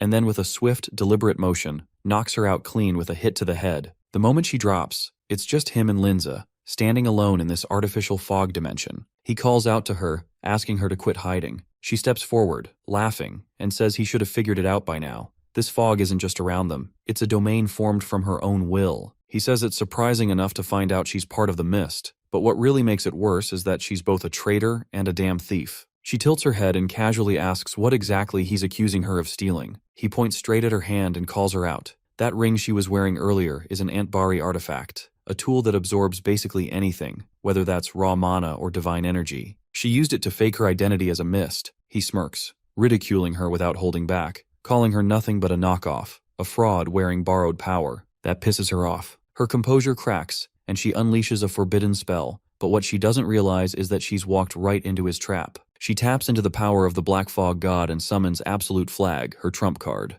The fog bends into a sealed sphere, locking them into an isolated pocket space. Within this space, only she has freedom to move. This world is hers. But then, a new voice breaks in. Karam, sharp and sudden, calling out that she's finally located it. A tear rips open across the rail, and through that tear steps Kira, calm and ready, asking if Linz is really aiming for her master. Linza freezes completely, eyes wide in shock. She just watched someone slice open her domain like it was made of paper. She can't believe it. Kira's power is rivaling that of the Black Fog God. Her brain stalls trying to process it. Excluding Uru, there's only ever been one person who could pull this off, and there she is, the blade-turned being. With a calm, vicious glint, Kira playfully asks how many parts Linz wants to be cut into. She snaps her fingers and tears down the entire fog barrier with a single gesture. The woman stumbles back, mouth open, reeling from how casually Kira just walked in, yelling that there's no possible way this brat is the true heir. She insists it's impossible. 300 years and now some random kid shows up? No way. The demon leans in, speaking in a sharp whisper, asking what her deal is. He gives her a look and mutters that she's just throwing a tantrum. Karam boils over, rage spiking. She calls him a child again and follows it up by calling him a fake successor before dashing forward, ready to strike. He doesn't flinch. He grabs Kira, shifting her into weapon form instantly, and with a grin, comments that she's way too sloppy to ever pass as a decent assassin. Both of them activate a high-grade fog skill, Russian Fogstorm, and their weapons crash violently. But even in that clash, Linz has no real power to push back. He asks if she still doubts that he's the real one chosen. He says fine, if she still won't accept it, he'll just show her the real deal. As she stumbles, trying to regain her stance, he unleashes one of his highest-tier fog techniques. A massive orb of dense, churning black energy begins forming. The spell is called Adamant. The mana charges spiraling violently. Before she can even get a breath, the sphere launches toward her. Flashback, years earlier, at the Temple of Black Fog, Sarika looks at her and asks if she's really going to walk away now. The woman replies that she's sick of waiting for a successor who may never appear. She turns her back and asks if Sarika plans to kill her. The priestess calmly denies it, saying there are far worse people in the world, and no reason to kill her yet. Still, the second she senses the fog has corrupted her soul, she'll eliminate her without hesitation, and when that time comes, she'll also reclaim every piece of stolen gear she took. The woman shrugs, almost smug, saying no one even knows she stole anything, so there's no need to be nervous. She offers a farewell and says to stay decent, as if they were still friends. That was the last moment they shared. She left behind an empire's shadow and built a faction in secret, her goal being to create a system where strength got noticed. She didn't want to rot in silence waiting for someone else's legacy. She truly believed she could have been the chosen one herself. And now, this is where it ends. Half her body is burned away, completely gone from the blast. She didn't have a prayer of dodging it. She drops to her knees, breath shallow, life slipping. She asks him to pass a message to Sarika, tell her she was wrong, and finish it. He honors the request. Using her own fog, he dissolves what's left of her body in silence. No one sees their downfall coming. Not hers. Not even his. Following Linz's death, her domain begins to unravel and dissipate. As a result, it collapses into a space just outside the hotel, cutting down the time Cyan would have otherwise spent traveling.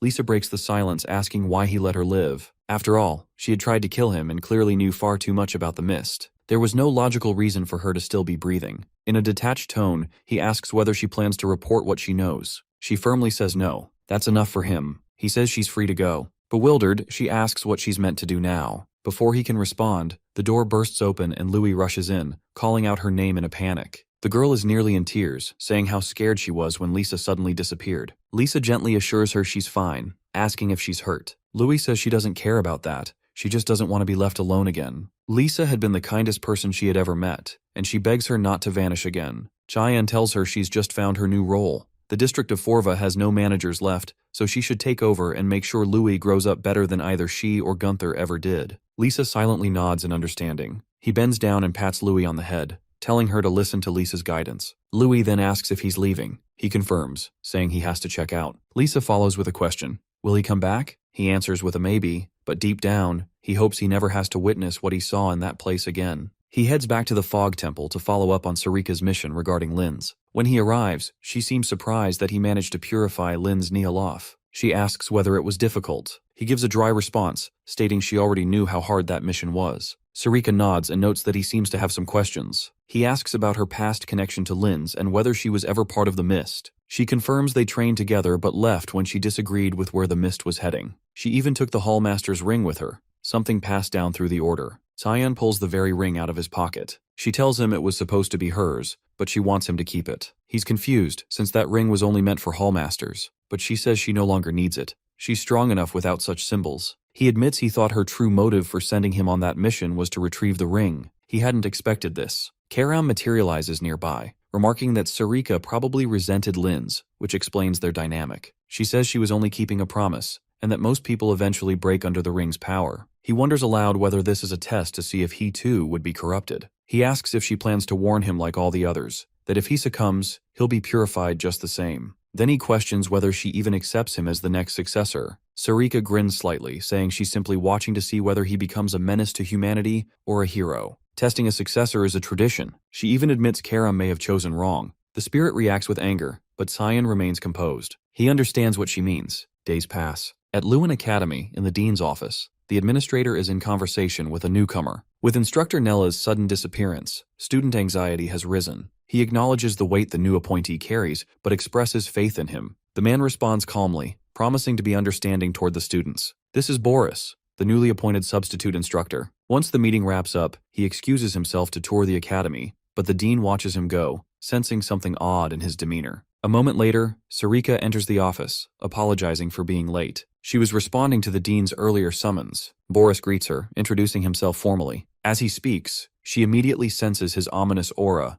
and the unmistakable stench of blood clinging to him. He radiates danger. The dean mentions that Boris comes from the capital and privately asks her to keep watch over him. Though polite and skilled, there's something unsettling about him. She agrees. That level of blood on someone can't be washed off. It clings, thick and permanent, like the scent of death walking in a man's skin. Later that day, inside the academy, a large assembly of guards has formed, standing in organized lines. The sheer number is staggering. Even Aaron is taken aback. She had heard the guard force had expanded since the banquets of blood, but this is excessive, overwhelming even. Suddenly, a voice calls out to her. She turns and recognizes Lunav, who approaches with a warm smile. They walk together, chatting. Lunav expresses her gratitude and happiness, saying she's been doing well lately, all thanks to Aaron's help. Aaron, being modest, returns the compliment, saying her friend has done a lot for her too. Then she introduces her to Leximus. The three chat and laugh together as they wander, but then they run into Boris. He introduces himself as the new instructor, asking specifically for Princess Aaron. She greets him with a polite smile, mentioning she's heard quite a bit about him. She inquires if he's teaching mana application. He then makes a casual request.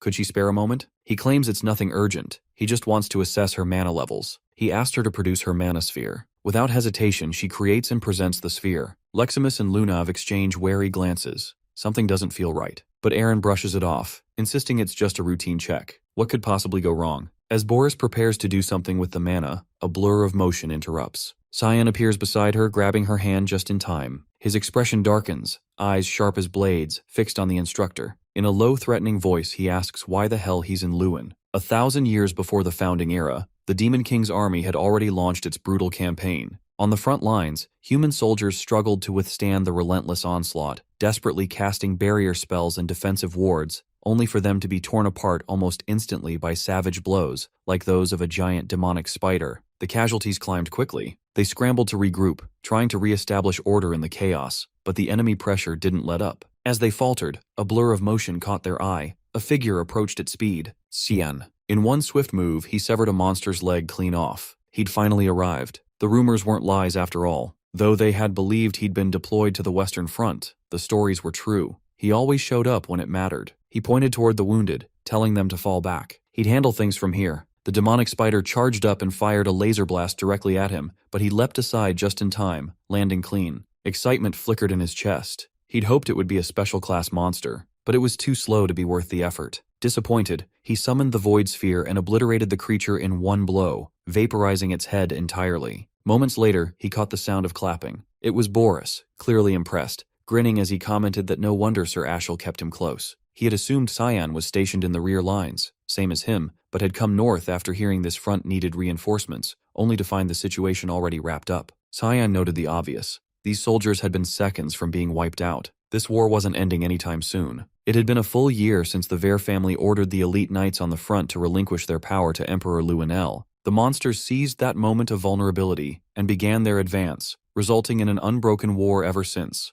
All of it, a direct result of Luinel's greed. Cyan admitted that if Ashel hadn't personally asked him to show up, he wouldn't have bothered. Boris let out a low laugh, admitting he was pushing his luck by saying that aloud, but he understood. He was in a similar boat. Cyan assumed Luinel had sent him too, but the other man corrected him, saying it was his skill set that got him picked. Even so, his values aligned more with Ashel's than the Emperor's. Cyan tilted his head, asking what sort of skills Boris even had. Boris lifted a hand, pulling in mana from the surrounding air. Cyan watched as he pulled residual traces of his own magic, compressing them into a dense sphere. Something about the sphere's energy felt off. He studied it, then admitted there was something in him, maybe even what he'd been looking for. Looking back now from the present, that might have been the moment the hunt really started. He wouldn't let himself slip up again, which was exactly why giving mana access to someone like Boris was a terrible idea. Boris recoiled at the sudden shift in tone. The aggression caught him off guard, unraveling whatever plan he'd been running. Leximus stepped in, shielding Princess Aaron and snapping at Cyan to rein it in. Boris tried to smooth things over, claiming it was just a misunderstanding. As a newly appointed instructor, he'd only meant to assess student aptitude. Cyan wasn't having it. That was a weak excuse. He'd never heard of that kind of protocol, and he'd only just learned about the appointment. Boris shrugged, saying he'd step back if they felt pressured, adding a half-hearted apology if he'd made anyone uneasy. Cyan gave a curt nod, accepting the apology but telling him to get lost before things got worse. He kept hold of Aaron's hand as he said it. With no room to argue, Boris turned on his heel and walked out, thoroughly thrown off by the hostility. Lunav blinked, clearly puzzled, whispering to herself, wondering if she'd ever even heard of that instructor's name before. Cyan released Aaron's hand and muttered an apology for snapping, but she brushed it off, saying she understood and trusted he was on her side. Her cheeks lit up mid-sentence, and flustered, she grabbed Leximus's hand and bolted, muttering something about urgent business. Once they were gone, Lunav turned to him and asked if he knew Boris personally. He said not really, just barely. That surprised her. She'd never seen the guy before. He cut her off, warning her clearly, "Don't dig into him. Don't approach him. Stay the hell away." Later, back in his dorm, Cyan cast a candy waterfall spell, thanking Emily and Brian for holding things down while he'd been out. Brian perked up, but Emily looked annoyed, complaining that he kept interfering with her cooking. He smirked, teasing that he thought she liked being cooked for. She shot back that it felt like her job had been yanked out from under her. He turned toward Brian. Training time. They headed to the academy's practice field, but they were late. Someone else had beaten them there. Leximus was already mid-drill, her claymore nearly as tall as she was, moving like it weighed nothing. Cyan wasn't shocked. Impressed, sure, but not surprised. She was bound to be called the continent's top swordsman one day. He grabbed a wooden practice sword and told her to show what she'd learned. She paused, confused by the challenge. He rose to his feet and gave her a slight nod. First strike was hers. She hesitated. She had a real blade, he was holding wood. That didn't feel fair, but before she could finish the thought, he lunged at her. She barely managed to parry, rattled by how a wooden weapon could hit that hard. He adjusted her stance, correcting her form. Leximus grit her teeth and launched back at him, warning she wasn't going easy anymore. She charged at him, swinging hard, but he intercepted every strike without breaking a sweat, redirecting each blow with practiced precision. As he parried, he casually threw in a few compliments, admitting he was genuinely surprised at how far she'd come. His tone shifted as he started messing with her, poking at her rhythm, asking if that was really all she had. He told her to stop holding back, to come at him like she actually meant to kill him. She kept going, attack after attack, her breathing picking up. Fatigue crept in, but she refused to let up, still unable to close the distance or land a single cut. Desperate for an opening, she leapt high, aiming from above, but he cut her off mid-air, slamming her back to the ground. The spar ended with her on the floor, and his sword aimed straight at her face, making it clear who the winner was. He pointed out the obvious. Letting her emotions spiral opened up a dozen weak spots, all of which he had just exploited. She dropped her voice, admitting she didn't even come close to his level, then quietly muttered how nice it must be to have that kind of strength. He reassured her right away, saying she had skill, real, rare skill. Not everyone could handle that kind of sword, especially not as smoothly as she did. She was doing something even veteran knights still struggled with. If she kept up at this pace, he honestly believed no one was going to be able to match her in a duel. She blushed a little, caught off guard by the praise, especially after getting wrecked like that. He shifted the subject, asking Brian to start training with her from now on, then paused, thinking for a second. Of course she was confused. He explained, a little awkwardly, that regardless of her current ability, he had other matters to handle and couldn't train Brian himself right now, so he was leaving him in her care temporarily. She nodded, saying she'd bring a wooden sword next time so they could get to work. Brian piped up, asking where Cyan was headed. He just said there was somewhere he needed to be. Leximus looked more than fired up to get into the next session. As Cyan walked away, that eerie sensation he'd felt earlier still lingered, creeping around the edges of his awareness. Then he spotted her, Lunav, standing dead center on Academy grounds beneath the night sky, unmoving. He walked closer and realized she was watching Boris's tower, eyes fixed on the searchlight. He asked if she was planning to sneak inside. She grinned knowingly, saying he already knew she would. Just curiosity, she claimed. She'd never heard the guy's name before, not even once in the entire Garam Mage Association. For someone labeled an 8th Circle Mage, that was not just weird, it was suspicious. That grin of hers didn't fade. She was clearly sticking her nose where it didn't belong and loving it. Then she turned to him and asked if he was coming too. It felt like he already knew Boris, maybe even hated him a little, enough to get involved. He exhaled heavily. She was dragging them both into a mess, and they both knew it. They waited for Boris to finally step out of his room. Once he was gone, Cyan led the way and cracked the door open with a spell. The room inside was stacked with books, dense with ancient symbols and magical writing. One glance was enough. They both thought the guy was a total academic freak. She picked up one of the texts and flipped it open. Most were heavy on old, forgotten spells, stuff that probably hadn't been used in centuries. Then he froze. He felt Karam slipping away from his body. He asked her where she was going. She answered from afar, saying she was heading to the rooftop, telling him to chill, they could keep poking around the lab. He narrowed his eyes, confused by her sudden departure. Before he could dwell on it, Lunav called him over. She'd found something, a strange, dusty volume older than the rest. From one glance, his expression darkened. This wasn't just any book. It was Hearthcrea, Boris's armor. Meanwhile, up on the roof, Karam lifted her head, catching a foul, almost rotten smell in the air. She muttered that it was already about to emerge. She called to it, Hearthcrea. A presence descended from above. A voice echoed out, calling her by name, saying it had been far too long. 3 centuries to be exact. She forced a grin. anger barely held in check, saying she was doing perfectly fine until he showed up. The voice teased her, saying her personality hadn't changed one bit, joking that maybe that was why she ended up picking Cyan as her wielder. That hit a nerve. She snapped, lunging at him, but he calmly held up a hand, telling her to relax. He wasn't here to fight. He just wanted to talk. She demanded to know what he was really up to, what his endgame was. Down below, Cyan and Lunav were still locked on the old book, Hearthcrea. She studied it closely, saying it didn't read like any magic text she'd seen before. It had the structure of a historical chronicle, but everything was encrypted in strange glyphs and codes. Decoding it would take time. She flipped a few pages and pointed out one image, a half-drawn sun. It was the only symbol she recognized, but even that looked off, unfinished. She asked what he thought it meant. A sun, trailing darkness behind it. His face shifted immediately. He slammed the book shut and told her they had to destroy it now. That book was the core of everything, the banquets of blood, and all the disasters that followed. But before they could move, a voice cut in from behind. Boris. Calm. Cold. Cyan hadn't even noticed him coming, too caught up in the book's danger. Boris casually took it back, holding it in his hand like it was nothing, saying he'd been debating whether to drop by, but now they'd saved him the trouble. He called it an interesting coincidence, but spying, that's where the fun stopped. He lifted a hand and cast a spell, blasting Lunav clean through the window. He apologized, sounding almost sincere, saying Cyan didn't need to worry. She was fine. He'd only sent her back to her dorm. Now that they were alone, he said they should talk. He'd been curious about Cyan, about the version the world saw and the one hidden underneath. Cyan clenched his fists. This was bad. He wanted Boris dead right now. But Hearthcrea complicated everything. The timing was awful. Karam was still gone. Cut to Karam now lying stretched out on the roof tiles. Hearthcrea, or what was inside it, spoke again, asking what she thought it all meant. He told her that the one he served wasn't just powerful, he was chosen, blessed by a god. That meant she was already on the losing side. She didn't blink, didn't care, saying she was a demonic sword, not one of Lumendel's lackeys. She wasn't turning on her wielder just because some divine clown said so. He shrugged, saying that was fine. There were ways around that. If she took over Cyan's body, became the wielder herself, she'd be even more dangerous. She laughed, low and sharp, calling the idea stupid and asking what half-baked schemes they were even trying to run this time. Good versus evil, light clashing with darkness, creation opposed by destruction, dualities locked in an endless cycle of conflict. And as always, light wins in the end. That's how the story wraps up, just like all the others. It's been 300 years since the war between gods and demons reached its final blow. Life on the surface is thriving like never before, but gradually the world is moving on.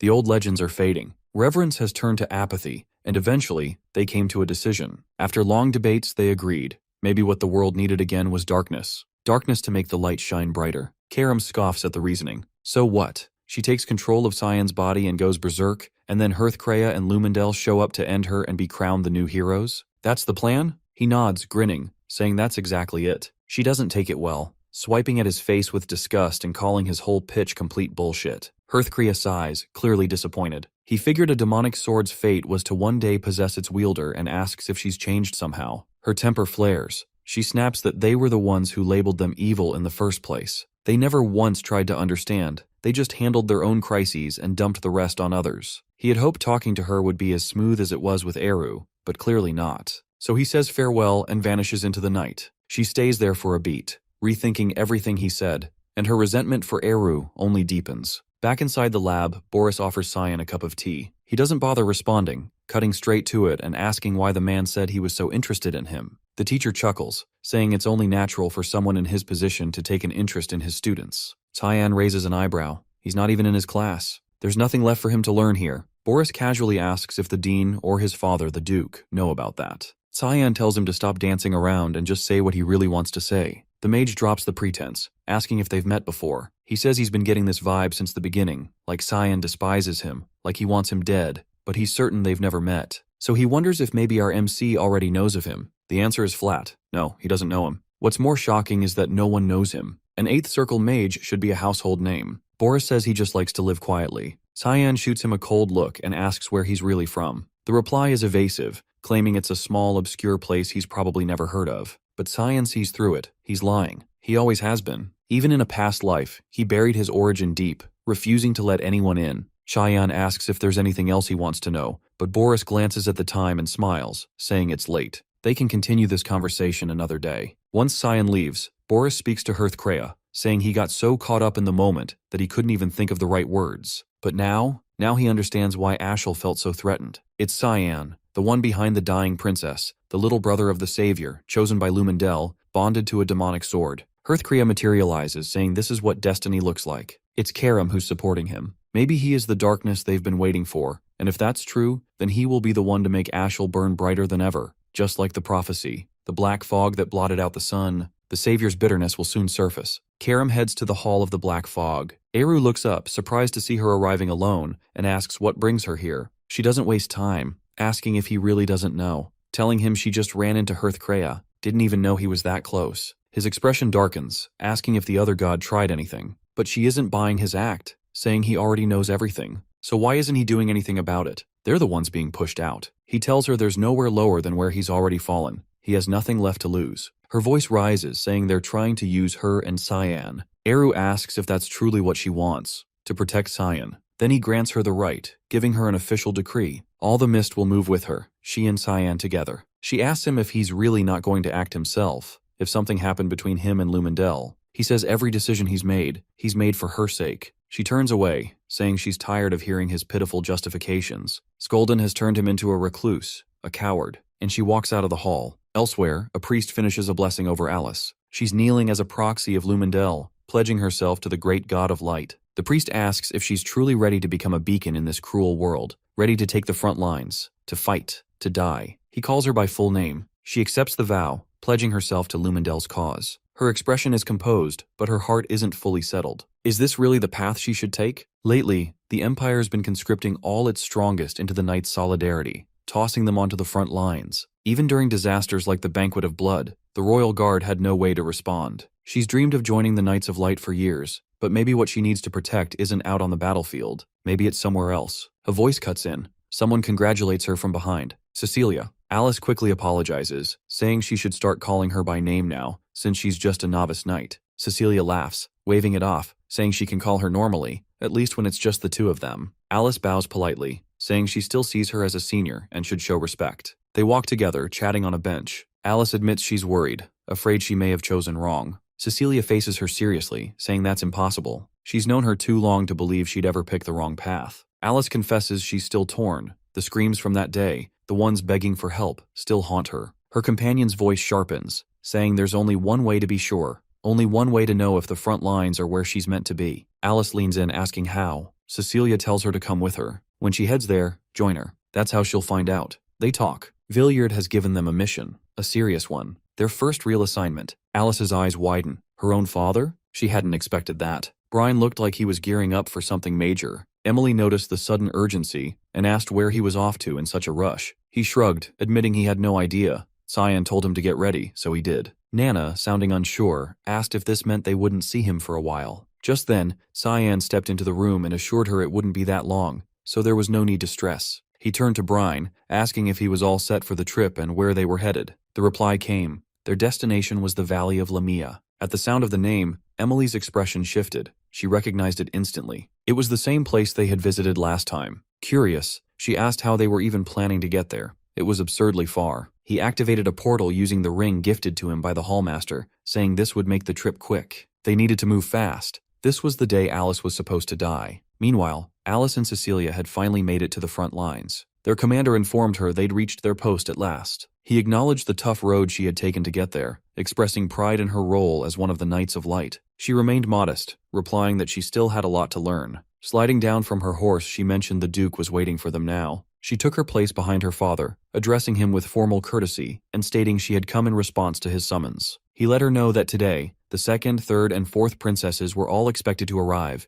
and she needed to prepare accordingly. She nodded her agreement. He was exactly as cold as she remembered. Soon after, the group spotted the royal guards approaching from the distance. The entourage had finally shown up. Among them were the third prince, Fabian Severus, and the fourth prince, Neruvian Severus. Both looked visibly bothered and unimpressed by their surroundings. The second princess, Violet Severus, offered thanks for all their efforts. The Duke stepped forward, introduced himself properly, and greeted the royals. Neruvian, clearly impatient, complained that they should just get this over with and leave. This visit was purely symbolic anyway. Fabian remarked that no monsters were going to ambush them out of nowhere. The Duke reassured him that the creatures stationed at the rear were minor threats at best. Besides, their top knight was with them, so they were in safe hands. Ashel emerged right then, noting it had been a long while since he'd seen his father. The older man eyed him with pride, expressing confidence in his ability to handle the job. Favian gave him direct orders to wipe the enemies out before they even got close. Unlike him, their corpses held actual value. The princess shifted focus, asking about Luenel. He wasn't one to skip official visits like this. Ashel replied that Luenel had handed the task off to him due to pressing matters elsewhere. Though still unsure, she didn't push it, remarking that she was lucky to have him as her bodyguard instead.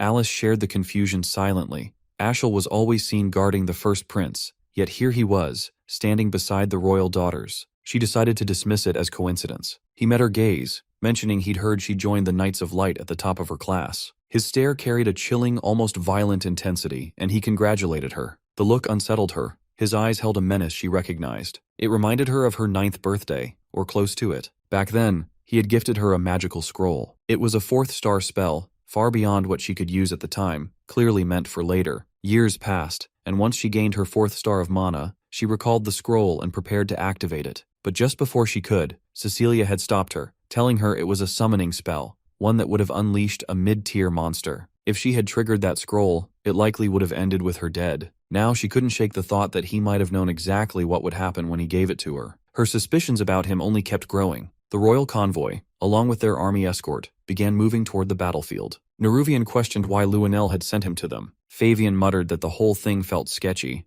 maybe even deliberate. Someone like him getting slotted in as their personal guard? Definitely worth raising eyebrows. The princess cut in, reminding them that they already knew the kind of person Luenel was. If they didn't want to wind up dead, they'd better stay alert. Suddenly, the caravan ground to a stop. Everyone stepped out to check what was going on. They saw Alice sprinting toward them, panicked, yelling about screaming. An ambush had begun. They needed to get out now. The attack came from a rare creature, a Tsaraerk. The ground dragon let out a piercing roar, sending a wave that hurled soldiers backward. The guards didn't stand a chance. Alice rushed to pull the princesses out of danger. The beast's tail came crashing down, aiming to smash through the guard lines, but she summoned a mana shield to block it. The barrier gave just enough time for the princesses to escape. She couldn't believe it. How had a high-level monster ended up this deep into their secured territory? Something wasn't right. Down in the dirt, the princess heard Ashel speak up, vowing to protect them and urging them to come closer. And that's when it hit her. This whole ambush might have been part of his plan, a way to kill them under the cover of chaos. Right then, Cecilia arrived, launching her Wind Blossom spell to drive the monster back briefly. Alice grabbed the princess's hand, trying to lead her to safety. Something felt horribly off. Back when he looked at Violet, there had been real bloodlust behind his eyes. She glanced back and saw him standing next to the dragon like he belonged there. She shouted his name, telling him to watch out. A barrier flared up around Ashel, launching the monster backward with force. He clicked his tongue in irritation after noticing that both the princess and Alice had already slipped away. The creature lunged again, but he, now visibly pissed, leapt into the air and struck it down in a single blow. Elsewhere, Violet, Alice, and Cecilia were sprinting toward a safer zone. Suddenly, Violet stumbled and collapsed onto the ground. Alice rushed to her, checking frantically if she was all right, offering a hand and asking if something was wrong. The princess gave a faint smile and said she wasn't going down that easily. Before Alice could react, a blade drove straight into her body. Cecilia had attacked from behind, betrayal as brutal as it was unexpected. Shocked and reeling, she managed to gasp out a question,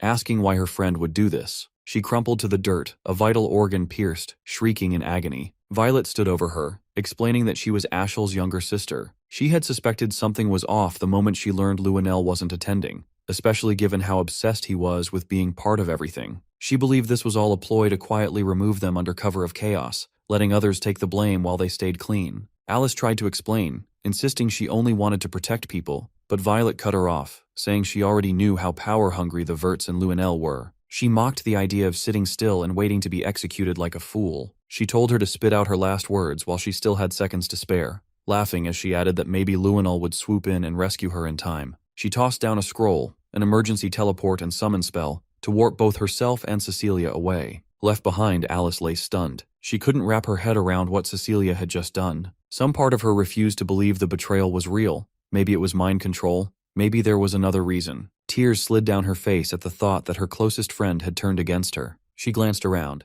The area was crawling with monsters. Forcing herself to rise, she whispered that she had to pull it together. This wasn't where she was going to die. She had to survive, and she needed to know why her friend had done this. Blood seeped from her wound, and she used it to enchant a spell, turning it into razor-sharp blades. Meanwhile, Violet and Cecilia reappeared inside a secured safe house. The princess looked much more at ease now. Cecilia was quiet, clearly trying to mentally erase any trace of Alice or their shared past. Violet asked why she'd spared her. There had been plenty of chances to finish her off. She reminded her that the order had been to kill, not let her go. Cecilia calmly replied that Alice wouldn't last long anyway. The monsters would finish the job for them. Back in the field, Alice was holding her own, fending off the creatures with what little strength she had left, but her body kept giving out. She kept thinking, what the hell was she supposed to report to the knights? No one would believe that Princess Violet had tried to kill her. She shook it off and focused on survival. Escape came first. Then she turned and saw it, a lava salamander. Not just any beast, but a top-tier monster. If she didn't get out now, she was toast. The salamander began charging a fiery blast straight at her. Her body wouldn't even twitch. Right before it unleashed the attack, Cyan materialized, slicing through the creature mid-charge with rushing fog sword. The beast hit the ground hard, molten lava bursting from its body on impact. Brine rushed in, catching her mid-collapse and helping her escape to safety. She looked up at him, realizing that if he was here, Cyan had to be nearby. Suddenly, her salamander-affected arm got hit. The two of them ducked behind a rock as lava exploded around them. Before the flames could reach, Karam appeared, summoning a lava wall to shield them. She shouted at Cyan to take out the rest of the monsters. Alice was still stunned by the events, unable to process everything that had just gone down.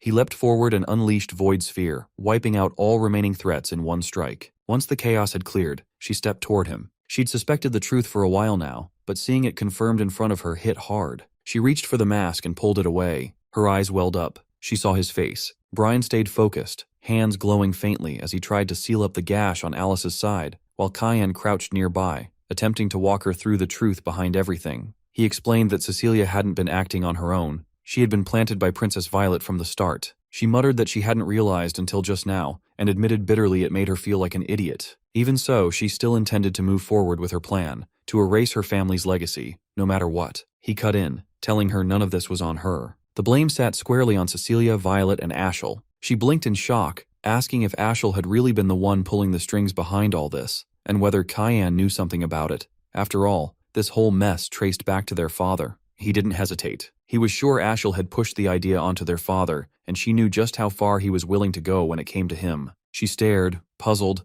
asking why someone would go that far for his sake. Cyan told her flatly it was so Ashel could be the one to shape the family's legacy as he saw fit. Her expression darkened, twisted with fury. She couldn't believe he'd go as far as murdering his own sister over something so meaningless. Her knees buckled, and she dropped down, still not fully healed, still worn out. She looked up, voice low, asking if he was absolutely certain about Ashel. She'd thought she was the only one who'd sensed something was off, but Cyan had noticed too. She warned him their father and the others had to be kept out of this for now. Whatever this was, Ashel had a secret weapon she didn't. During the earlier fight, something had felt wrong, like an unseen force was shielding him. Cyan's eyes narrowed. That sensation was way too familiar. He'd felt it once before, in another life, at the moment he tried to strike him down. Something had stopped him before his blade could land. He still didn't know what the hell it was. Some force that reached past the body, messing with the soul. A cursed sword? Something darker? Only one explanation made sense. He said they were out of time and needed to speak to their father now. She nodded, but he shook his head.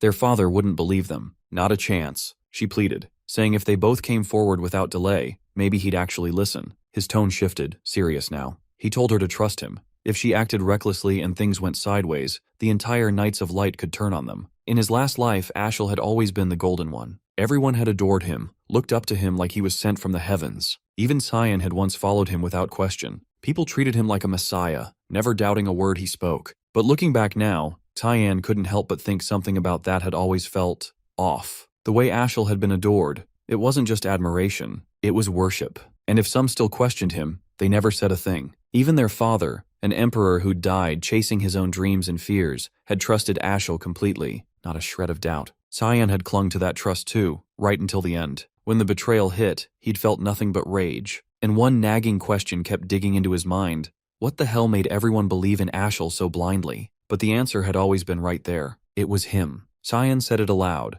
Ashel had become an untouchable icon, carrying the divine authority of the most revered god in human history. He was the chosen one, humanity's supposed savior. Meanwhile, on the rear end of the battlefield, the royal guards had formed a shaky perimeter around the princesses, trying to keep them safe. The girls stood frozen, shaken to their cores, unsure what to do as the ground rumbled beneath them. A massive earth dragon lunged forward, claws raised to strike. Then Ashel appeared, cutting in just in time to shield them. The dragon launched another strike, but he raised the shield of judgment, blocking the blast for everyone behind him. Then, in a blur, he shot toward its face and split its skull in one swift blow. The beast crumpled dead. He asked if everyone was all right. Cheers erupted, voices chanting his name filling the air. Even the princesses started singing his praises. Alice stared, stunned. She couldn't wrap her head around it. The savior? Chosen by Lumendel? Cyan, standing beside her, told her plainly. Lumendel hadn't chosen based on character. He just needed a savior. That's it. And since Ashel had been chosen by the supreme god himself, denying it now was basically heresy. She'd risked turning the whole church of Lumendel against her. A weight settled behind her eyes, a slow, sinking disappointment. She'd placed her faith in Lumendel her whole life. And now, this. She turned to Cyan, asking how he even knew all of this. He avoided her gaze, telling her he couldn't say. Not yet. He'd already interfered too much. She placed a hand on his shoulder, steady. She trusted him completely. If he couldn't say, there had to be a reason. But one day, she said, he needed to tell her. He didn't have to carry it alone. Then she pivoted toward Brine, giving him a small nod of thanks for patching her up. Cyan looked at her, asking what she planned to do next. She didn't hesitate. First, she had to deal with this mess. That meant finding Cecilia. She needed to hear the truth straight from her. He offered a hand, literally, summoning a porcelain gate pointing to Cecilia's last known location. Back at Violet's safe house, Cecilia suddenly felt a strange mana signature ripple through the air. Someone was getting close. Violet scoffed. No one else knew about this place. They didn't even have time to blink before a blade whirled through the air, narrowly missing the princess's throat. Cecilia's eyes widened. She knew that sword.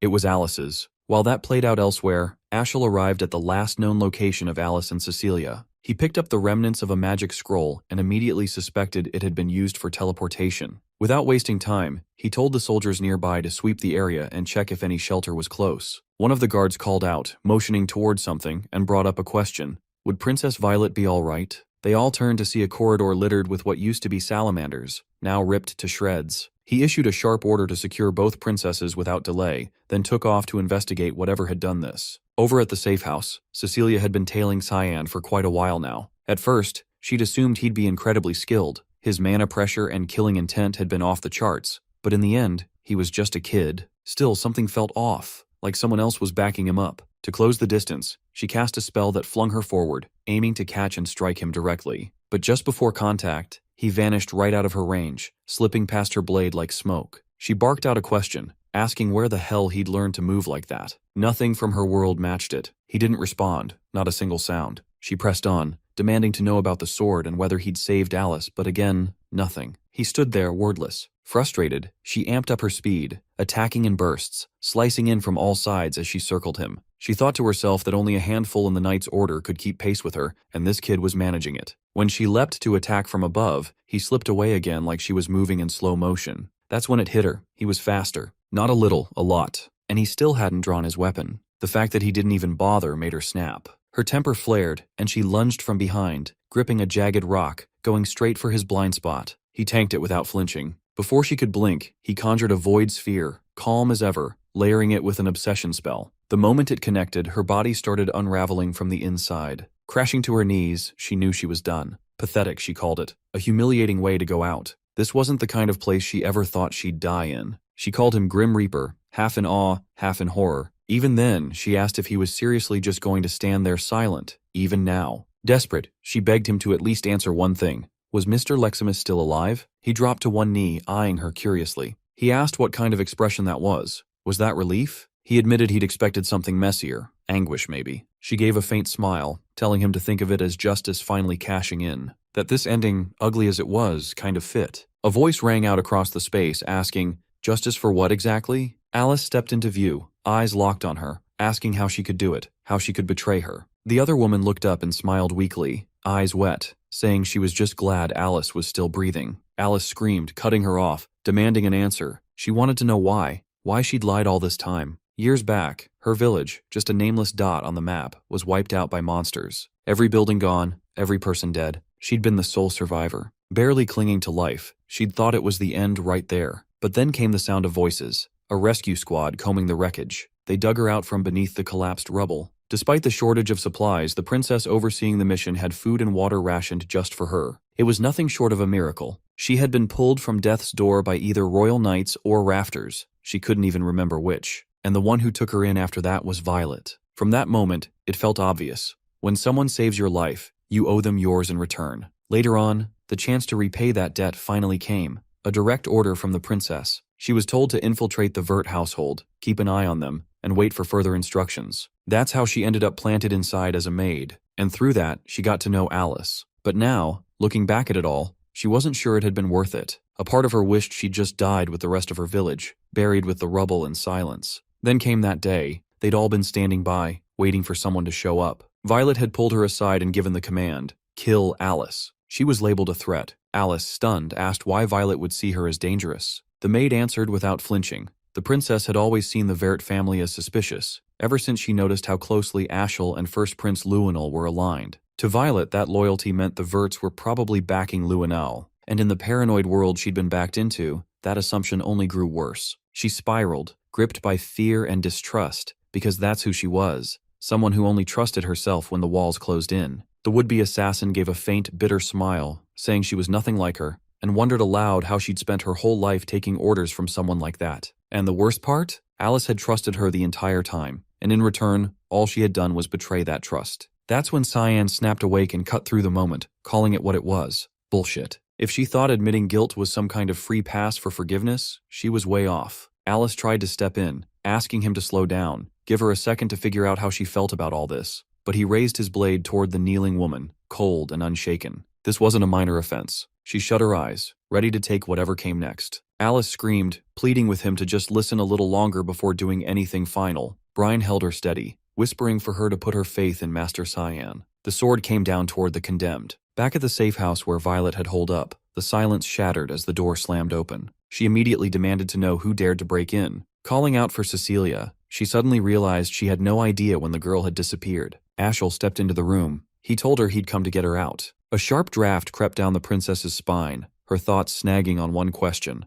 How the hell did he manage to track her here? She flashed a calm, almost mocking smile, noting how he was practically radiating intent to murder. With a sharp edge to her voice, she called him out for barging in uninvited, tossing in how insanely rude it was. He met her gaze, voice level and frosty, admitting outright that killing her was on the to-do list, and that Fabian, Neruvan, and she were all supposed to be casualties, taken out by the monster. She threw it back at him. There was no way in hell he could walk away from something like that without consequences. Her hand went for a teleport scroll, but he shredded it mid-move, coldly stating that he wasn't finished here. She asked if he was seriously planning to carry that scheme all the way through. He answered with a shrug of uncertainty. Maybe, maybe not. Her eyes scanned the room, and that's when she spotted Cecilia's blade jammed into the wall. He demanded to know where his sister was. She hit him with it. She killed her. She admitted she wasn't entirely convinced the girl was working with Luenin, but blood was blood, and that was enough. Still, no regrets. Then she flipped the question back. What now? Was he here to avenge her? He shut that down, saying he was rethinking the whole strategy altogether. He commented on her composure, how she was keeping it together while dealing with threats she didn't fully trust. Cutting off loose ends like that was a smart call, and he was honestly impressed. She wasn't like Prince Luenal, not even close. That rattled her.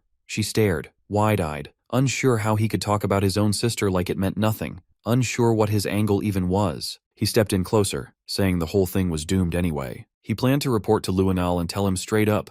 It all fell apart. She instinctively moved back, asking what the hell he wanted from her. He proposed she side with Enon and join his plan. She raised an eyebrow, confused. Wasn't he backing Luenal? He threw her a casual smile like it was obvious. No one said they were allies. They were just in it for mutual gain, nothing deeper. She sat down on the edge of the bed, skeptical, not buying it. He answered without blinking. Believe it or not, Luenal was part of the plan. She smirked, asking if this was about taking over the Empire, because if it was, she wasn't getting involved. He turned his back, saying he didn't give a shit who ended up ruling. His real mission was bigger. Wipe out evil completely. Strip it from every corner of the world. She laughed under her breath, thinking he was full of crap. But something shifted in the air, and he picked up on it instantly. Evil had just made its presence known. A warped, malicious mana flooded the space, sending chills straight through his bones. Was it bloodlust? It sure felt like it. Whatever it was, he'd never sensed anything like it before. The room suddenly tore apart. Walls, ceiling, all of it, getting pulled into the churning dark energy of the manosphere, the void sphere. Ashel locked eyes on it, frozen. He waited, expecting something,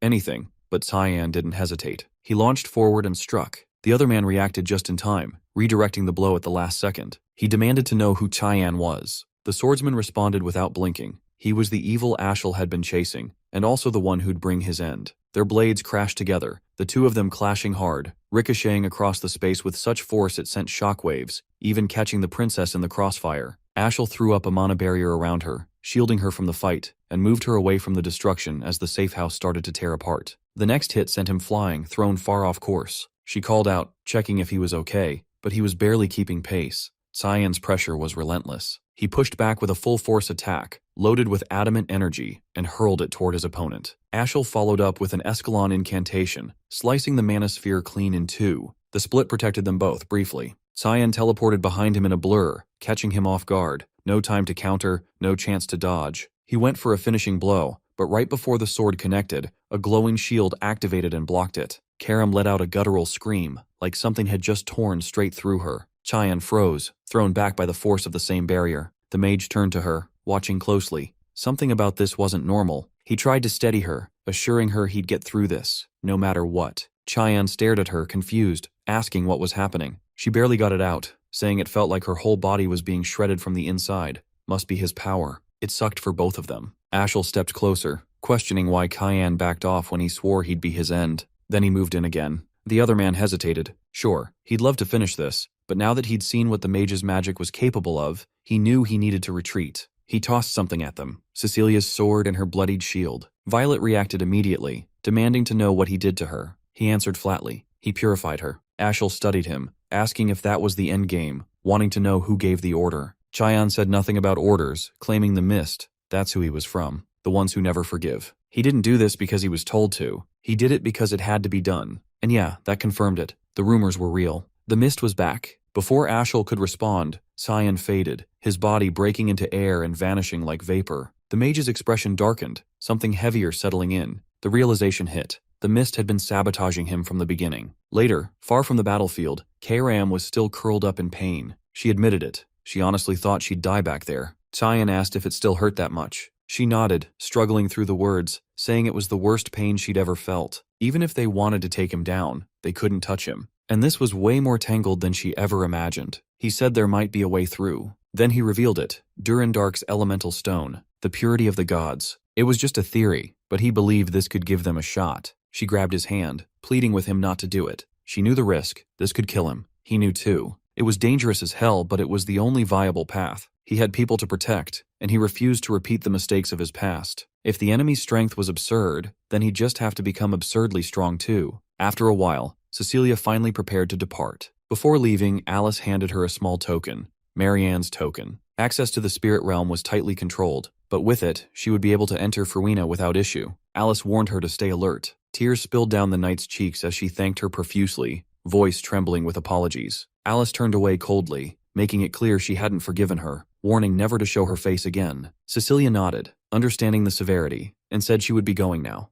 Without another word, she left immediately. Nearby, Cyan and Karam had observed everything. The demon asked if he was certain it was okay to just let her walk away like that, insisting it would be better to kill her now. He responded that in his past life, he had already ended her. Reflecting on it, he realized it wasn't necessary. She was already shattered by the guilt of killing his sister. This time he had eased some of that burden. He was confident she would repay this debt eventually. Hours earlier, when he struck her, he had only wounded her shoulder. He remarked that she had died once just now, but he spared her life, warning he would collect his due later and instructing her to stay hidden until summoned. She remained puzzled about why he spared her instead of finishing her off immediately, as if he could see the future. It felt like he foresaw a moment when she could make amends, and if that time arrived, she vowed to pay him back with her life. Karam kept watching him, asking if he was unwell or something, noting how unexpectedly soft he had become lately. Alice approached, and Karam asked if she had already sent the knight off. She nodded, crediting her for it. Alice apologized for being late, but thanked the demon for saving her previously. She thought quietly that maybe she could get along with the demonic sword.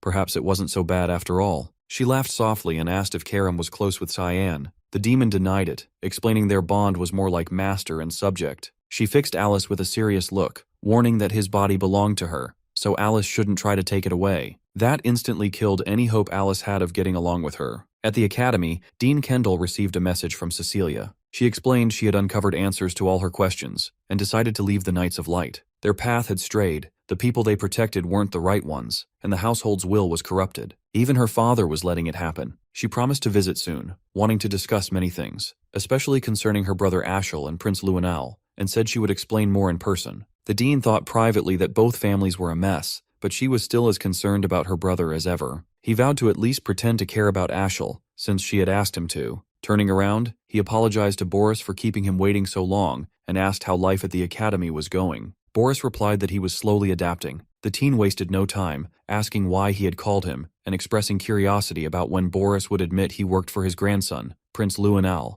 and whether there was a reason he had been hiding it. Boris smiled, saying he wasn't hiding anything. It simply didn't relate to his work there. The teen leaned in, serious, asking what purpose he actually had there. Boris answered that he was searching for someone. When pressed if he had found that person yet, he confidently claimed he believed he had. Kundal interrupted, telling him to stop and warning that if the person Boris was after was Cyan, he should give up whatever he was planning. Kundal's aura darkened ominously. Boris felt the threat but respected his determination. Afterward, he retreated to a secluded spot to write a message, noting he hadn't expected such a reaction from Kundal and commenting that Cyan had impressive connections, becoming more intriguing by the minute. He sent the scroll skyward. Hithkria asked what the plan was now, warning that if another human got involved, things would get harder. Boris assured him he knew, and there was no need to worry. Hithkria cautioned that Karam wasn't like him. She had a physical form. Boris comforted him, saying he just needed to sever her connections first, and that it was under control. Suddenly, Hallmaster Sarika answered his summons, asking why he wanted to meet. Boris thanked her for coming.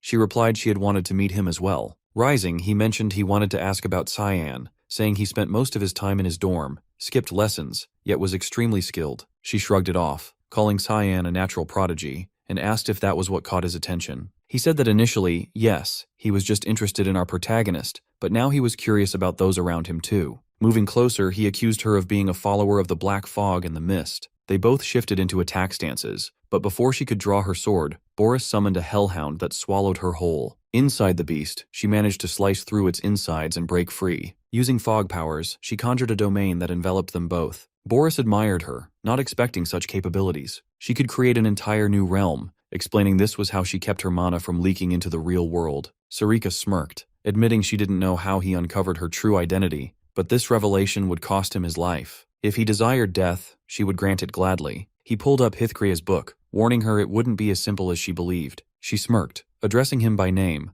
Cyan, but mocking that his confidence wouldn't last much longer. Without hesitation, he summoned Marines who immediately surrounded her from every direction. In response, she called forth her fox assassins, declaring she was ready to begin his purification. At that moment, a portal materialized inside the royal dormitory, and both he and Brian stepped through. Nana immediately lashed out at him, chiding him for how much she had missed him. She had grown noticeably larger since the last time he saw her. He asked how she had been doing, and she replied she had been training diligently with Sarika, just like he had instructed her to. Over the past weeks, she had been honing her skills under the woman's tutelage. About a week ago, he had requested Sarika train Nana to control her emotional breakdowns, emphasizing that the banquets of blood must never happen again. Nana had held up remarkably well, having slain countless monsters during her training. He patted her head, acknowledging how tough that must have been for Sarika, who was known as the best at managing instincts. She kept hugging him tightly, adding there would be no training today because Sarika had other plans. He inquired what those plans were. Karam stepped forward and revealed it was purification. Sarika had been ordered to purify Boris. He asked what she meant by that. Karam explained that since Boris was an instructor, Sarika, being one herself, should have easy access to him. He was confused as to why she would take such action, and questioned whether Karam realized the opponent they were facing. She sarcastically asked if he meant the scripture, mocking him and claiming neither Sarika nor Mist could handle that. He exhaled in relief, confirming she was aware of the decree, then asked when she intended to tell him. She laughed, saying she didn't think it was necessary. He quickly gathered his belongings, stating there was no time for rest or delay. His bloodline was the real danger here. He instructed Brian to handle things in his absence, and the man reassured him not to worry. Brian asked if they should stay put or leave, and he told him to take Nana and Emily to her new screens. Brian questioned if he was going to leave the girl behind or bring her along,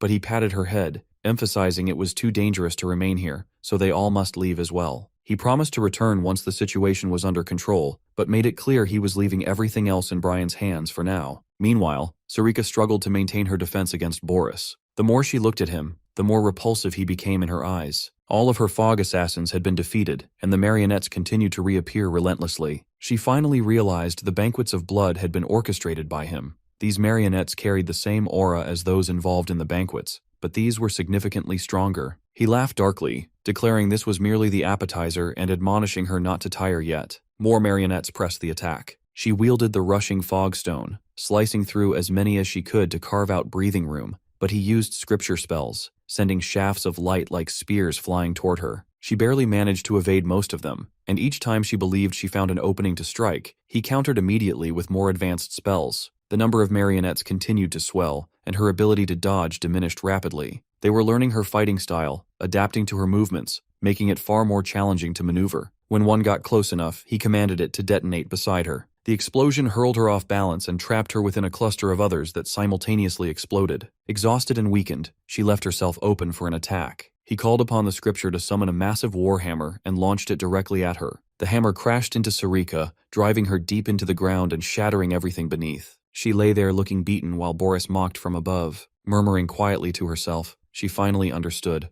The marionettes could track an opponent's mana. These weren't ordinary puppets. She guessed his spellbook was the source of his power, something extraordinary given the mana she sensed. It had to be a divine weapon. He applauded her sharp battle instincts and extensive knowledge with a dry laugh, then shrugged it off, summoning a fresh wave of marionettes to assault her. Still, she refused to surrender. Rising instantly, she gathered mana and unleashed a secret fog technique called the expansion. Her shadow grew, twisting into a demonic form, the Mammon of Greed. He froze, stunned by the sight, unable to grasp how she pulled this off. The mana he sensed from her before had vanished entirely. What new kind of mana was she tapping into? The demon swung a massive arm, crushing countless marionettes in its path. The puppets scrambled onto its body, trying to attack, but it sprouted more spikes, shredding them and absorbing their energy. He found himself at a loss. She had conjured a demon familiar whose mana surpassed all expectations, but it was a temporary shield. Now she was drained of mana herself, and even casting a simple spell would be nearly impossible. Flipping open his spellbook to strike again, he suddenly lost sight of her as she vanished and reappeared behind him,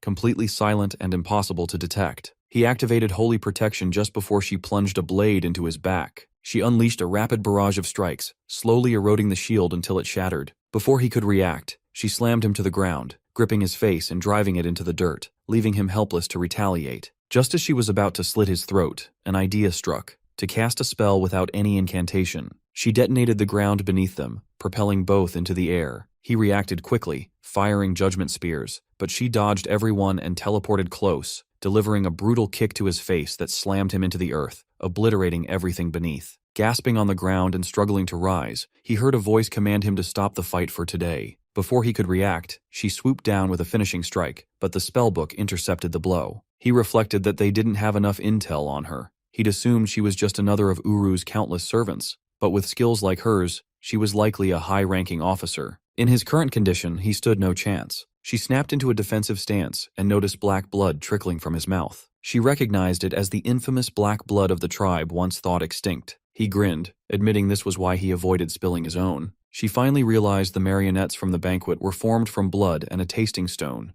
The Black Blood tribe had originally created both, and he was the one who massacred them. He didn't deny it, confessing he'd been found out and that continuing his work would be difficult from here on. Launching another attack, she aimed to finish him for good, but as he tried to teleport away, the Mammon Summon remained firmly behind. She and the demon combined their assault on his protection, but even together they couldn't break through, until a portal tore open inside the domain. Surprised that anyone could interfere here, she watched as Cyan leapt through, slicing the protection open and creating an opening for their next assault. The shield abruptly shattered into pieces as Karam materialized, her lips curling into a smile while she watched Hearthcrea struggling to regain his breath. He demanded to know how she tracked him down, and what her purpose was here. She let out a sharp laugh, saying she could smell it, the foulness that a hypocrite like him spread in the air. He reminded her that he had already warned her she picked the wrong side. Without warning, he transformed into a larger, more imposing form, with wings broader than before, surpassing even the authority of the god's top seraphim. The shield surrounding Boris intensified, expanding in size and power, forcefully throwing Sarika out of the immediate area. Despite this, Cyan remained steadfast, resisting the overwhelming force. Even Hearthcrea stood in shock, unable to believe he could withstand the top god's authority,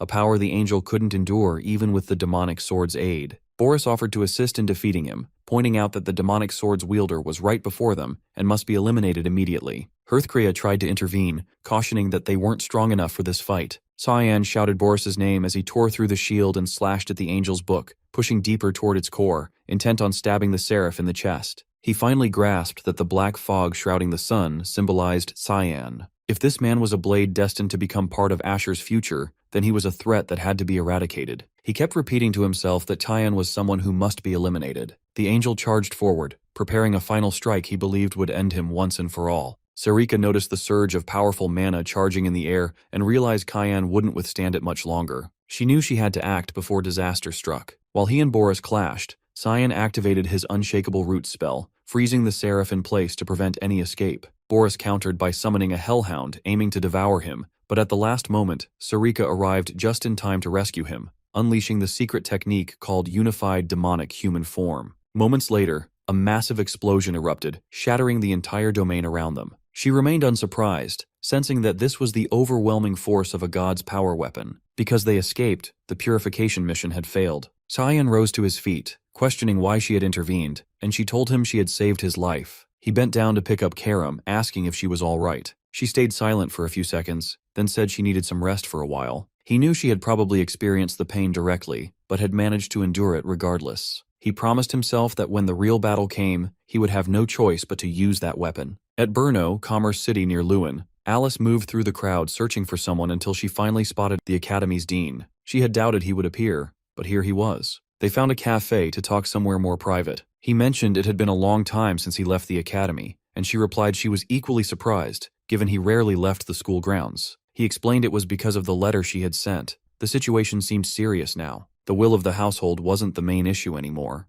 Ashel and Lewin represented the bigger problems. She asked if he knew anything about the man. He replied he wasn't entirely sure, then asked what she would think if Ashel became the household head. She looked down, mentioning that countless silenced citizens had joined the Knights of Light. He would likely become the leader of the Empire's most powerful army. The dean nodded, adding that Lewinel, his grandson, would probably command the knights alongside him. Alice looked up, saying that was exactly what worried her, then asked his opinion of his grandson. He glanced down, recalling that once, long ago, her brother Cyan had asked him whether he valued the Empire's prosperity or the honor of his household more. It was as if Cyan had foreseen the future. The dean admitted he hadn't been cautious enough about what they might do, his face darkening. She asked what he meant, and he told her he didn't know for certain, but urged her to leave the Empire for a while. A great disaster was looming. He would do what he could to make things right, but couldn't guarantee anything. She asked what disaster he meant, and he warned that a coup d'etat was brewing. Signs of internal conflict aimed at seizing the throne. Alice stood before the window, her mind tangled in thoughts about the coup d'etat warning. She hadn't expected Ashel and Lewinal to plot something like this. How did Dean Kendall and Cyan already know? Suddenly the door swung open, startling her as Emily and Brian stepped into the safe house. Approaching them, she greeted the pair and immediately asked if they had been living with Cyan at the Academy. Emily nodded, smirking, teasing that young Master Cyan still needed her around. The idea of him sharing the Academy with two women unsettled her. Brian explained he had urgent matters and had sent the three of them here. She noticed only Brian and Emily were present and realized Nana was missing. Their hearts sank. Nana had been there moments before, but they hadn't kept an eye on her. Taking charge, she stated that if this person was close to Cyan,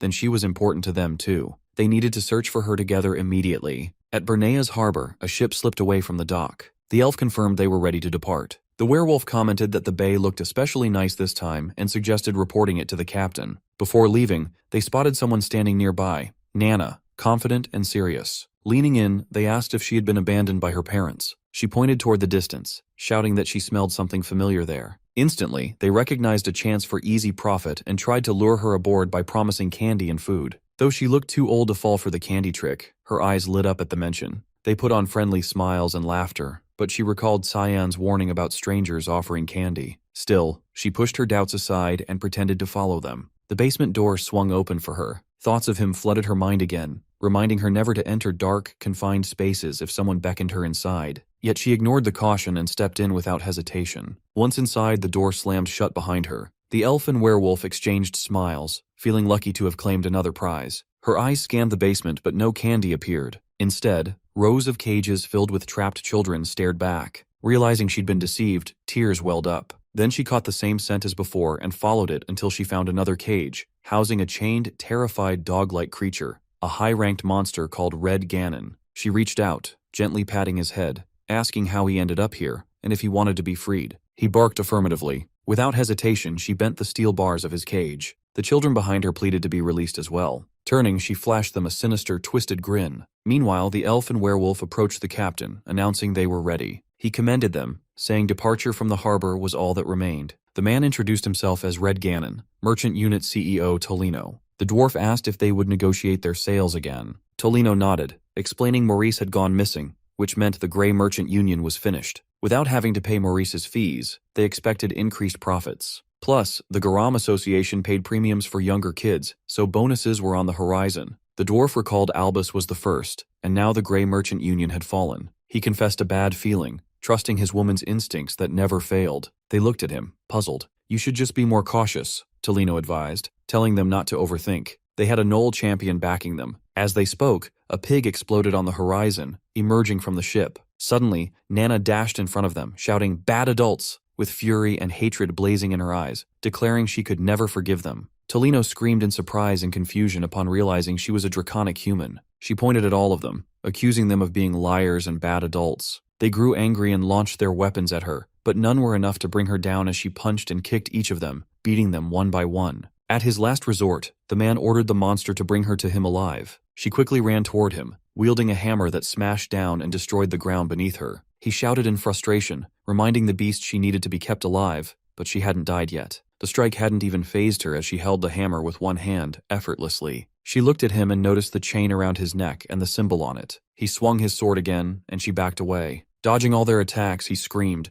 asking how they couldn't defeat a little kid, insisting he was big enough to win against her. The monster under his control growled and charged a heavy swing, but before landing it, she punched the creature, sending it straight into him. He had no time to react, so the beast fell right on top of him. Elisa and Brian noticed smoke and sounds coming from nearby while searching for her. Brian suggested she might be over there, sensing a surge of mana in that direction, urging them to hurry. Meanwhile, the man was trying to recover from the fall and used a gem, ordering the monster to kill him. His heart dropped when he realized the shackles had been broken, and he no longer had control over it. The beast growled, looking at him with a devious gaze. It approached and crushed his hand by leaning on it. She then confronted the monster, moving closer. She brought a small Knoll creature and asked if he was their parent. He smiled upon seeing them. Then she said goodbye as they parted ways. Now she missed Cyan even more after witnessing this wholesome scene. She heard a voice behind her, thanking her for saving them. Turning around, she wondered what to do with all of them. She called out to the man's servants, telling them they needed to take responsibility and bring the children to their homes. But she warned that if they didn't, she would simply eat them.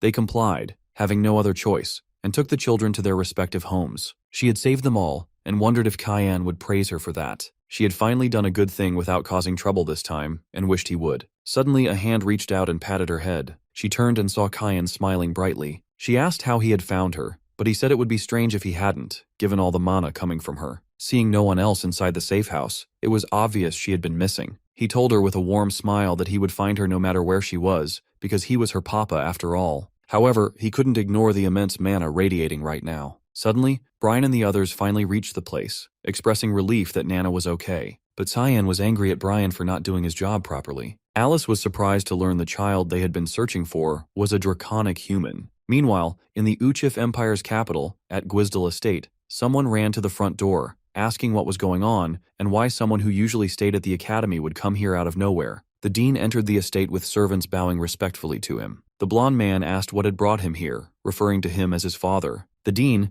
wearing a serious and angry expression, told him to talk, noting it had been a while. They have gone to a private room. The dean has told him it has been 2 years since he relinquished his position as duke, which is why he has not intended to intervene in how things have been run. But he has asked how the fees for the estate have dropped so drastically, while the funds being sent to the emperor's family have increased so significantly. He knows very well that the current emperor's family has been sending exorbitant amounts of money to them every year. Their political standing will be degraded if they do not pay such amounts, and then they will place their own person on the throne. He has shouted, asking if he does not want Luenal to become the emperor. The dean has slammed the table, saying that it is enough, and asking if he really believes Luenal has the qualities of an emperor. The man has answered that it does not matter as long as it is someone from the Quizel family. The dean has told him it is just like when he married his own sister off to the emperor, but he will say no more and orders that all support to Luenal be cut off. Rising from his seat, he says he will be heading to the palace. Meanwhile, Velius from the Third Estate has been standing by his coffee table, reading a letter.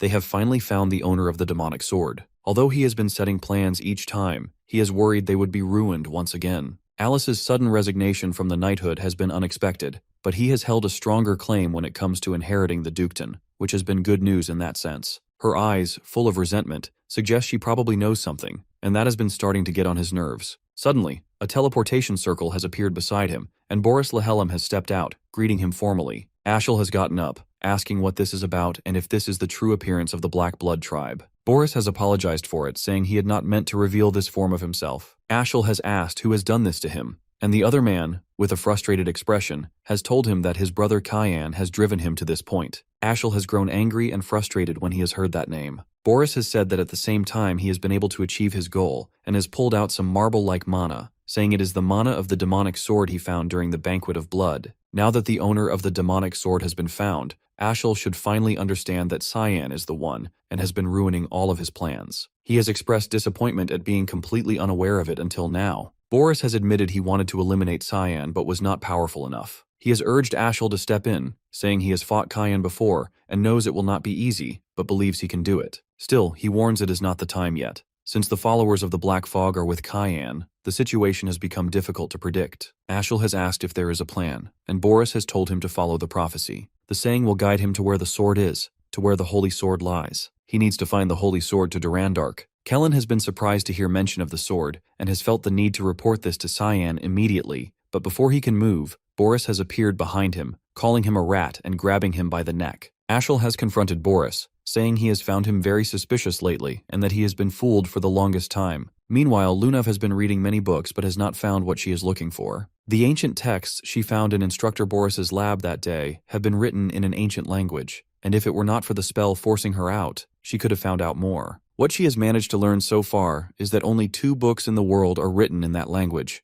the Divine Scripture and the Demonic Scripture. It has seemed more like the Divine Scripture, but why would something like that be in his lab? She has not found anything yet about the contents or use of the books. Now she thinks her only option is to look in the Garam Association's archive of forbidden texts. Suddenly, she has been surprised from behind by Princess Erin. The princess has asked what she has been thinking about so deeply that she did not notice her presence. Lunav has asked what brings her here at this time, and Erin has blushed and turned away, asking if she has seen Cyan lately. Lunav has denied it, saying she has been spending most of her time at the library recently. Erin has smirked and asked if she has missed him. Lunav has disagreed but admitted it feels strange that he suddenly stopped coming to school, her face turning pale like white bread. She has comforted the princess, saying there is no need to worry and that he will come back eventually. Arin, confused, has asked how she can be so certain, and Lunav has answered that she just knows. Suddenly, Leximus has entered the room, saying there is a big problem and handing her a letter, telling her it is from the palace and she needs to read it. She has opened it after scolding him for reading her private letters, and the first thing she has noticed is handwriting resembling her father's. The letter's content confirms the sturdy relations between the wards and the palace, and notifies her of the engagement between the 5th princess, Erin Savers, and Sire Cyan Vert. She is frozen as she reads those words, her cheeks burning bright red, continuing to read. Inside Emperor Dejan's chambers, he murmurs a quiet thanks as Violet hands over a glass of water. She brushes it off, saying there is no reason to thank her,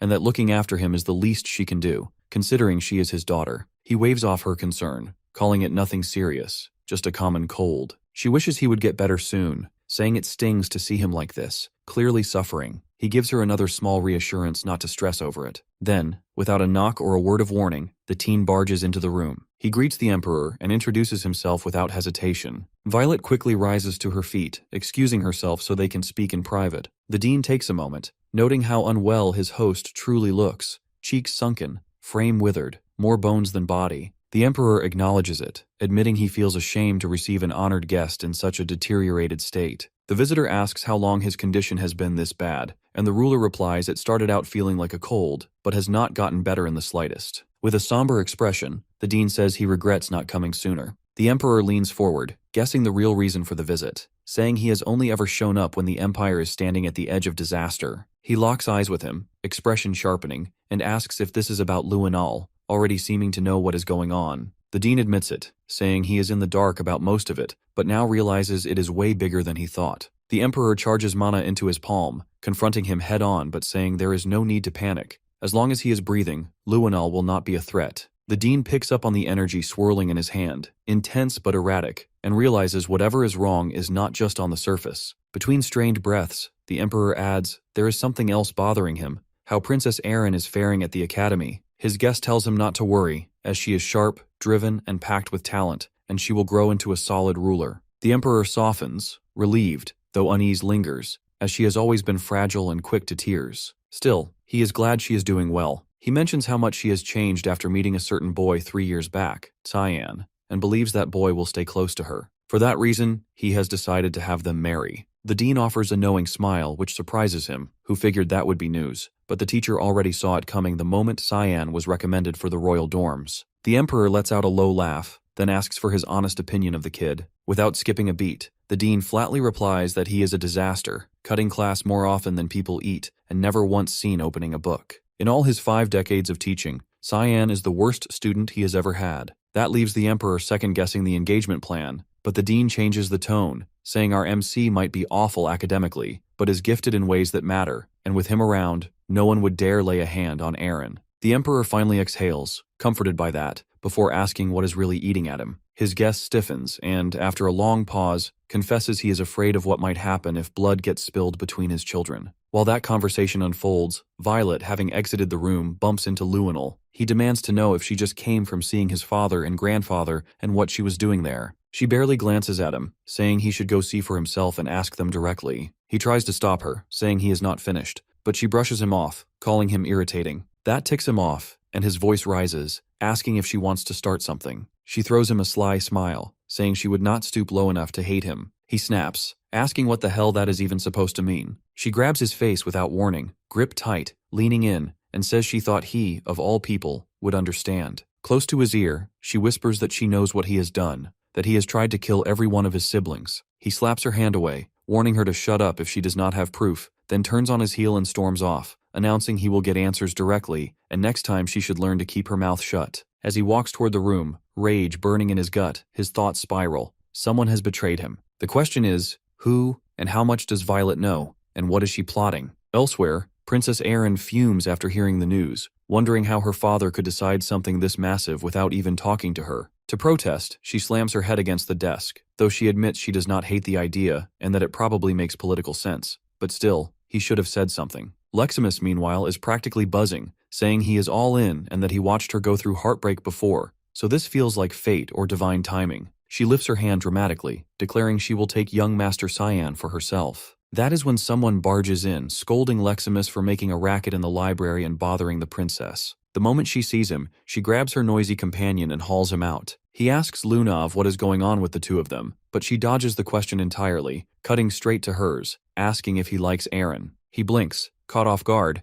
and immediately denies it, saying mentally he is in his 40s while she is still a kid. So hell no, that would be gross. She smirks but says nothing. He notices a pile of books spread out over the table and asks what they are for. She explains she is digging into clues from the scripture they spotted in Instructor Boris's lab, which turns out to be written in some ancient dialect. He tells her she probably will not find much here, and if she really wants to learn more about the Holy Scripture, she will have to check the archive of forbidden texts. He points at one of the books, asking if she has read that one. She flips it open and says it is just a travel journal. He draws her attention to a specific line and quotes it, "A mountain packed with sand trees, where demons defeated in the divine war lie buried." Then he asks if she has any idea which mountain it might be. She blushes, admitting she does not know, and asks what that has to do with the scriptures. Cyan's expression hardens as he tells her he is not searching for the holy texts at all. He is after the demonic ones, the Lemhi Haram. She looks at him, stunned, mind-spinning, unable to grasp how he knows the titles of both the holy and demonic scriptures. Those names are supposed to be tightly held secrets,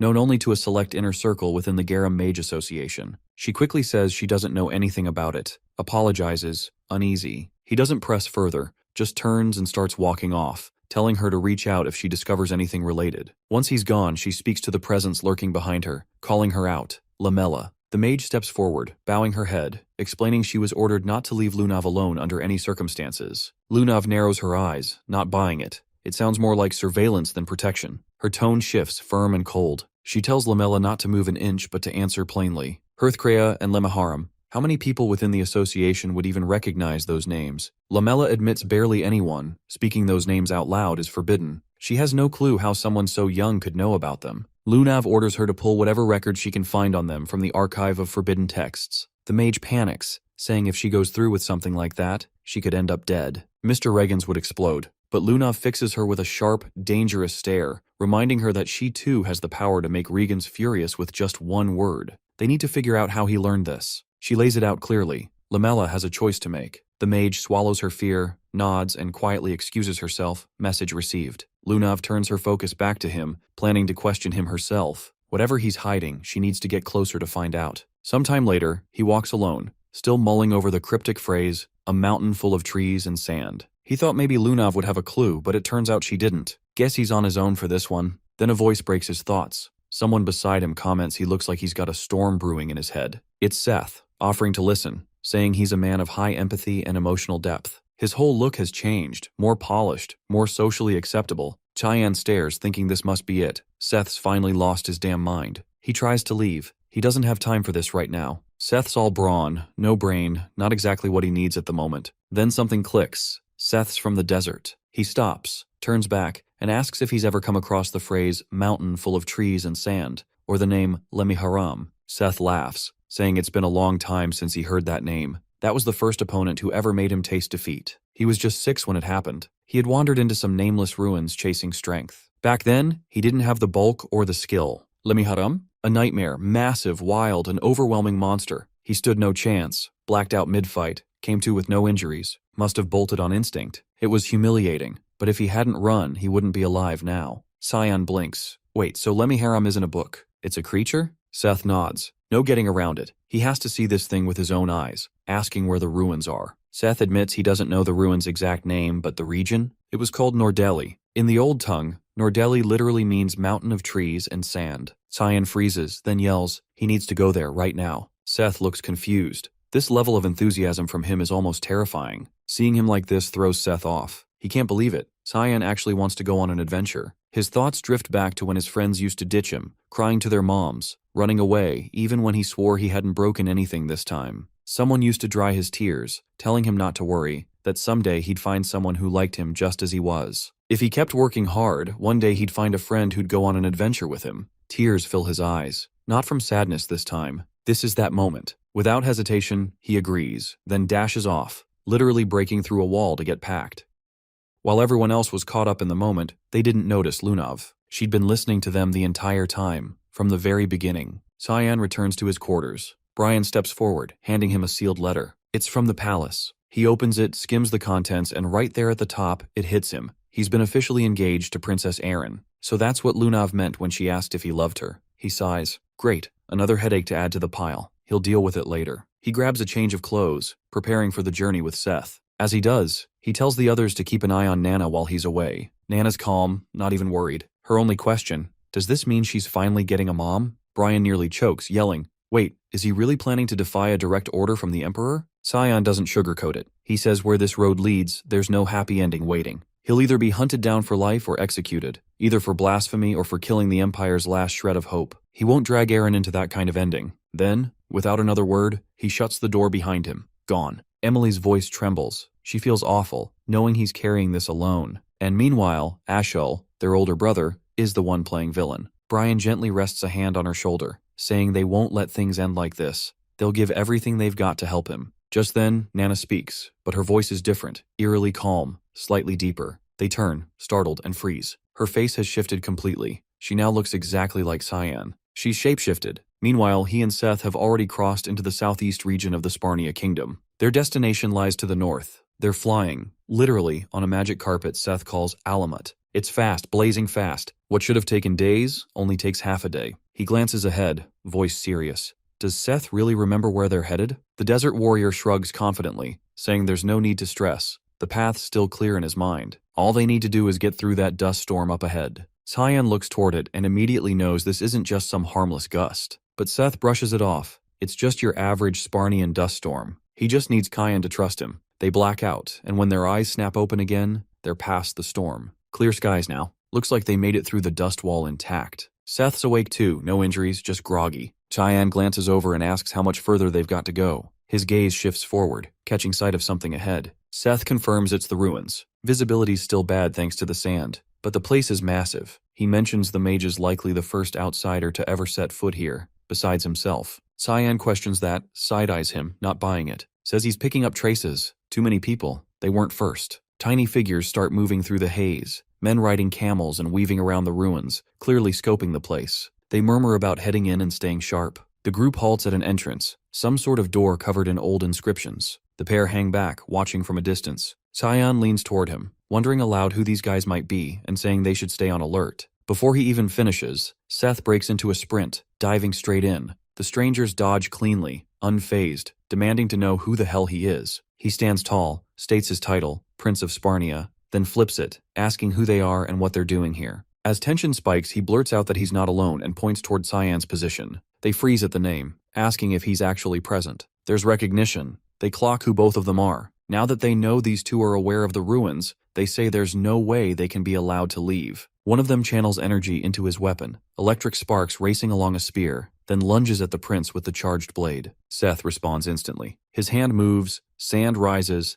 and a defensive mold catches the incoming mana, flips it, and launches it back. The redirected strike obliterates the door behind them instead. The attacker completely whiffs, rattled. He whips around to call his backup but freezes. Cyan's already dealt with the entire group. Frustrated, the man surges with power, mana flaring around him, but then a voice cuts through the tension. "Stop!" Cyan instantly recognizes the tone. Lunav steps out of the dust and walks toward them, saying the group's with her, calm but firm. She looks to the guy with the sword and tells him to lower it. He does more than that, dropping to a bow and apologizing, clearly not realizing they were her people. She turns to the mage, asking how he's holding up. He skips the pleasantries, grilling her about how she even knows this place exists. She smirks, teases him, says she could smell him from a mile off. The guy nearby clearly doesn't enjoy the flirting. Elsewhere, Nana has fully shifted her appearance. Now she's basically Cyan's clone. Clothes, posture, everything. Sarika's trying to explain, saying it's a polymorph spell, meaning the girl's nearing dragon maturity. It's not perfect yet, but she's close. Dragons usually use it to disguise their true forms. She adds that Nana's likely never even seen a fully grown dragon, so her reference points are limited. Sarika looks around, wondering aloud where Cyan disappeared to. Brian shrugs, having no clue. She leaves Ned behind and pulls the door shut. Brian finally spots the mage, muttering that covering for him is starting to be a full-time job.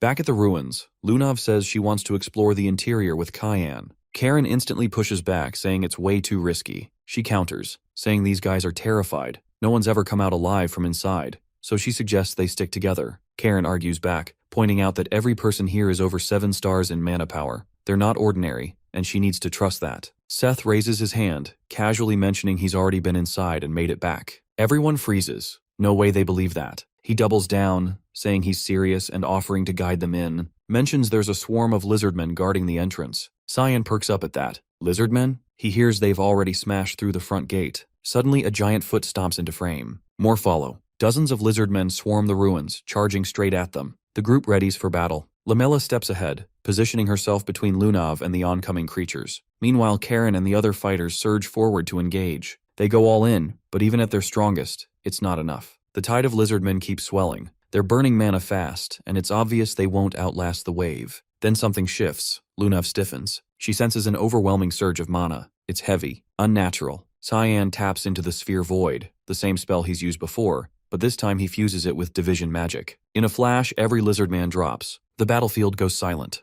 Not a single monster left. The entire horde gone in a single strike. No one moves. They're stunned. He just wiped out a squad of high-tier beasts in one hit. Seth breaks the silence, irritated, complaining the wipe happened before he could even get his moment. Cyan shuts him down, telling him to quit whining and lead the way instead. The swordsman pivots and heads into the ruins. Lemela watches the structure around them, noting this isn't just a regular ruin. A place like this wouldn't have its own defense system unless it was something else. She explains the whole area is built from condensed mana. That makes it a dungeon. They step inside and come across another sealed door. They try to break the enchantment, but nothing works. The spellwork is unfamiliar. Karen suggests brute force might do the trick, but their attacks don't even scratch it. Seth starts to snicker. The fighter gives him a look, then tells him to handle it if he's so confident. The man casually flicks his hand, and a subtle pulse of mana unlocks the door instantly. But what's waiting on the other side isn't a hallway. It's a monster. Huge. Seth steps forward, warning the others to stay back, saying he'll handle it. He charges mana into his fist, fires off a grand cannon spell, and obliterates the creature in one clean hit. They press on, deeper into the dungeon now. It's not just monsters. Traps too. Unpredictable, complex, dangerous. There's also a strange entity. Pure mana, not even remotely human. Cyan's never seen anything like it, and every door they encounter only responds to Seth. They start piecing it together. The ruins are attuned to his bloodline. Lunav confirms it, saying the Sharkans are the ones who built this place. She found the info buried deep in the archive of forbidden texts. Cheyenne frowns, not entirely buying it. Something doesn't sit right. She turns pink, smiling, swearing she doesn't lie to people she actually likes. He doesn't let it land, firing back that he doesn't trust logic built on feelings. She sits down quietly, then says something different. The Garam Association's been chasing both the divine and demonic scriptures for decades. She explains they believe the divine armor could push the Garam kingdom to greatness. For her grandfather, it's more than politics. It's damn near a religion. He thinks the armor's the key to ruling the continent. Cyan chuckles, calling it bullshit, saying power like that doesn't save anyone. It gets people killed.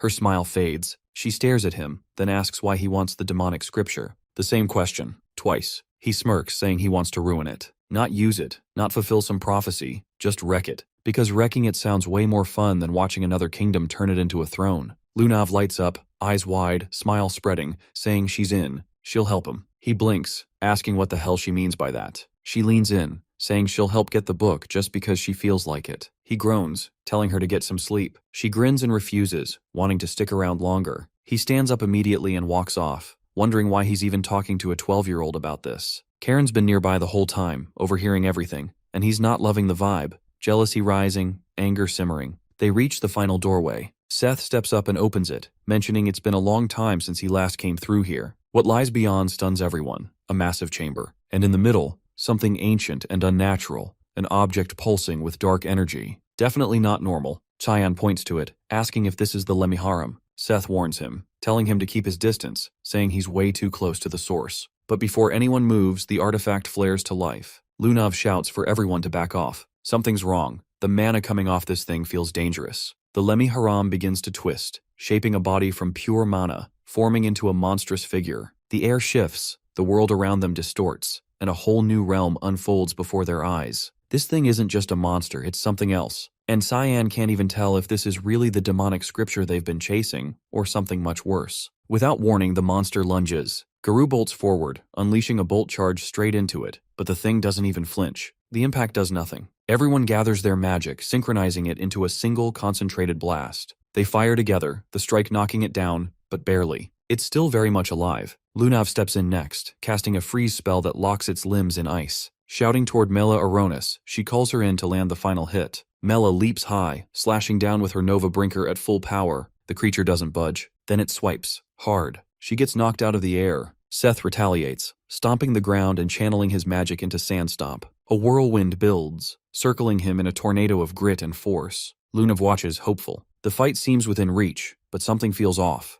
That gut-twisting, sinking feeling she can't shake. The monster smashes through the cyclone with a single hit, like swatting a fly. His magic shatters on impact. It lunges again, but Cyan steps in, activating Obsession Void Sphere. The explosion of dark mana hits clean. This time it falls. No movement. It looks dead. Too dead. Everyone stands there stunned. He might have just ended it, too quickly. Koram watches. So does Garoon, eyes fixed, fists clenched. The fact that Cyan's beside Lunav, it eats at him. Before the moment sinks in, the creature starts shifting. Its form warps, fading back into whatever its original shape was. Then the realm around them collapses. They're back in reality. Cyan looks around, straight to Seth. "Where's the demonic scripture?" he asks. Seth blinks, shakes his head, saying he's never gotten this far before and has no idea. Out of nowhere, bones ignite. Blue flames crackle from the skeletal remains. Spirals of blue wind tear upward from the ground. In seconds, both are swallowed by it. The ground beneath them caves in. Mela grabs Lunav's arm to stop her, saying it's too late, that even Cyan wouldn't survive what just happened.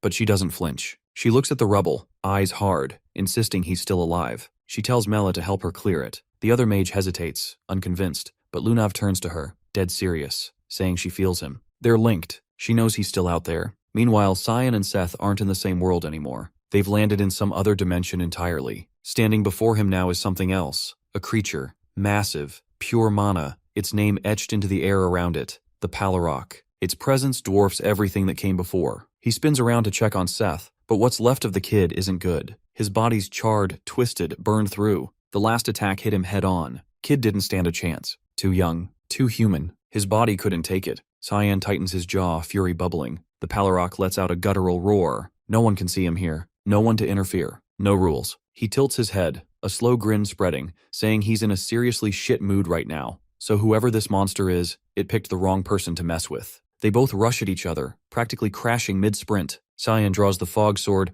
activates Fog Storm, and slices clean through the beast's body. But he doesn't slow down. His movements keep flowing, unleashing a chain of strikes, a full combo. He cuts off all its limbs, then takes the head. The creature doesn't fall silent. It speaks, telling him he's the first human to ever reach this point. But none of that matters, because in the end, he's going to lose. It explains that death's off the table for it. Regeneration is constant. He'll run out of stamina before the monster runs out of lives. He responds immediately, casting Obsession Void Sphere. The swirling magic devours the creature whole. Then he steps in and lands one final strike, splitting it wide open. At its core is a marble of glowing blue mana. But before the moment settles, the monster rebuilds, its body reconstituting like nothing happened. It laughs, saying he could keep cutting forever, and it still wouldn't matter. The longer it goes, the more drained he'll get. He shrugs it off, saying he doesn't mind, calls it good training. He tells the creature to keep regenerating forever if it has to, because he's not stopping. Above them, back in the rubble, Lunav and Lamella are still digging, trying to find where Kyan and Seth fell. Lunav notes that if there's some kind of magic barrier keeping the ruin intact, they're stuck. Nothing they do from the outside will help.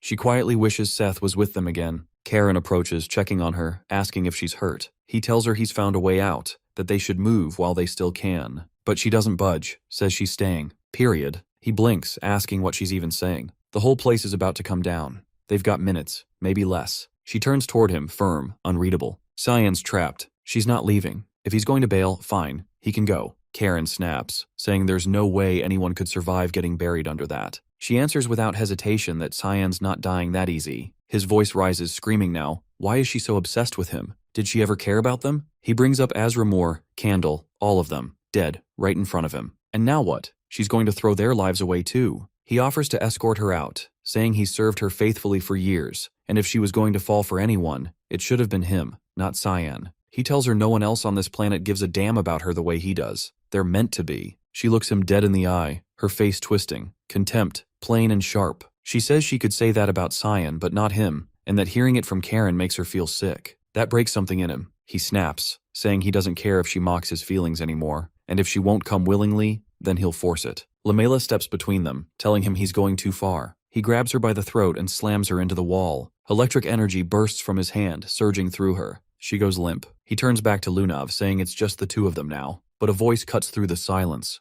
calm, detached. "Put her down," he yells, demanding the speaker show themselves. A giggle echoes. Then the voice replies, amused. "All right, since you asked nicely, but you'll pay for opening your damn mouth." Elsewhere, Seth wakes up. He's not sure where he is. The place looks nothing like where he fell. All he remembers is the Lemmy Haram's blast hitting him straight on. That's the last thing. He wonders if he died. A voice, female, chimes in, saying no, not yet, and it's been a while. He blinks, confused, asking if she knows him, who she even is. She guesses he doesn't remember. It's been years. Apparently, she saved his life once. She waves it off, saying it's fine, she's not here for him anyway. What she really wants is our MC traveling with him. She cups his face, saying she needs his body just one more time, then leans in and kisses him. His eyes flash open. His body, now reanimated, rises. Back in the other realm, Cyan is still locked in combat. Every technique he's ever learned, he's using it. The creature now isn't laughing. It's begging, telling him to stop. He doesn't. He strikes again. More slashes, tearing the monster apart, again exposing the mana marble. But this time he doesn't waste a second. He casts Void Sphere, then overlays it with Obsession, slicing the marble in two. The monster lets out a final scream, then dissolves completely. What's left turns to sand. Nothing more. A single slip of paper flutters out from the dust. He catches it and unfolds it, realizing it's only a fragment of the demonic scriptures. He mutters under his breath, all that effort for just a piece? If Karam were conscious, she would have known. But she's still down, burnt out from that last fight against the bullies, stuck in a coma with no end in sight. He glances around, asking himself why he's still trapped here. The dimension should have collapsed. The vessel's gone. But then he feels something. A bloodlust, razor sharp. He spins. Seth lunges at him. He dodges just in time, but the energy coming off Seth is wrong. Completely wrong. Something seriously off. Meanwhile, the voice speaking to Karen and Lunav finally takes shape, condensing into a shadowy figure. Its form pulses with darkness. It tells them it had no intention of getting in the middle of anything, but then Karen tried to hurt that girl. Both freeze, caught off guard. The entity adds that if the swordsman doesn't have a damn good reason, he'll just kill him outright. The atmosphere shifts, heavier than before. Crushing.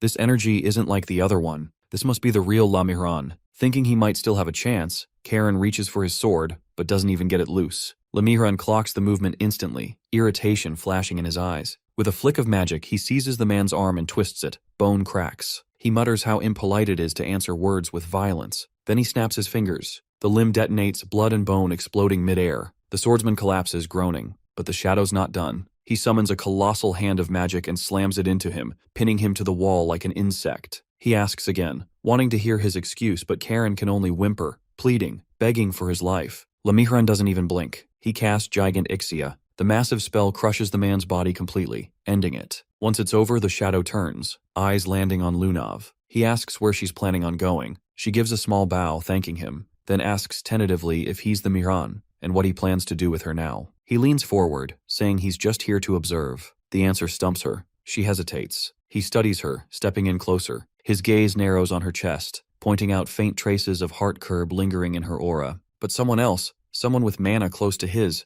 removed it. And that's why she felt familiar. He's sure now, it's that black-haired guy buried beneath the ruins. She confirms. Cyan? His interest sharpens. He asks if she's close to him. She turns the question around, asking if he's okay. Lemiran assures her he's fine, probably chatting with the spirit who owns this whole dungeon. Then he pivots toward Lamella's crumpled body, asking if it's really all right to let her die like that. Lunav looks down, pain in her voice, saying it's already too late. A wound that deep can't be healed, even with high-tier magic. She takes the blame, saying she'll carry the memory of today until the end of her life. But he offers an alternative. There is a way to bring her back, but it comes with a condition. If she's willing to accept it, he'll reveal the truth she's looking for. Elsewhere, Cyan is still locked in a brutal fight with the possessed Seth. The man's strength is off the charts now. Mana's boosted, physical power's overwhelming. Cyan is struggling, barely able to block the attacks coming at him. In the middle of the chaos, Seth lands a clean hit, nailing him in the ribs and sending him flying. No time to recover, no space to breathe. The possessed fighter even takes flight, hovering above with zero effort. When he speaks, it's not his voice anymore. He says Cyan's the first human to last this long. But playtime's over. It's time for the real fight. Cyan's eyes narrow. He demands to know who this is, but there's no answer. Just the power of the sand god, Apophis, being called forth. He braces himself, but right before the hit lands, he hears her voice. Karam's finally awake. She appears in her human form, conjuring the Black Fog's vigilance magic to block the attack. Cyan sighs with relief. She tells him she's still tired, every nap feels like not enough, and she's definitely going back to sleep once this is done. Seth hits the dirt hard, then says it's been a while since their last run-in, back during the God-Demon War. Karam doesn't hold back, snapping at her. Acting friendly now won't undo the crap she pulled with her master and hijacking a human body for fun? Not cool. She calls her by name, Sabalom, the sand god. Karam gestures to the tattoo burned into Seth's chest, saying it's the crest of the Chaharkan tribe, the ones who serve Sabalom, and accuses her of interfering with mortals just for her little desert cult. Sabalom shrugs it off, teasing her, saying she's just playing around with her master and Karam shouldn't be so possessive. Cyan watches, baffled. These two are talking like old frenemies. He cuts in, asking why the sand god is guarding the demonic scriptures. Karam answers for her, explaining the place isn't hers. She just loaned it to the tribe that worships her. They built the shrine, and after the war, she took Lamiran in for safekeeping to keep the divine armor out of the wrong hands. Then she leans closer to Cyan, asking point blank if he's after Lamiran. He doesn't hesitate, says he needs to kill someone, and for that, he needs the demonic scriptures. Even she's thrown. She didn't expect that answer. She asks again, "That's all you want?" He levels his gaze at her, saying if she gets in the way, he'll kill her too, even if she's a god. She bursts out laughing, but his face doesn't change. He means it. She wipes a tear from her eye, still chuckling, then says fine. She's made her decision. She'll tag along, watch his journey. Through Seth's body, he raises a brow, saying stealing a body like that is kind of messed up. She waves it off, saying she's only borrowing it occasionally and won't overdo it. And while she's here, he doesn't need to worry about Seth dying again, especially not from something pathetic, like a cold. Cyan stares at her for a beat, thinking if she's riding shotgun in Seth's body, then he won't die the same dumb way he did in his last life. Not a terrible deal, he agrees. She grins, saying it's time to move. She taps the ground with her foot, and the stone floor begins to rise. Before it lifts too far, she looks back at him, smirks, and says goodbye. The ground beneath them cracks open, then swallows them whole. When it spits them back out, they're exactly where they'd once been, trapped under all that rubble. Seth blinks awake, disoriented, lost. He doesn't know where he is or why he's still breathing. Lunav sees Cyan first, then Lemela. Relief washes over her face like a crashing wave. She'd been terrified he wouldn't make it back. He scans the ruins. It's absolute devastation. He asks what happened here, because if this place was under Sabalom's protection, then whatever tore through it had to be Mihran's work. Then his gaze falls on the scriptures, now in her hands. That answers that. She tells him only she and Lamela made it out, everything else a blur of chaos since he vanished. Seth speaks up, urging them to leave, saying something's messing with his head. Some woman's voice whispering warnings over and over. She keeps saying this place is going to collapse soon, and it won't stop. Sabalom's still inside him. Cyan gets it now. With Lunav in possession of the demonic scriptures and Sabalom tethered to Seth, there's nothing left keeping this dungeon together. And so it begins to crumble. She gathers them, telling them to stay close. She's casting a teleportation spell. He hesitates, saying the distance is too far, too risky. Then it hits him. She's not casting a basic spell. She's about to use a 9th star teleportation spell. His eyes widen. Right as the whole place begins to fall apart around them, she casts it. A second later they're gone, and safe. Elsewhere, Nana is deep in her own training. She's been practicing her morphing magic, transforming herself into Cyan. No horns, no wings, no tail. A perfect match, down to the exact way he stands, blinks, breathes. Hours later, she walks into class. Everyone turns in surprise. Cyan? Here? But it's not him. It's her, giddy, living out her dream. She's curious what her dad's life feels like, picturing him spending his days surrounded by loyal friends and passionate teachers. Leximus and Aaron look her way. Leximus tilts his head, asking if she's good. Aaron doesn't say much, but she feels the weight of the engagement talk looming. As she strolls through the academy halls, she feels completely alive. It's a thrill to live beyond the window pane, to walk, to talk, to be him. No one suspects a thing, but before she can make it back to class, Sarika steps in, arms crossed, eyes narrowed. She asks what Nana thinks she's doing, wondering if she really believes it's okay to be out here like this.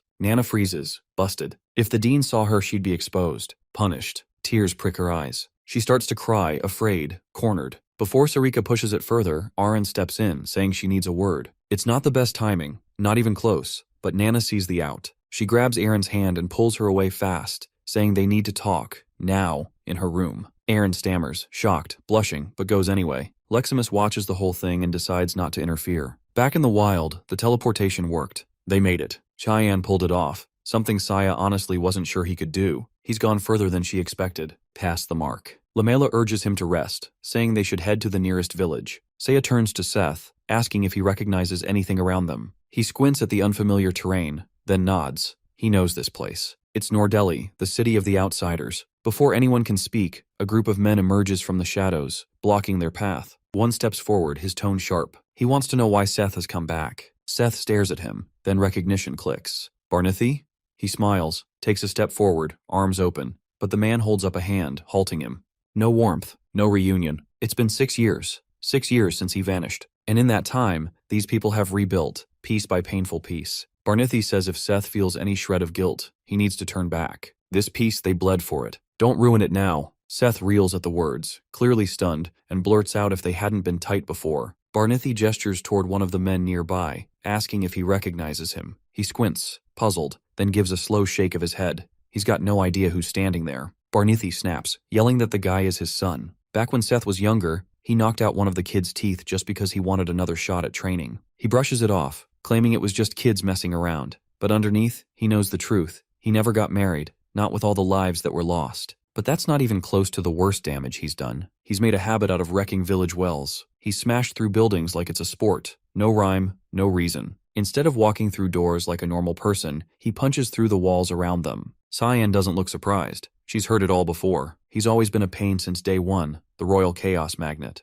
Barnithi pleads, begging him to stay far, far away from their lands. Then, right in front of them, his body shifts, new tattoos snaking across his skin like fire. A voice cuts through the air. It's Sabalom, the sand goddess, stepping in. She refuses to watch this go down in silence, saying it's personal. He's her mess to deal with, and she won't let them rough him up. Barnithi fires back, asking what the hell she's even talking about. Sabalom introduces herself plainly, the one who treads the desert, the one who unleashed storms, the one who brought collapse with her. As she speaks, she takes form, merging into a humanoid shape, and makes a request. She wants the two of them to stay in the village. She accepts their offer. Cheyenne rolls her eyes. She's clearly done with all this divine drama. When the goddess finally vanishes, Seth looks like he's seen a ghost. He asks if they heard her too. Cyan nods, deadpan. Because of Sabalom, they're sticking around. Barnithi and his crew drop to their knees, throwing out apologies toward the sky, begging for her mercy. Elsewhere, Leximus shuts a door gently, feeling hopeful that today might actually turn out all right. She wishes Aaron a good time with Kyan.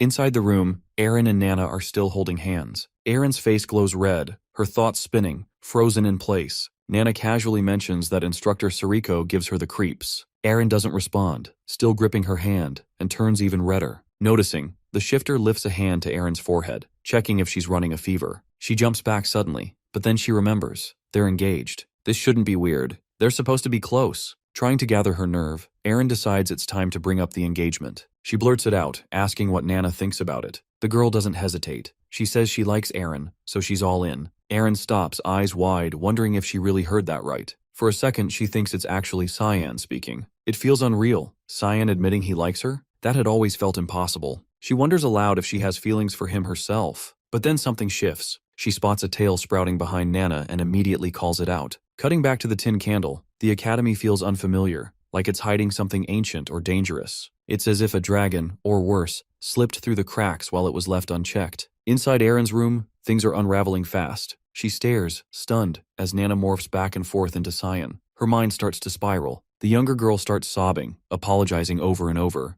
Aren tries to calm her, insisting she didn't do anything wrong. Nana offers to pass on what Aren confessed to the real Cyan, but she quickly refuses. She sits down beside her, finally breathing easier. Nana helped her figure something out, but it needs to stay between them. She makes her swear to keep it secret. Then she asks her to shift back into Cyan one more time. Nana nods and transforms. After a quiet pause, Erin's face flushes bright pink as she stammers out the words, she likes him. She's finally admitted it to herself. Since the moment they met, her heart's been his. But she's also sure she's just been dragging him down this whole time. Still, she's been trying, pushing herself to change. Tears spill from her eyes as she pleads with him not to vanish again without a word. She begs him to stay. Once she's wiped her face clean, she tells Nana never to breathe a word of this to Cyan. But the girl isn't listening. She's staring out the window, murmuring that something's coming. Something big. Something powerful. Meanwhile, Leximus throws herself in front of the dean, desperately trying to block him from entering Erin's room. She says Erin's in the middle of something important. He couldn't care less. He tells her to move, then casts a spell to shove her out of his way. He hits the door with another spell and forces it open. Erin screams, demanding to know why the hell he's barging in. She says she was having a private talk with her fiancé, no less. The dean calmly tells her to step aside, adding that whoever she's speaking to isn't actually Cyan. She quickly tells Nana to run. Whoever this guy is, they're way outmatched.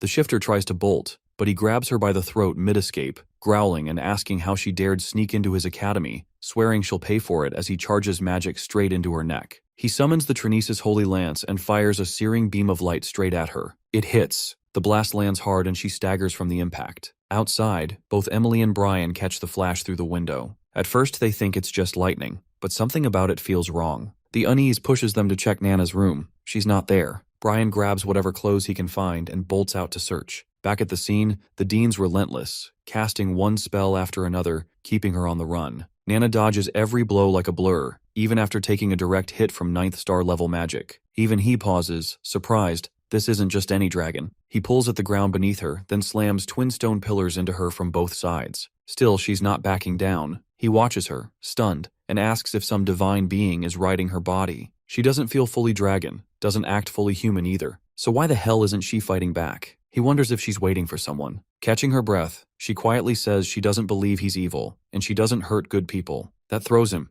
How can she tell? She says she can smell it. She can tell who's kind just by the way they carry their scent. Her teacher told her, only fight when it's time to teach bad people a lesson. He presses, wanting to know who this teacher is, asking if it was them who dragged something as unclean as her into the academy. That word hits her like a slap. Her eyes darken and her body begins to shift, scales spreading, posture changing. She's going full dragon. He reacts instantly, casting star judgment with lethal intent, shouting that he won't let her live. She catches the blast mid-air, flings it back like it's nothing, but he's already teleported. He warps next to her and drives a fist into her face, full force. She hits the ground unconscious. Inside the sealed room, Serena and Leximus are trapped, watching her crumple, unable to move, helpless. The dean sealed the area with his own barrier. No one's getting in or out. Serena steadies herself and tells Leximus to keep an eye on Nana. She's been close to Cyan. Maybe she'll know what to do. As if on cue, Sarika slips in quietly through the back door, having followed the noise. Outside, Brian spots people starting to gather. He quickly shuts the main door, keeping the scene hidden. The ward seals off the area. It's designed to keep outsiders from interfering. Sarika approaches the window, examining the spell. Leximus asks if there's a way to break it. She says it's impossible for now, but not entirely hopeless. The fused demonic human form shifts, voice flat, warning them, forget everything they're about to see, or she'll make sure they do. Nana's body is broken, her morphing powers gone. She's reverted to her true form. The dean finally sees her for what she is, a child. Suddenly the barrier shatters. Sarika forces her way through, stepping forward and planting herself between the girl and the dean. She won't let him hurt her. He stares, unfamiliar with her current appearance, and demands to know the connection to the half-dragon. She says it plainly. Nana is her student, and she'll take full responsibility for what happened. His tone shifts, cold, decisive. He tells her this isn't about responsibility. She needs to move. He's ending this now. Nana rises weakly, voice trembling, apologizing. She swears she's not a bad kid and begs him not to punish Sarika. Tears stream down her cheeks as she cries out. He looks at her. For a moment, she reminds him of his daughter. He turns away, rain pounding harder outside. He says she's clearly hurt and needs healing, then tells Sarika to bring her to his office when it's done. The mentor shifts back to her regular form and thanks him. He warns her not to be grateful yet. They'll be discussing the consequences soon. Meanwhile, somewhere else entirely, the crowd roars. Seth is officially crowned, now worshipped as the vessel of the goddess Sabalom. Cheers erupt around him. Seth stares blankly, confused by the crowd's cheers and the fact that he's dressed in makeup and women's clothes. Barnithi steps up, beaming, saying he always had faith in him, that he knew this day would eventually arrive. Seth's expression twists into frustration. He yanks at the outfit, ripping it apart, yelling for them to stop with this ridiculous charade. Cyan watches the whole thing unfold from a distance, lips curled in amusement. Behind them, Karam appears, cutting through the mood. She mutters that she has no idea what Sabalom's endgame is. She suspects the goddess is using Seth to monitor them, but what for, she can't figure out. The mage replies calmly that gods aren't allowed to meddle in the mortal realm. They've left her temple. She can't touch them now. Karam shrugs it off and warns anyway. She's possessing his body. That changes everything. He better stay sharp. And, she adds, they're not the only ones being watched. Lunav bursts into the room, surprised to see Cyan already there. She lights up, asking if he's been waiting for her. He nods, saying they need to talk. He asks how Lamella's doing. The girl tells him she was worried. The injuries were severe, but Lamella's pulled through. Another day of rest and she'll be fine. The internal wounds are already healed. Cheyenne brings up the teleportation spell and advanced healing magic. She sighs, realizing why he wanted this conversation. It wasn't about her performance. She was expecting him to ask how she managed to get her hands on Lameram. In the dean's office, he leans forward, questioning Sarika on how Cayenne managed to sneak a dragonic human into the academy. The instructor looks confused. How does he already know? He says it was obvious. The way Nana endured his spells, only someone like Cyan could handle someone that powerful. She asks, unsure what he plans to do. He says he needs to talk to Cyan, though he already knows how that'll end. Cyan will sweet-talk his way through, and the dean will end up giving him free rein. Sarika starts to say she'll take full responsibility as his instructor, but he cuts her off, asking if that means she's planning to resign. He moves on, stating coldly that good and evil are already defined by the world, and what's evil is always tied to the ominous, something she should stay away from. Sure, she might carry that darkness inside her, but she was trying to protect someone. She may believe that side of her is who she truly is, but it doesn't matter. She's with the mists now, and that's still better than pretending to be pure. She blinks, surprised by his words. He turns away, saying the Empire's headed for disaster. He tried to stop it, did what he could, but fate doesn't care. As he walks away, he rests a hand on her shoulder. When the moment comes, she needs to step up and do what she's meant to do here at the Academy. He leaves her standing there, stunned and unsure what to make of his warning, this looming catastrophe, this mysterious role. But just before stepping out, he turns back to ask one last question. What does Nana like most at night? Later, in the infirmary, the dean quietly enters while the girl is still recovering. He looks at her, and something in her face triggers a memory. His daughter, Diana. He whispers an apology and asks for her forgiveness. His expression softens with a quiet smile. He doesn't know why he thought of Diana, only that he misses her deeply tonight. He gently strokes her face, lingering there for a moment. Before leaving, he places a piece of candy on the bedside table. Elsewhere, Cyan and Lunav continue their talk. He starts to say something, then stops himself. She tilts her head, confused. She thought he needed something. He turns away, telling her flatly that he doesn't need it, not exactly, and she shouldn't worry herself. Unless she's planning to take it to the Garam Association. Lunav shakes her head. She'd never do that. He meets her gaze, cold and sharp, telling her not to let anyone take it from her unless she wants to die by his hands. He excuses himself, saying he needs to return to the academy. She can come by later with Seth. After he's gone, Lameram speaks up. He asks if she really likes him. She nods without hesitation, then asks if he understands what Cyan's trying to do. She calls him Lem. He says he doesn't fully get it yet. He's still learning about Cyan, too. He steps closer. She tells him she's all in. No matter what it takes, she's going to help Cyan. He says she's free to do that. As long as she honors her end of the contract, his truth is hers. Then he raises an eyebrow, asking why she keeps calling him Lem. She grins. Lemaram is just too long. Meanwhile, Brian hasn't stopped training since the Dean's attack. He's haunted by what Anstetica told him. He followed every word, gave it his all, and still, it's not enough. He's not talented, and he knows it. He blames himself for being weak. He has to get stronger so he can be of use to his master. Lost in that thought, something dark steps into view. A shadowy entity confronts him, demanding to know where Kyan is. Brian says he's not here right now, but he senses it. Thick, suffocating mana radiating off the figure. He quickly activates an artifact, raising a barrier around them. He attacks, telling the creature to back off unless it wants a fight. Brian blocks a sword strike with his combat counter, slashing through with a counterattack. He manages to wound it, but the thing doesn't slow down. It charges him again, unleashing a flurry of chained strikes. Whatever it is, it's definitely not human. Again it demands, "Give me Cyan." Brian lands a clean hit, right to the face. The helmet shatters. The figure's identity is revealed. He recognizes the intruder, Kellen, a former subordinate of Ashel, but his appearance has changed, drastically. Cyan has finally reached the moment to leave the village alongside Karam. She has asked if he intends to go alone,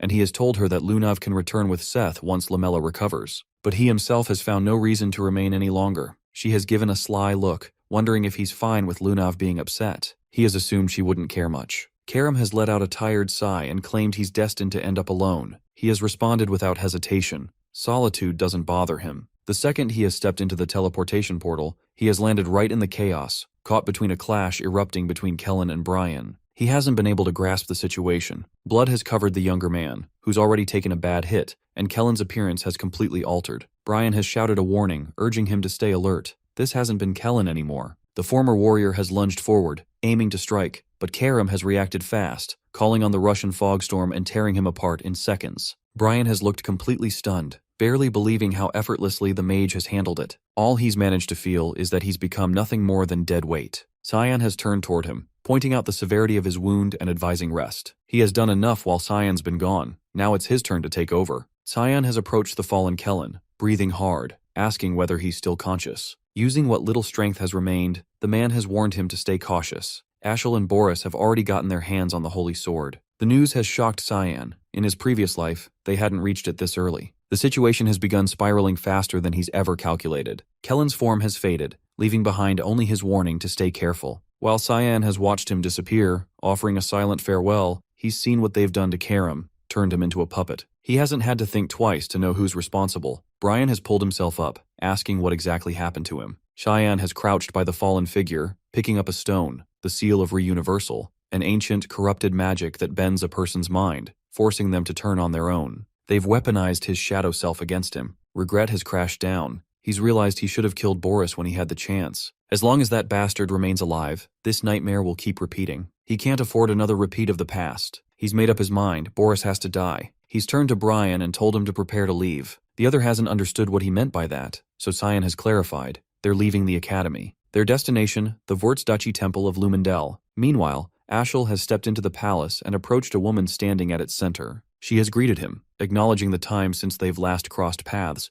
referring to her as Nafrudit Iris. The woman has smiled, revealing her face, noting how rarely he's used that name anymore. With a puzzled tone, she has asked if he hasn't come with Prince Luanal. Ashel has kept it simple. He hasn't been involved in that anymore. She has smirked in amusement, teasing that the rumors surrounding Prince Violet must hold some truth. He hasn't taken the bait and instead brought up the revelation she's apparently received. Her laughter has echoed as she confirmed it. The holy sword rests on the hill where the scenery of the Guardian can be seen. She has speculated that this scenery must be linked to the estate of the continent's guardians, which is why she's wanted to meet him. She's believed no one else would know its most likely location better than he does. He's admitted he's had a guess. Still, a question has nagged at him. Why has it been located so close? She has stepped nearer, saying that the truth doesn't always lie far off. That's what Lamenter's love has felt like. At the same time, Cyan has faced the dean, presenting a stone and asking if he's recognized it. The older man has immediately identified it. Cyan has explained that he's discovered it inside the academy, but before he's finished, the dean has cut him off, assuming he's tangled himself in more trouble again, dabbling with forbidden magic. Without giving him a moment, the dean has also asked how long he's planned to hide a dragon in his room. The realization has hit Cyan. He's completely busted. The dean's anger has exploded. He's shouted that Cyan's behavior has been insane and that he should leave if this is how he intends to act. Cyan has agreed, admitting things will get worse if he remains in the academy. The older man has slumped back in his chair, surprised at how compliant Cyan has been acting, and asked what's gotten into him. Cyan has explained, the seal of reversal belongs to someone behind the banquet of blood. That person has to be stopped, and he's the one who has to do it. Otherwise, innocent people will keep getting dragged in. The dean has sensed the rage simmering inside Cyan. wondering what has driven him to this point. After a moment's pause, the man has picked up the stone again, preparing to share something unusual. He has asked Taiyan if he knows what closely resembles the stone, something called the Days Stone. There's a theory that both originate from the same source, tied to the Black Blood tribe. Though that group has been thought extinct, rumors still whisper of a few remaining in the slums of Exilium, near the capital. Taiyan has been taken aback, asking why he's only hearing this now. The dean has handed the stone back, telling him to stop carrying everything alone and that he needs to pay attention. The century-long peace that's held the world together is unraveling, and if they fail to protect that one piece, the academy itself will be lost. The older man's voice has gone firm. He must play his part, and the dean will play his. In a memory from years past, during one of their older conversations, the dean has warned him he wouldn't find anything good in that place. Whether he faced trials or destiny, it wouldn't serve him. That's what it's like to live as someone else's weapon. Now Taiyan has understood those words. His past life has held nothing good. Stepping out of the room, those words have lingered. Don't shoulder it all alone. He has wondered if this has been the real advice the dean has given him in this life. As he's walked through the corridor, Sarika has appeared, asking whether he plans to leave and whether he intends to kill Boris. She has been listening the entire time. She has stated that Taiyan was always going to be a target. He's asked if she plans to join him. The instructor has declined, saying she would like to,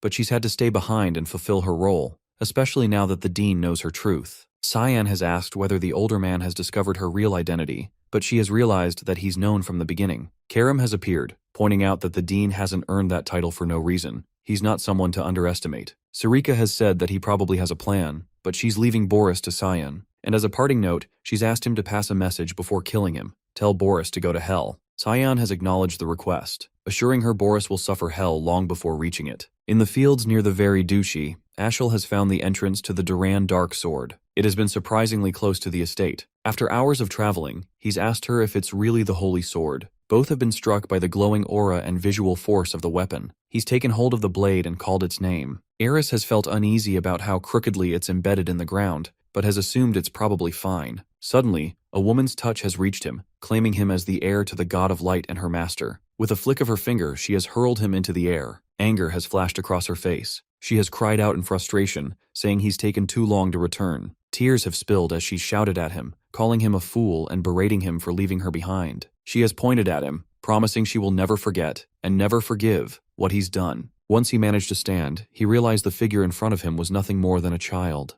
Ares had taken form within the space, clearly not an ordinary presence. She must have originated from this blade. She must be the spiritual embodiment of Durandark. Her appearance was a surprise. He had never imagined her looking like this. With tears still falling, she motioned to herself and blamed everything on Ashel. Then her voice broke into a scream, wondering how he even knew, as if he'd walked into this moment with the foresight of a prophet. She explained that the wielder of the demonic sword had stolen her power and demanded that Ashel retrieve it as soon as possible. Back at No.1 Academy, Taiyan remained by Nana's bedside while she continued to rest, recovering from the last battle. Relief quietly settled over him. She hadn't been hurt too severely. She had survived an encounter with the most powerful mage on the continent, and that fact alone left him astonished. She had reached a point where she no longer relied on him. While he reflected, Brian entered the room, his first words apologetic. Qian looked at him with confusion, but the knight confessed that he'd felt like a disappointment, never good enough to call himself his guardian. The young mage fixed him with a plain look and told him to do better. Rising from the chair, he said there was a destination he needed to reach. Brian asked where he was headed,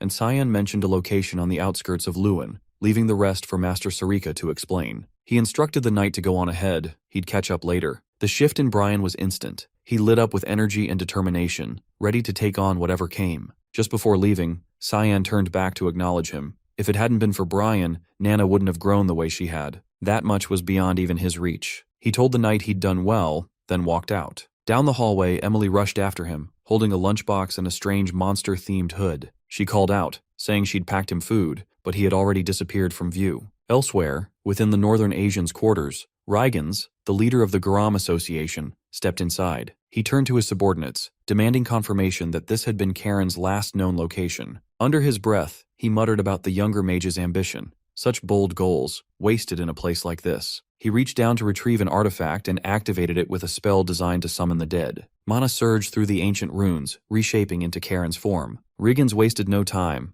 asking about the fate of the demonic scriptures. The resurrected mage replied that they had vanished, now in Lunav's possession. The elder pressed further. What purpose had brought her here? Karen explained that Kayan Vert had been hunting the scriptures, and Lunav had joined in to help. Rage ignited in Rygans at that, and he dismissed the younger one on the spot. Turning to his followers, he ordered them to locate Lunav and bring her to him immediately. Beneath Exilium, in the city's hidden pathways, a group of half-humans gathered. They'd been collecting a rare type of mana stone, one too volatile for normal humans to endure. Only creatures like them could handle its power. A half-panther laughed, making a joke about how the city had earned its name, the City of the Dead. A bunny-eared hybrid cut him off, urging caution in his words. Mr. Boris had been waiting for them. Before any of them had a chance to react, Cyan emerged and instantly took down the four-armed one. The others snapped into position, preparing to retaliate, but he sliced through the flames with precision. Their caution turned into full-on defense, but he summoned the fog storm again, cutting straight through the half-panther. Only the bunny remained standing.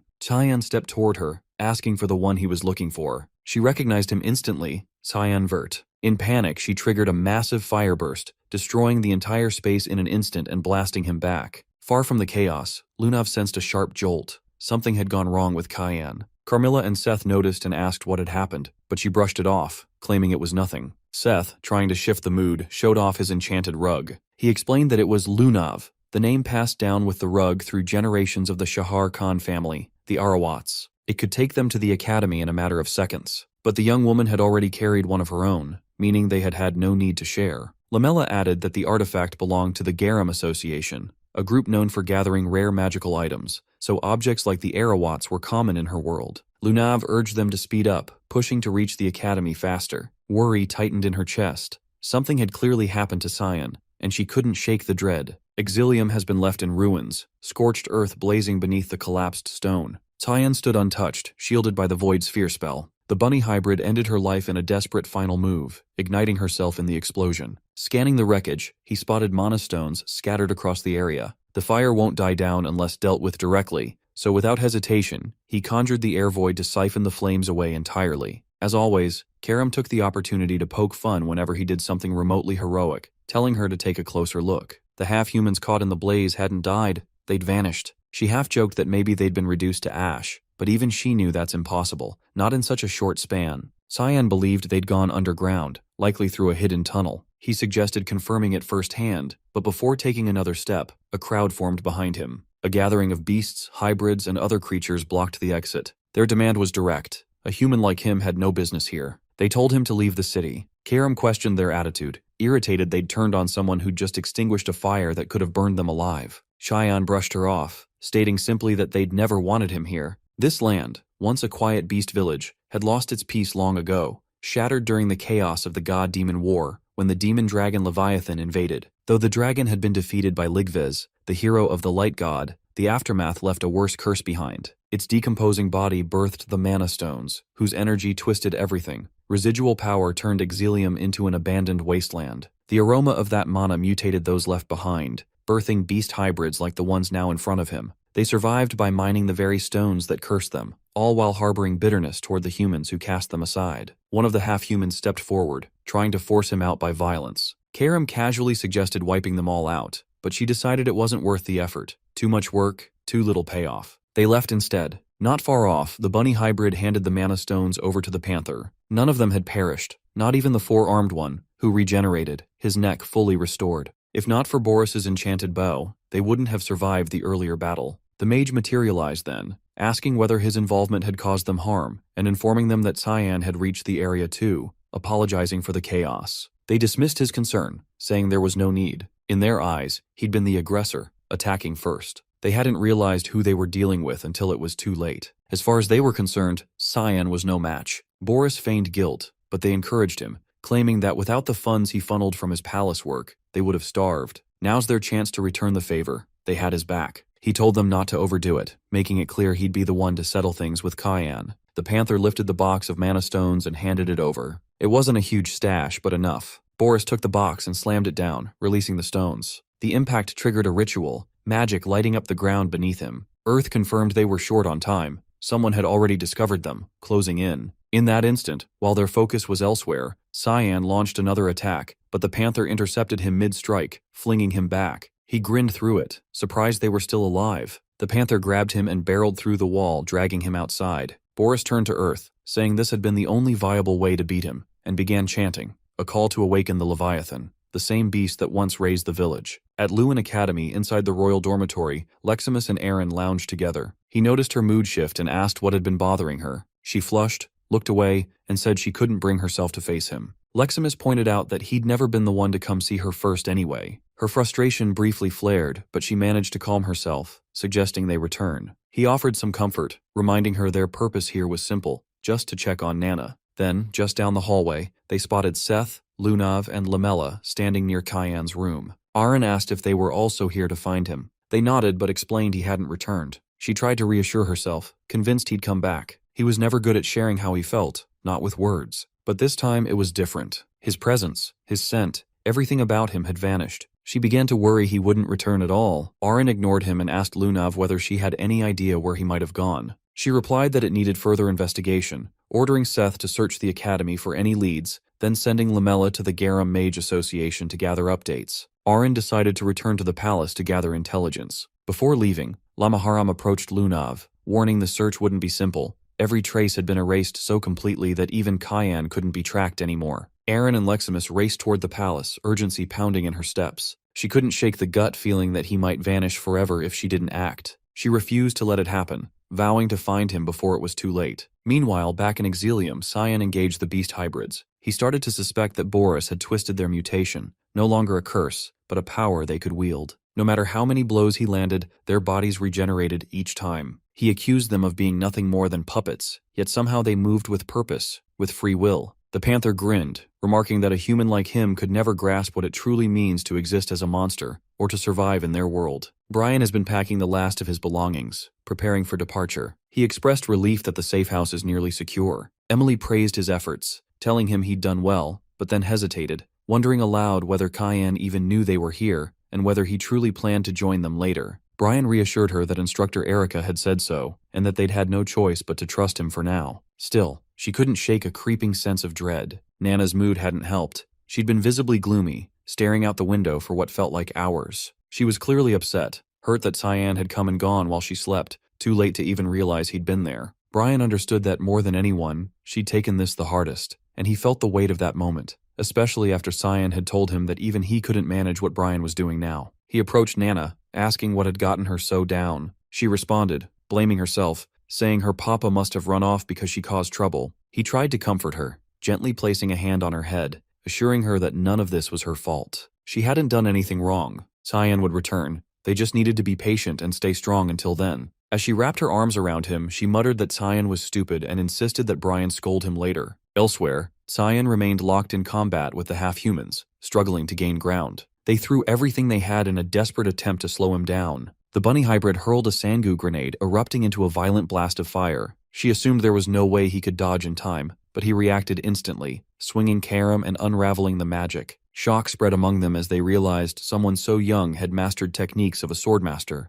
The four-armed hybrid issued the command to strike from all directions, insisting he must have a blind spot somewhere. They were told not to let him counter. Karam observed their movements and pointed out the obvious. They were all following identical attack patterns. Cyan recognized it too and moved to exploit it. He activated the Thick Fog 8th form, Assault, dashing through them and cutting down his attackers. Just before he reached the four-armed one, the bunny launched a flaming arrow at him, warning him to stay sharp. He summoned the Void Sphere to absorb the flames effortlessly. The Panther came at him from behind, but he evaded the ambush and appeared behind it instead. In one swift motion, he unleashed Fogstorm, slicing the creature apart. He then decapitated the four-armed hybrid and dashed toward the bunny, splitting her cleanly in half. At last, they grasped the truth. They had stood no chance. The power gap was impossible to bridge. Even so, their bodies began to regenerate, limbs and heads returning. They told him that defeating him was never the goal. Cyan demanded an explanation. If winning wasn't the plan, why start the fight at all? The Panther, still grinning, confessed it had all been to stall for time. Suddenly the ground trembled beneath them. He felt the surge of dark mana, a storm of pressure rising from beneath. The ritual Boris had been crafting had finally reached completion. The dragon stirred, and as the sky darkened, Cyan realized the unthinkable. Boris had actually brought Leviathan back, reanimated as a puppet. Karam recognized the beast too, stunned to see it again. Cyan knew immediately that if that dragon ran wild in this era, the consequences would be catastrophic. He decided he wouldn't allow it. The Leviathan awakened in full, and atop its massive form, Boris took control. The first thing the dragon did was snap its jaws shut around the Panther hybrid, devouring him in a single, brutal motion. The others dropped to their knees, paralyzed by disbelief. None had expected this betrayal. Even Cyan paused, stunned by the sheer brutality. Karam leaned in to explain that it hadn't merely consumed the hybrid, it had used him as a mana sacrifice to amplify its power. He asked why such a creature would need sacrifices at all. Karam guessed that it was likely still recovering damage inflicted by the divine scriptures. The bunny screamed, horrified by what Boris had done, insisting this wasn't part of the deal. He responded with a smile twisted in madness, claiming it was all for the greater good, even as he laughed maniacally through the explanation. Only then did the remaining half-humans understand. They had been tricked, betrayed, used by someone who never saw them as anything more than tools. Across the wider city, other beast hybrids noticed the dragon's return. Its gaze turned to them, charging energy in its mouth. Boris, still consumed by laughter, pointed toward the city and declared that all of Exilium's people would now repay what they owed. Panic spread instantly. Screams filled the streets as everyone scattered, desperate to escape the impending blast. The bunny begged him to stop and fired off a desperate explosion at the dragon in a last-ditch effort to halt the attack. Boris turned to her with a look of disappointment, stating that he had believed they were friends. Then he ordered the dragon to retaliate with fire. Before the flames could consume her, Cyan stepped in, summoning Void Sphere, predation to absorb the inferno before it could land. The dragon has unleashed another wave of fire, surrounding Cyan and the bunny hybrid in an inferno. He absorbed the flames again and followed up with a clean, forceful swing of his blade, slicing through the blaze and extinguishing it entirely. The arc of the swing hasn't stopped there. It reached the dragon's body and knocked the beast to the ground. Boris stood frozen, stunned that such power had come from what looks like nothing more than a dagger. Earth Decree corrected him, explaining that this energy has never originated from the weapon itself. Cyan altered the form of the blade through his own force, the initial transformation, nirvana of repentance. Launching into the air, he closed in on the dragon. The guy tried to intercept him by activating Flashing Rain, sending a volley of rapid strikes, but Cyan redirected each attack without effort. Following through with another swing, he cut clean through the dragon's arm. The massive limb fell toward the citizens of Exilium, leaving them no time to react, but Cyan quickly initiated the 8 fluttering pearls, slicing the arm into scattered fragments mid-fall to protect the city below. Boris only laughed, brushing off the concern for others and claiming that Cyan is destined to become the next offering in the ritual. The dragon drew in a long, deliberate breath, charging another ominous blast, but Cyan's shield returned to his side. Bracing himself, he engaged a fortified rising fog, neutralizing the magic with a single decisive strike, and hitting the dragon in the process. He then leapt straight to the dragon's head, arriving before Boris could even notice. Cyan confronted him, revealing how long he had waited for this chance.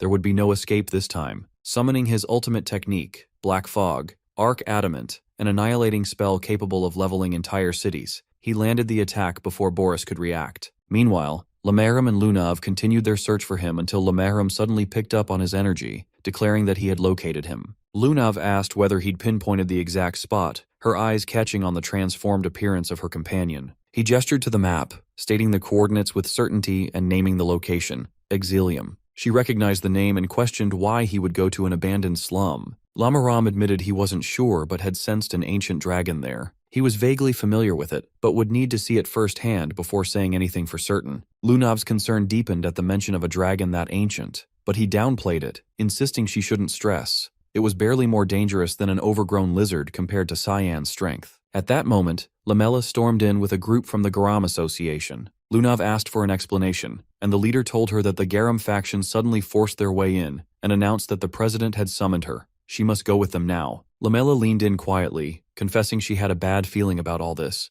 and would try to buy some time. Lunav whispered back in surprise, asking why she was helping if she was loyal to her grandfather. The woman looked away, saying Lunav once saved her life, and this was her way of honoring the path of the night. Lunav smiled faintly and asked her to deliver a message to Princess Erin. The Garam subordinates started pressuring her to move faster, but Lamela reassured her not to worry and promised to deliver the message when she could. Lunav reluctantly complied and followed them, guessing it must be related to what happened at the ruins, and assuming the president might now target Cyan. She made up her mind to stop him before that happened. Back in Exilium, the battle was finally over. The dragon lay defeated, permanently he believed. Boris had vanished, apparently disintegrated, but the peace was short-lived. Shouts erupted behind him, accusations flying. People screamed that everything had gone wrong because of him, blaming him for bringing ruin, shouting that it was all because a human showed up. Others hurled false claims, demanding he leave. Karam muttered again that killing them would be simpler, but Cyan dismissed the idea, saying it was fine. This way, his wait wouldn't have to stretch on as long. Hours passed before word reached Luinal Severus. When he heard of Boris's death, fury took over. He cursed the man, calling him a useless bastard, shouting that he rescued him from the gutter and reshaped him into someone closer to human, only for him to die without paying back the debt. Then Ashel stepped into the room, asking if Luinal had sent for him and what he wanted. The Emperor erupted, screaming that Boris was gone and Exilium was ruined. Ashel responded calmly. He had already known. Luinal demanded to know why Ashel hadn't come to him the moment he found out, but the other coolly replied that he had business elsewhere, something more pressing than Luinal, and now he was confident he knew who caused the downfall. The Emperor frowned, puzzled how Ashel could know, but the mage dodged the question and told him to prepare for departure. Their next stop was Lewin Academy, and he was already making arrangements. Luinal asked who they were going to see, but Ashel told him to wait and promised to explain on the road. Humiliation settled in. Luinal realized that Ashel held the reins, and he was the one being pulled along. Elsewhere, Boris turned out to be alive, barely. Dragging himself across the ground, broken and gasping, he soon lost his strength and collapsed. Cursing his luck, he mumbled that resurrecting the dragon was a failure and admitted his shame. Had the plan worked, he could have healed himself. Nearby, Earth Decree, severely damaged, spoke to him, telling him it was all right. There was still an offering nearby, one strong enough. Boris looked up in fear, asking what it meant and what it intended to do, but the being told him not to be afraid. This was the will of God. Then it consumed him, sacrificing Boris in order to restore its own strength. In the proximity of Lewin, the royal carriage has been rolling steadily toward the academy. Luinal Severus has grown visibly restless, demanding to know the identity of their intended contact. Ashel, keeping his gaze fixed on the passing landscape, has calmly explained that they've come to seek an alliance with the academy's dean regarding Cyan, Luinal's younger brother. The elder, baffled, has questioned what connection Cyan might have to anything relevant. Ashel has revealed that our MC has been the one to eliminate Boris, and that he currently holds the demonic sword while also serving as an assassin for the clandestine syndicate known as the Mist. Luinal has frozen in disbelief, unable to accept it without certainty. The mage has confirmed that the details have come at the cost of Boris's life, and every disruption they've encountered has pointed back to Cyan. The realization has finally settled in. He has played them all along. Ashel has added that a bounty has already been issued, and he's confident the Academy has become aware by now. The elder, disturbed, has asked for clarification on the bounty. With a slight grin, Ashel has stated that Cyan has been tied to the banquets of blood and labeled as the mastermind behind an assassination network. Their crimes can all be pinned on him cleanly. Though the mage has claimed that turning against his brother brings him sorrow, he's convinced that eliminating him has become necessary for both justice and continental stability. This, he said, is simply divine will, an unavoidable path laid out by the god of light. Elsewhere, Lunav has entered a chamber where her grandfather has been waiting. She's demanded to know why he's come all the way to Luan. Reagan, taken aback by her lack of hesitation, has wasted no time and accused her of accompanying Cyan to the Nortelli ruins and assisting in the theft of the demonic scriptures. She's denied any involvement. The elder, enraged, has accused her of shielding our MC and unleashed a gravitational spell to pin her down. Despite the crushing pressure, she has stood firm, challenging the baseless assumption. Her resistance has surprised him. She's endured mana intensity far beyond his expectation. He's reminded her of her future within the Garam Association, warning her not to be ruled by sentiment. He has then amplified the gravity, forcing her closer to the floor, but she's had enough. She has cast the spell away and declared that he won't extract anything from her. He's hesitated for a beat before snapping his fingers, triggering an enchantment. Tendrils of magic have erupted from the walls, ensnaring her. He's declared that she won't even get the chance to regret this. She's asked whether he intends to kill her, but Regan has insisted that the association's future can't be discarded. Strange glyphs have flared along his arms, runes of Narasha. She's recognized his attempt to fracture her mind. The elder has vowed to erase the memories he finds useless, hoping to resurrect the version of her he once preferred. Meanwhile, Ashel has been stationed outside Cyan's royal quarters. He's sensed our MC's presence along with his allies. Turning to the Holy Sword, he has asked whether she can trace his location. She studied the sealed door and declared it wiped clean. Someone has purged every trace. Her mood has soured at the knowledge that this has been the residence of the one who insulted her, and she's promised quiet retribution. The mage, conceding that the interrogation strategy has failed, has reminded her that palace troops have already been dispatched. It's now a waiting game. She, skeptical, has muttered her distrust in humans and dismissed the delay as his problem to deal with. Elsewhere within the academy, the dean has just finished reading a sealed letter, muttering to himself about the complexity of the situation. Without warning, Luinel has barged into the room. The dean has greeted him with a cold stare. The visitor, unsettled, has accused him of harboring resentment, denying any friendliness between them. The dean has responded calmly, but Luinel has persisted, blaming him for cutting off Kizel's funding and poisoning his father's perception of him. The elder has refuted it again, claiming he only sought to prevent bloodshed. Fury has crept into Luenel's voice. He insists that others, Violet, Favian, Nerovian, and Aaron, are all clawing for the throne and would stop at nothing to secure it. The dean has dismissed him as pathetic, telling him that the throne belongs only to those who've matured enough to lead, not to those who grasp for it. He's turned away, reminding the young man of his father's efforts to maintain peace and urging him not to unravel it. Luenel, with a bitter grin, has scoffed at the idea. He's pointed to the dean, accusing him of hypocrisy for raising a demon under his roof, and demanded Cyan's location. Before the dean could respond, Aaron has entered the chamber, startled to see Luenel present. She's admitted she had only come to inquire about our MC. The prince has rudely dismissed her, but the dean has promptly ordered him to leave, reminding him that she had requested this audience first. The younger man has protested his rank, furious over being made to wait. The dean has attempted to mediate, but the argument has escalated until Ashel has walked in and announced that the dorm has been found completely vacant. He's declared that Cyan now poses a threat to the Empire and urged the dean to cooperate. Aaron, horrified, has asked what he meant. The mage has explained that our MC has been implicated in the Banquets of Blood and the Exilium disaster, backed by a web of eyewitness testimony. He has turned to the dean again, asking whether the palace has sent him a letter. The elder has confirmed it with a grim nod. Aaron has burst into tears, unable to reconcile the accusations with what she's known of Cyan, insisting he could never commit such disgraceful acts. Ashel has informed her that a bounty now weighs on his name. Beyond the Academy's reach, in a quiet outskirt village, a crowd has assembled around a worn-out wall displaying a freshly tacked-up poster. The youngest heir of House Hertz has become the subject of gossip, whispers of crimes and speculation on whether he might show up here next. As the crowd has dispersed, Cyan has stepped forward to collect the poster himself. Karam, standing nearby, has commented that the portrait does him more justice than real life, and asked whether he's pleased with the outcome. Our MC has let out a wry smirk and said that he is. Now, Ashel will come chasing him, craving the Empire's most expensive bounty, just in time to try and play the hero. In the snowy plains of Rowena, Alice hears Cecilia urgently calling out to her. Cecilia rushes over and shows her something shocking, a report claiming that Cyan is the one behind the Banquet of Blood. After seeing this, Alice can't believe it. Moreover, Alice insists that Cyan would never do something like that,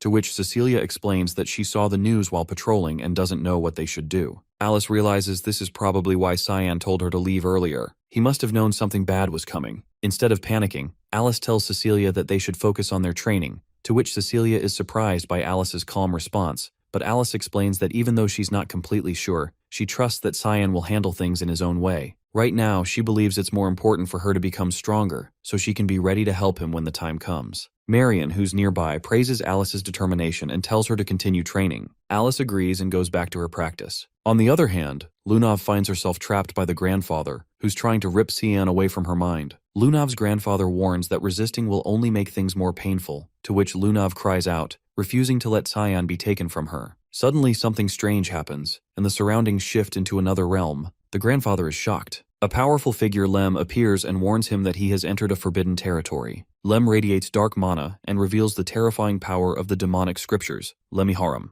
The grandfather realizes Lunav had these demonic scriptures all along. After that, Lem calls him an inferior being and tells him to choke on the truth he was so desperate to uncover, and Lunav finally gets out of his grandfather's control, and he sits down on the floor, accepting his defeat. Lunav questions whether Lem caused this, but Lem accuses Lunav of planning it from the beginning, which Lunav doesn't deny. Instead, Lunav thanks Lem and says it's time to go help Cyan. As they prepare to leave, someone calls out to Lunav. After this, Lem stares coldly and asks what they're looking at, standing at Lunav's head. In a safe house on the outskirts of Lewin, Brian shows a wanted poster with Cyan's face on it and warns that royal knights are swarming the streets, searching for him. Also, Brian insists Cyan has been framed, and Nana echoes his concern. Tension rises as Brian prepares his sword, declaring he made an oath to protect Cyan and Nana with his life. Nana joins him, ready to fight. Suddenly there's a knock. A girl hesitates, then opens the door, and Cyan stands there calmly. Everyone is overwhelmed with relief. Brian tears up and Nana runs to Cyan, calling him Papa. After that, Cyan tells them to keep quiet because he had been really worried.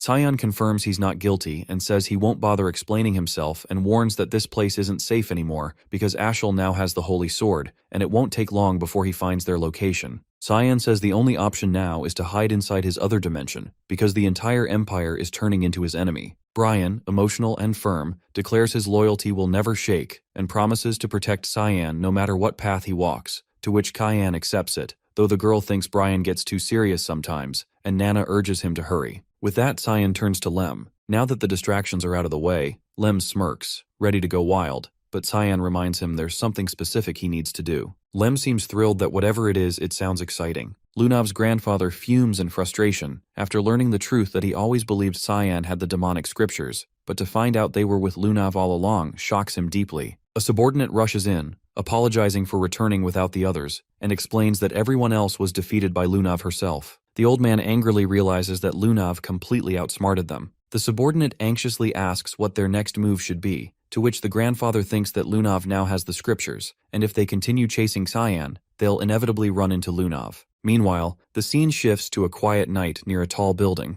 Cyan stands boldly under the moonlight, facing a group of soldiers who came to capture him. Suddenly Cyan speaks out, almost taunting them, and calls for their attention, acknowledging their presence with a smirk. Then, with absolute confidence, he challenges them, telling them to catch him if they can. The academy feels strangely quiet now, almost as if something important is missing. The spot where Cyan once sat seems to echo with emptiness, and even the surroundings feel like they're grieving his absence. Seth sits there feeling down, wondering if Cyan will ever return. After everything they went through together, Seth can't understand how Cyan could just disappear like that, because the thought weighs heavily on him, making school feel dull and meaningless. Just as Seth starts losing hope, Lunav bursts into the scene with excitement and tells Seth that she found Cyan and urges him to come with her right away. After hearing this, Seth is shocked but quickly lights up with hope, because he also can't help but notice a small, adorable creature resting on Lunav's head. But before he can ask more, Lem steps in and tells him to hurry. Without wasting a second, Seth agrees and decides not to overthink and lifts Lunav in his arms, smashes through a wall, and follows Lem's lead. Also, Lem assures them that the destination isn't far, asking them to hold on tight as they speed toward Cyan's location. Aaron is shocked to hear the news that Cyan is in Exilum. In fact, Lamella tells her that Lunav wanted to pass on this message before she was taken away by Mr. Rygans. After this, Aaron quickly decides to ask Dean Kundal for help, while Lamella quietly takes her leave. But just after Lamella departs, Aaron hears something unbelievable, that Cyan is being blamed for the Banquet of Blood, accused of destroying Exilum, and even being labeled as a member of Mist, a dark organization tied to the evil Black Fog. Aaron feels crushed because she realizes she truly didn't know much about Cyan at all, and now everything seems like a lie. All her training, all her effort to grow strong enough to stand by his side suddenly feels meaningless. Indeed, Cyan seems far out of reach now, like he's in a place of darkness where someone like her can never follow. The helplessness makes her feel even worse, and despite being a princess, Aaron feels completely useless. Just then, her grandfather Dean Kundal questions her gently, asking how much of the news she actually believes, to which Aaron, holding back tears, says firmly that she doesn't believe any of it because Cyan has always supported Aaron and always been kind. Aaron knows deep down Cyan could never do something like that. Dean Kundal gives her a nod that if that's what she believes, then there's no time to waste and they need to move quickly. Elsewhere at the same time, Cyan is surrounded by a crowd of enemies and challenges them all at once, clearly unimpressed by their movements. Redbeck, the Academy's top student known for his exceptional stamina and mana ranks, steps forward and believes he can finally bring Cyan down and unleashes his most powerful attack, Dragon Spear, in a dramatic display of fire and strength. Everyone watching expects this to end the chase, but Cyan defeats Redbeck with ease. The onlookers are stunned, unable to believe how quickly their strongest fighter was taken down. Cyan sees no reason to stick around if that was their best, and starts preparing something far more dangerous, the opening of the gates to hell. Elsewhere, Aaron flies through the sky, determined not to leave Cyan alone any longer because she's ready to fight beside him. Meanwhile, the battlefield turns chaotic, reinforcements are being sent to Square B, and soldiers are running in all directions. Amid the disorder, Karam keeps the enemies occupied. Cyan, watching from a distance, thinks she's doing a great job and decides to make use of this distraction. While everyone is focused on her, Cyan quietly moves toward the base, knowing that Ashel should have arrived there by now. Also, Ashel Virt gets cursed as a hypocrite. Suddenly, Riggins appears and commends Cyan's sharp reflexes. After seeing him, Cyan is unsure of who this man is, to which Rygans states that while Cyan may not know him, he knows Cyan very well. After that, Rygans introduces himself as Rygans Rainreaver, the president of the Garam Association. Cyan, keeping his guard up, asks what business Rygans has in the Ushif Empire and what he wants from him, to which Rygans appreciates Cyan's directness, noting it's a trait he shares with his father. Without wasting any time, Rygans presents his true motive, that he wants Cyan to marry his granddaughter, Lunav. After hearing this, Cyan is left completely dumbfounded by the unexpected proposal. Rygans offers more like forces Cyan to join the Garam Association, since most of the incidents, like ruining the excavation of the ruins, halting the smuggling, and cutting off connections with the dragons, were all his doing. Moreover, his granddaughter is head over heels for him. Despite the undeniable offer, Cyan decides to turn it down, saying there's no way a 9-star sage can't bring a fruition. He's sure that Rygans has some ulterior motive involving Lunav and him, which he won't allow. Rygans is furious but promises that if he can't have him, then nobody else can. Honestly, Regan sounds more like a crazy ex-boyfriend. At the Brno estate, the report that all the knights were knocked out by a mere kid infuriates Lunel. But a bigger issue arises. The Garum Association members ambush their knights and are currently locked in battle with them. Lunel throws the messenger aside and orders that they all be killed. He laughs madly, convinced it's a provocation from the Garam kingdom. Then, he commands that the Knights of Light be sent if reinforcements fall short. The messenger is shaken, as the Knights of Light are the front lines of the demon realm. But Lunel doesn't care. He's already made the arrangements. Hearing that, the messenger loses his composure, saying it's practically a declaration of war. Lunel then locks eyes with Aaron and directly asks if they're there to ruin his plan. Aaron holds out a paper in front of his face. A direct order from the king stating that No.1 Academy will assist in searching for her fiancé. Lunel grows furious and demands that Aaron prove the document's legitimacy. The old man accompanying Aaron intervenes, assuring Lunel that he was sent to support her since the king's health continues to deteriorate. This only enrages Lunel further when he realizes the king gave him no orders. The old man then sternly questions why Lunel is trying to start a war with the Garam kingdom. In response, Lunel instantly orders his knights to attack, accusing them of blasphemy. But the old man uses his barrier magic to defend himself and angrily tells Lunel to stop acting like a brat. He's shocked that Lunel insists on fighting him. After all, he's his grandfather. Lunel's reason is simple. Why is his grandfather trying to stop him? The old man answers that he can't stand by and watch him sabotage himself any longer. Before Lunel can act, the grandfather takes Aaron and teleports away. He guides Aaron to a location far from the Lord's estate. There, his granddaughter reveals that the royal decree was fake all along, astonishing him. As they make their escape, she asks why he's helping her. His answer is simple. He wants to see the future of the boy who keeps pissing him off. Meanwhile, a man is stuck on a building when Seth and Lunav arrive at the scene. They survey the area and find Cyan holding someone by the collar. Seth cheerfully walks toward them, but Lunav's bag suddenly yells that it's not Cyan. Alarmed, she stops Seth, and the fake Cyan smirks. He's impressed that she could tell because she's a demonic scriptures owner. The fake Cyan reveals his true form, the demonic sword Karam. Seth is shocked to see his old buddy turned into a girl. As Karam explains how the plan unfolded, they sense a powerful aura passing nearby. Lunav quickly realizes it's her grandfather's aura. From the bag, a shadow emerges, remarking that Rygans sure is fast and assuming that Cyan must be there too. He decides to take them to him. Karam mocks him by calling him a halfling, though still impressed by his strength. Meanwhile, a group of knights hears a loud thud, assuming it's an explosion coming from the direction they were headed. The ground starts shaking, and they think it's an earthquake, until they see Seth and Lunav advancing. The sight alone is enough to make them wet their pants. Ashel sees the explosions from the distance and tells his guards that's where the traitor of the Empire, Cyan Vert, is. He tells his guards that their duty is to eliminate evil in the world,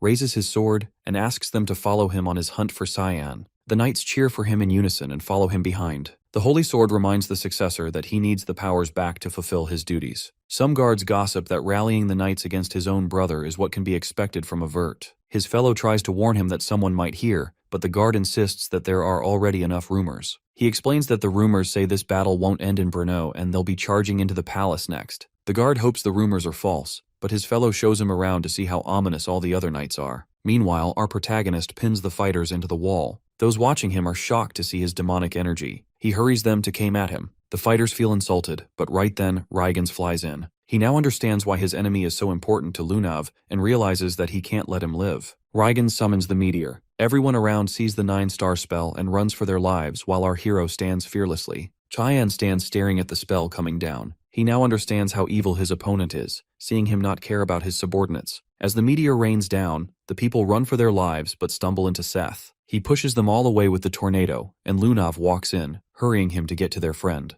At the battle, Rygans stands tall above his meteor. Suddenly, our hero breaks through the spell with his Void Sphere Obsession. He then uses the Division spell. Rygans is impressed with his use of the Void Sphere but diminishes it instantly. Our protagonist is shocked to see his spell countered so easily, and Rygans reveals his Caligorna's bead. He reveals that the bead's oblivion counters the Void Sphere. Our hero is shocked to see his opponent with such a rare artifact. Rygans then uses the bead's Soul Harvester. Suddenly, Lunav steps into the fight, ordering her grandfather to stop. She tells him to deal with her if he really wants her demonic scriptures, and tells him to stay away from Cyan. Karam tells our hero that he found some bet and that he feels his brother is close. Seth tells his friend that he heard about him being framed and tells him to leave the fight to him. Our hero wishes his friends good luck and leaves to face his real enemy. However, Rygens refuses to let him off so easily and sends his soul harvester after him. Suddenly, Lunav uses the seeds of restraint. A crown manifests on Rygens' head, and then Lunav casts a verbal promise fulfillment spell. Rygens screams in pain and drops his beads. The soul harvest on our hero's tail disappears.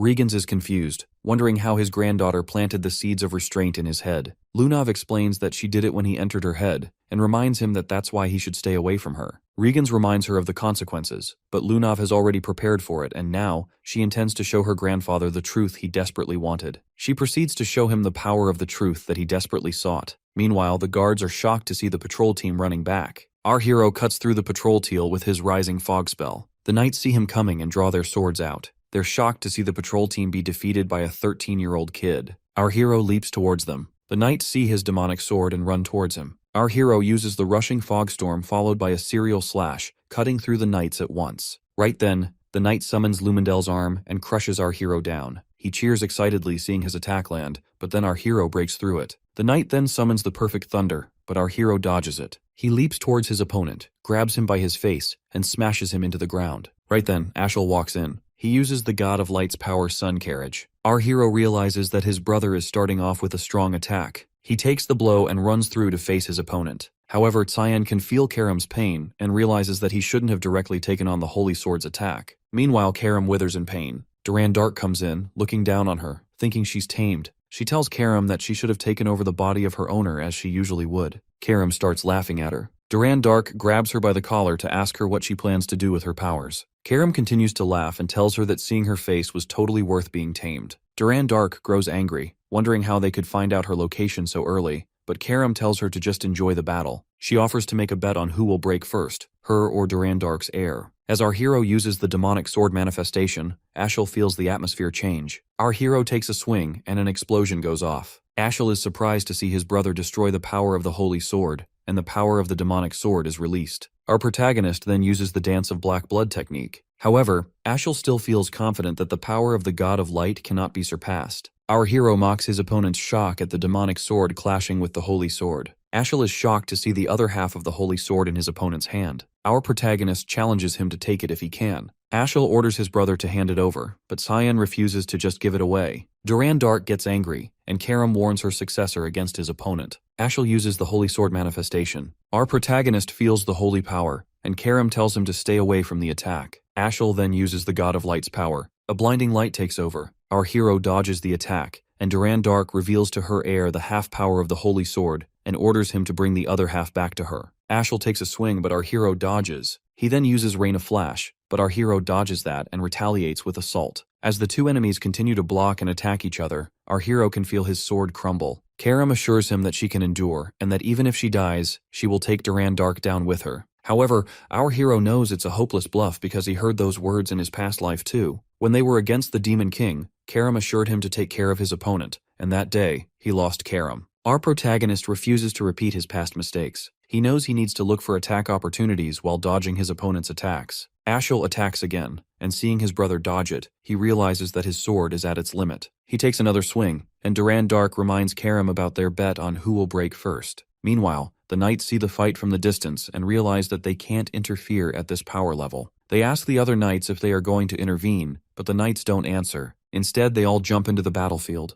Ashel lands a blow against his opponent, but our hero blocks it with his sword. Our hero uses his Void Sphere division to hold off the knights. He struggles to keep Boris's knights back. As the two continue to fight, Ashel asks his brother if he still wants to keep fighting, reminding him that he can't win. Our protagonist assures him he's perfectly fine and calls his opponent arrogant. Ashel summons his power and asks for the other half of the power back. He then summons the Holy Lance of Lu and lands multiple attacks against our hero. Meanwhile, the knights are impressed by Ashel's ability to fight. Luenel believes that it's not enough and orders them to use the Light Ray of Divine Punishment. The guards worry that it'll put Ashel in danger too, but Luenel orders them to do it. On the other hand, Lunav continues to torment her grandfather and thinks that the fighting is enough now. She stops hurting him, and Seth tells her that he's done too because the subordinates are too weak. However, Lunav knows Seth is just strong with a god's support and the people aren't weak. Seth acknowledges that it was the woman's help too. Lunav thanks the woman for her help. The woman takes her hood off and apologizes for jumping into the battle too late. but Lunav assures her that she was on time and she helped defeating the association members quickly. Suddenly, a spell appears in the sky and Lunav realizes that the magic weapon is being activated. Seeing that the weapon is used only in wars, she realizes that they're trying to get Cyan. Luanel stands before the soldiers, activating the magic weapon. He feels eager to get rid of all the people who look down on him. Ashel and our hero are surprised to see the magic weapon. Ashel uses the Border of God and destroys the weapon. As the whole place starts to collapse, Luanel tries to run for his life, but the walls crash down on him and bury him. Suddenly, Aaron jumps in and tells Ashel to stop and tells him she is going to take Cyan. As the 5th princess of the Ushif Empire, she orders him to put his weapon down. Dean Kundal steps in and restrains all the blood monsters, realizing that Ashel and Luanel could be related to the Banquet of Blood. Ashel breaks Dean Kundal's magic spell, leaving him shocked. He then releases his Godstinger attack at the Dean. Arn screams for Dean, and Cyan tells her to leave because he worries she'll just get in his way. However, Aaron refuses to abandon her fiancé, even though that's not the engagement our hero agreed to. Ashel thinks that the princess is seduced by his sibling and thinks it's his responsibility to save her. He uses the God of Light's supreme authority, the Halo Bringer. Our hero recognizes the ultimate skill of Lumendel that can slay even a god. This ability killed our hero in his past life. Right then, Aaron steps forward to shield Cyan and asks Ashel to stop. However, Ashel does not intend to go against the will of God. He releases his attack. Aaron closes her eyes, but then our protagonist pushes her aside to face the moment he's been waiting for. His opponent is surprised to see him smiling. The whole mana energy strikes our hero, and an explosion goes off. Dean Kundal continues to take down blood monsters, but more just keep coming back, and he knows that's just stalling the worst. Suddenly, Dean notices a chaotic mana, and when he turns around, he sees our protagonist going all out with his power. Ashel is confused seeing his opponent. Lundell tells him that his opponent is trying to take power. However, he finds it useless because our hero doesn't possess demonic or divine scriptures, and without God's promise, he'll die. But then, Aaron comes forward to save her friend. She knows she can't go back now, otherwise she'll lose Cyan. Right then, Lunav Rainreaver and her friends join the battle. Lunav asks Dean for his help in getting close to Cyan. Without any questions, Dean uses his reverse wave and clears the pathway for Lunav. As they rush through the battlefield, the monsters leap in on them, but suddenly Seth jumps off and pushes the monsters back while the rest run for Cyan. He and Lamella stand back to take care of the monsters while Lunav takes care of Cyan. Lunav hurries at Lem as Cyan's mana continues to weaken. Princess Aaron and our hero stand side by side, struggling to hold their ground. Ashel is surprised to see the demonic scripture arrive. Lunav and Lem jump past him and quickly run to Cyan. Lunav hurries to Lem to help their friend. Lem didn't expect our hero to be in this state, trying to kill himself, but he wonders if he had already seen them come. Lem thinks our hero knew he and Lunav would come. He uses the old god's promise to help our protagonist recharge his mana, and the sudden burst of energy leaves Ashel shocked. Ashel is shocked to see his opponent's power. Our hero decides to end things here. He unlocks the other realm and puts Lunav down. Lumendel warns Ashel against his opponent's power. Our hero puts his friends down and tells Lem that he now plans to kill his brother. Lem asks if revenge is really important for him to take on a curse because our hero doesn't know the state he's in. He warns our hero that he'll have to pay a price worse than death for the seal on his chest. The sword now realizes that this was always our hero's plan. When planning this whole thing, our protagonist wondered if Lunav would appear if he fought. He asked Karam to bring her to him. Karam wondered how our hero is so sure that she will come, and he answers that she'll come because she's a stalker. Our hero leaves the princess and Lunav to the demonic scriptors. Lem realizes that the prophecy has come true as he watches the pawns fight each other. As our hero raises his demonic sword, he feels something different about his opponent. He realizes that Ashel's powerful god can no longer protect him. Meanwhile, Lamella uses her glare slash to cut through the demonic monsters. She's surprised to see that the monsters have stopped regenerating, which makes them realize their link has been cut off. Dean Kundal walks in, thinking that the monster's power source must have disappeared, and feels glad to see his students okay. However, Seth came to help his friend during his exams, and Dean suspended him for 2 months. Lamella sees the portal to the other realm, thinking that it's the cause for the destruction. She wonders if something can be done about it. The Dean takes a closer look and sees Aaron and Lunav passed out. He rushes to them and finds them okay. He heals them with his magic, wondering if they were sent to the other realm on purpose. Dean Kundal realizes that Cyan must have created this realm and wonders what is going on. On the other hand, Ashel is surprised to see himself bleeding. Lundell warns him that his opponent can even devour light now, and he might die for underestimating his opponent. Our hero asks Karam how he feels about this change, and Karam answers that he feels so powerful that he wants to destroy everything. So our hero allows Karam to utilize his power. He uses his Dance of Blood, second form Harvester. Ashel uses his Halobringer.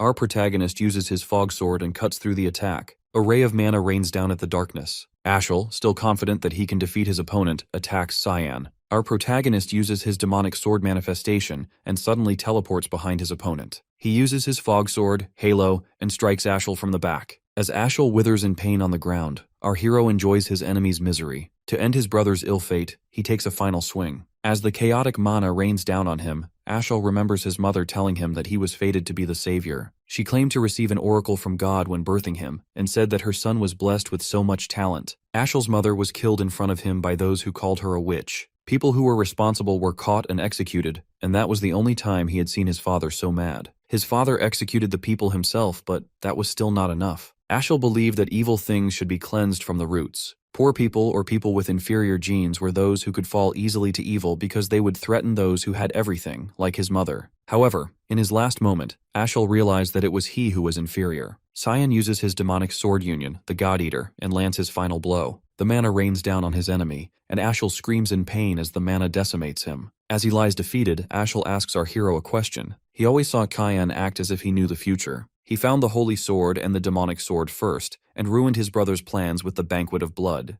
Ashel wonders why his brother had always hated him. Our hero tells his brother that he knows he must be wishing that he had killed his brother when he noticed the potential. He always hated Ashel's thinking. Ashel asks his brother if they were ever close. In his past life, our hero and his brother were close, but Ashel threw it all away. Cyan walks away thinking that it's over. But then, the holy sword speaks up. The demonic sword tells our hero that he made a huge mistake by using the demonic scriptures to take the sword's power and warns him that a worse pain will rain down on him. Meanwhile, a man in the hood tells Nana that the dark fog has swallowed the light. Nana tries to fight Brian for her father's safety. The hooded man sees them ignore him like our hero always does. Nana attacks Brian, insisting that she has to go to help her papa. Brian tries to convince her to wait, reminding her that the young master was worried about them. Right then, a woman walks in and tells Nana to sit down. Nana calmly sits down, and the woman tells them again that the black fog has swallowed the light. She knows that there might be a reason why Nana is so aggressive and decides to take her to go check up on our hero. On the other hand, the holy sword destroys the other realm. Karam feels that the power is too much and starts to lose his form. Our hero tells Karam to return to the sword. He feels something strange about the seal. The other realm starts to disappear, and suddenly, huge light explosions come down from the sky. From the light emerge the Giants of Light, and they take our hero along with them. Aaron slowly gains consciousness and sees our protagonist being taken away. This was the last memory of our hero that she had. The Giants of Light disappeared fast, and Prince Lunel and Ashel were also missing. The Knights of Light were arrested for going out of line, and the incident that could cause a revolution was stopped. However, Brno, a center of trade, was now turned to ashes. Meanwhile, Aaron wakes up back in her palace, worried about Cyan. Laximus informs her that Lunav has recovered already, and Cyan is missing along with Luenel and Ashel. Aryan feels upset that she couldn't protect her fiancé, and Laximus starts crying that he wasn't with the princess. Aryan consoles him that he had other things to do and asks him how it went. He explains that the king is a lot worse than they thought. Viliarth stands by the king's side, feeling sorry for being late. He feels like he neglected his children while only focusing on the front lines. He's upset that his first son used the Knights of Light for his personal use, and the youngest became the worst murderer of the era. Viliart feels that he would have made up for his mistakes with his life if the king hadn't given him the duties. Ulkin tries to console him, but Viliart thinks of himself as the worst father ever. He blames himself for neglecting his children after their mother's death, thinking that they would learn to be independent. But instead, the two sons made different choices. One chose glory, and the other sought his own growth. As a result, Brno ends up in ruins, and his family's bloodline is at risk. Viliarth asks about Alice. Ulkin answers that no one has seen her after the northern gates, and Kraz has gotten into religion and become a monk. Right then, Violet walks in, thanking Ulkin and Viliarth for their service to the king, and tells them that she's brought medicine for him, hoping that the king recovers soon. But the king doesn't seem to show any results. Viliart is impressed by Violet bringing her father's medicine by herself. She pretends to care for the king, wishing for his quick recovery. But after Viliarth and Ulkin leave her alone, she makes the king drink her so-called medicine to put him to sleep forever and rule the empire herself. It turns out that she killed Luenel first. At the battlefield, Luenel was heavily injured, feeling humiliated that they couldn't even kill one kid. Violet tells the guards to look for the injured in the area. He sees her and screams for help. Violet walks up to him and tells him that she has to clean up her brother's mess. Luenel orders her to take him to the palace to get treatment, but Violet refuses to do that. Instead, she plans to clean up after killing him and just tell everyone she couldn't find his corpse. Luenel screams helplessly, but the guards obey her call and kill him on the spot. Back at the palace, Viliarth and Ulkin are both suspicious of Violet's medicine. Ulkin finds her medicine's color and the bottle's shape similar to the elixir Marchand's Sanctification,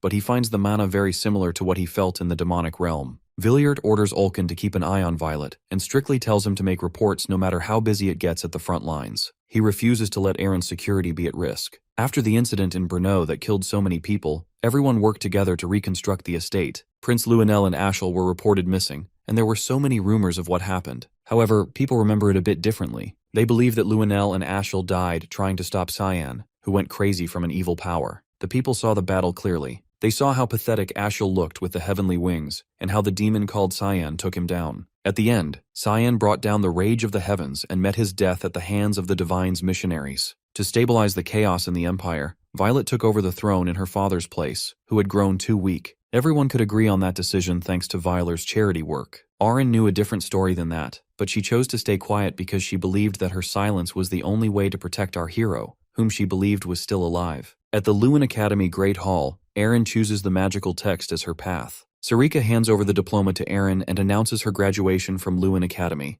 Dean Kundal is surprised to see that Arryn chose the magical text instead of the sword or wand. It's been 3 years since the incident, and Princess Arryn has been searching for clues on the Giants of Light. Kundal explains that the Giants of Light are called Nephilim, and they are missionaries of light sent by Lumendel. Sarika is confused, wondering why Lumendel would intervene directly, and Dean has no clue why. There are no records that can tell whether Nephilim are gods or humans. Kundal tells Sarika that Arryn has still decided to stay in the academy because of Cyan and asks if he's okay. Meanwhile, Arryn visits Lunav. The two catch up, and Lunav informs Arryn that President Regans is doing better, but he still has internal wounds to recover from. Arryn thinks she must be worried, but Lunav feels satisfied to have taught Regans a lesson. Lunav asks about the progress on finding Cyan. Arryn explains that he's trying, but she has found nothing except that the Giants of Light are called the Nephilim. The two compete amongst each other to find Cyan first. Meanwhile, the Nephilim hold Cyan hostage for crossing a line that no creation of a god is allowed to cross. As a result, our hero has no right to continue living in the world that they will descend upon.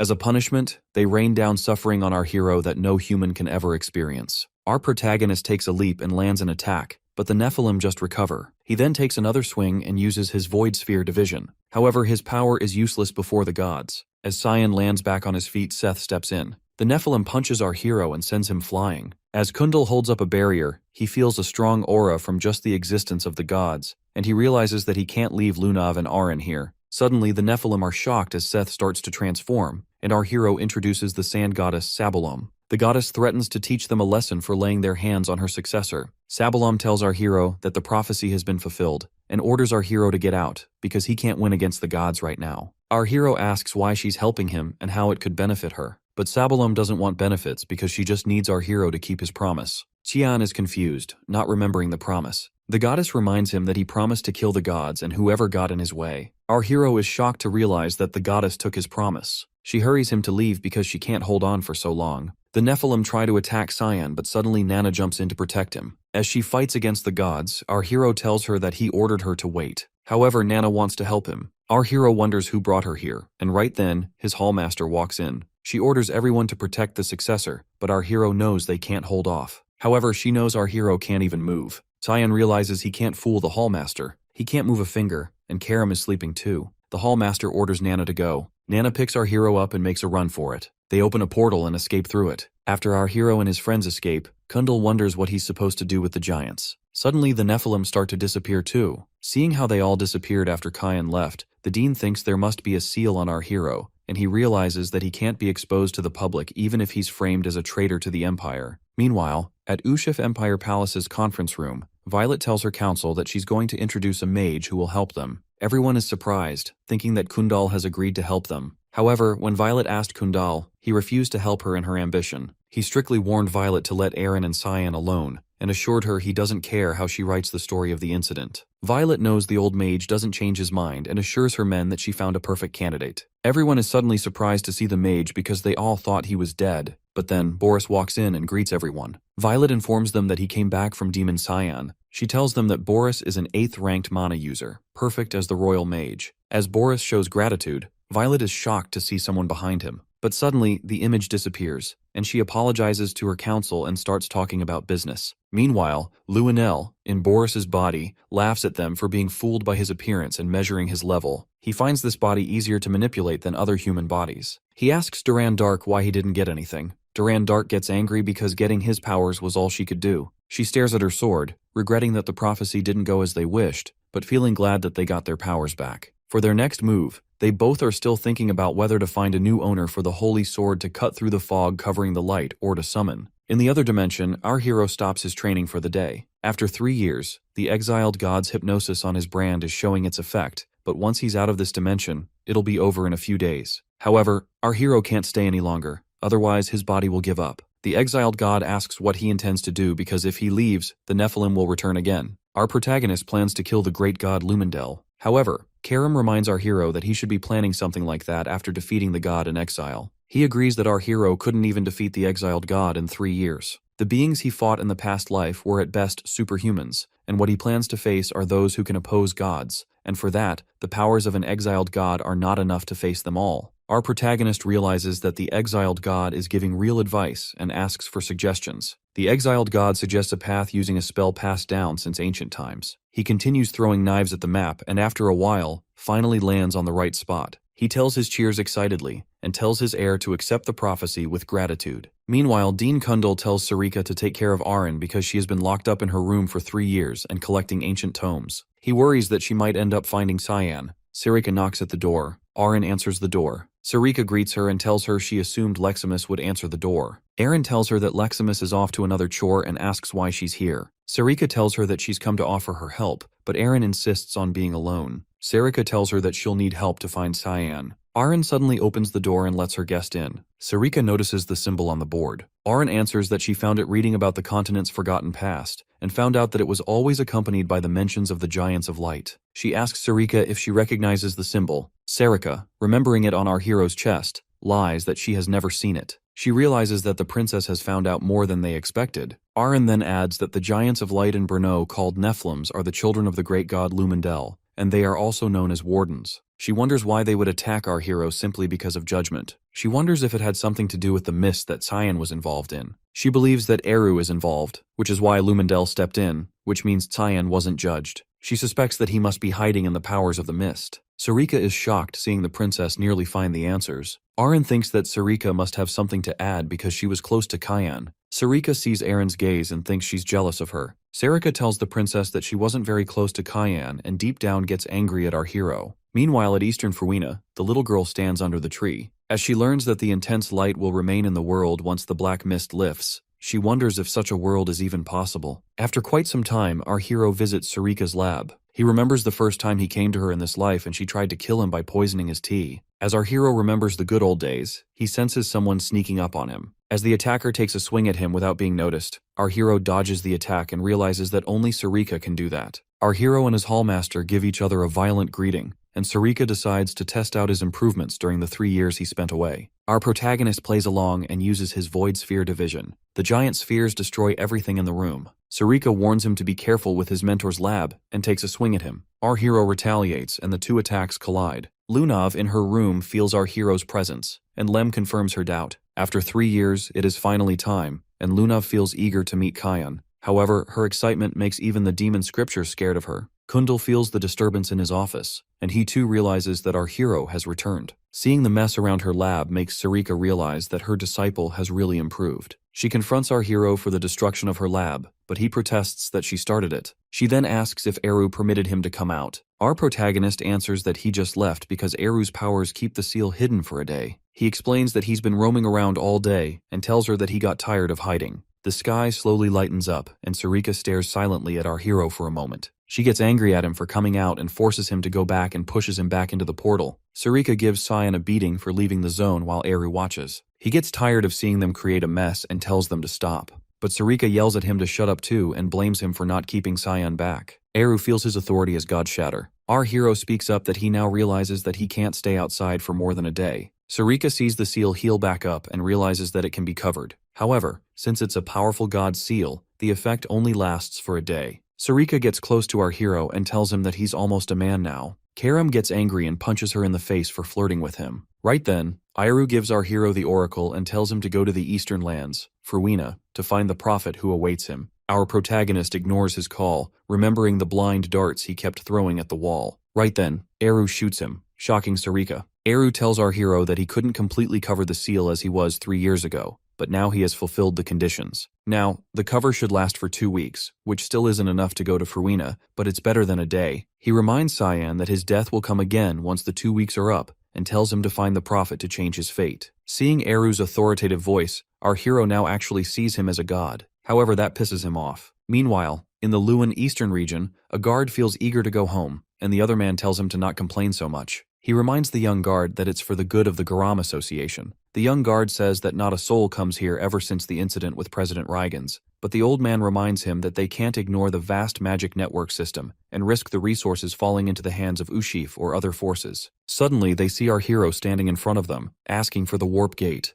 The guards realize that their opponent is not an ordinary person and draw their swords out. The guard considers letting his hidden powers out and tells our hero that he's responsible for his fate next. However, a moment later, the guards are knocked out, and our protagonist walks in through the gate. The warp gate is an artifact that Rygans Rainreaver often used. It will be our hero's first time in this life to see it. It's his only way to go to Fruina and back in just 2 weeks. Karam feels the mana leaking from the artifact. Our protagonist explains that something like this didn't exist 3 centuries ago. If an energy source with concentrated mana provides energy, then the mana paths made with runes complete the spell. Karam is impressed with humans' ability to find shortcuts. Our hero sets his destination to north of Fruina. The warp gate opens the gate and a gate opens. Our hero opens the door and sees Fruina on the other end of it. Our protagonist walks through the gate and asks Karam if he's ever been to Fruina. Karam explains that he's been here before with her past owner. Suddenly, they both smell blood, and our hero gets ready for action. Meanwhile, the guards report the intruder at the gate and tell their boss that the intruder was covering his face,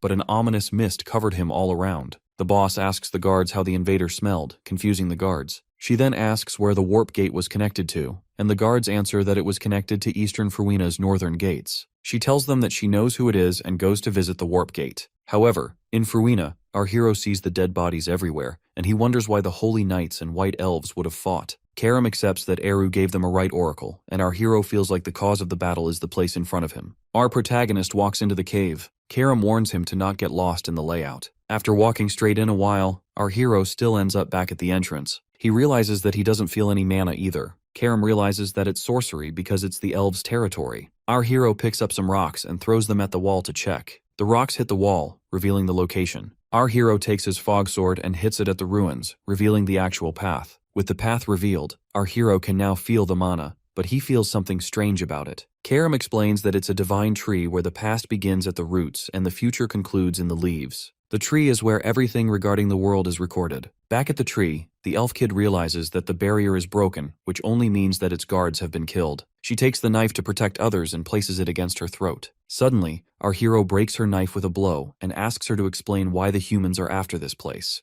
The elf kid walks down from the tree and walks up to our hero, making him wonder what she wants from him. She grabs his hand and tells him that he's going to die soon. Our protagonist is surprised to see her recognize him. She explains that she's the divine tree's prophet, Hastia, and asks him if he's here by following the oracle. Our hero is shocked and realizes that the humans are after this place because they want Hastia's prophecy powers to know the future. Meanwhile, the Saintess's direct affiliate guard knight, Mihan Harcelis, reaches Fruina. He sees the guards and the enemies all dead and orders his men to tell everyone that it's safe. Seeing the blood everywhere, he tries to keep his armor clean, but seeing the enemies and allies all dead, he feels that someone must be alive. Right then, the Saintess walks in and assures him that the divine mission guided by Lumendel will end with their victory. Mihan assures the Saintess that he's faithful. The Saintess leaves him to take care of things outside and assures him everything will be all right. Suddenly, she realizes that the barrier has been broken. An elf's sorcery runes are unbreakable by a human, so she thinks that a non-human entity must be in the cave. She hurries inside to stop the intruder from taking the prophet and orders her men to wait outside, while an elf watches them from a distance. Meanwhile, Hastia feels upset that the ones protecting the entrance died because of her. Our hero wonders if holding hands is necessary when talking.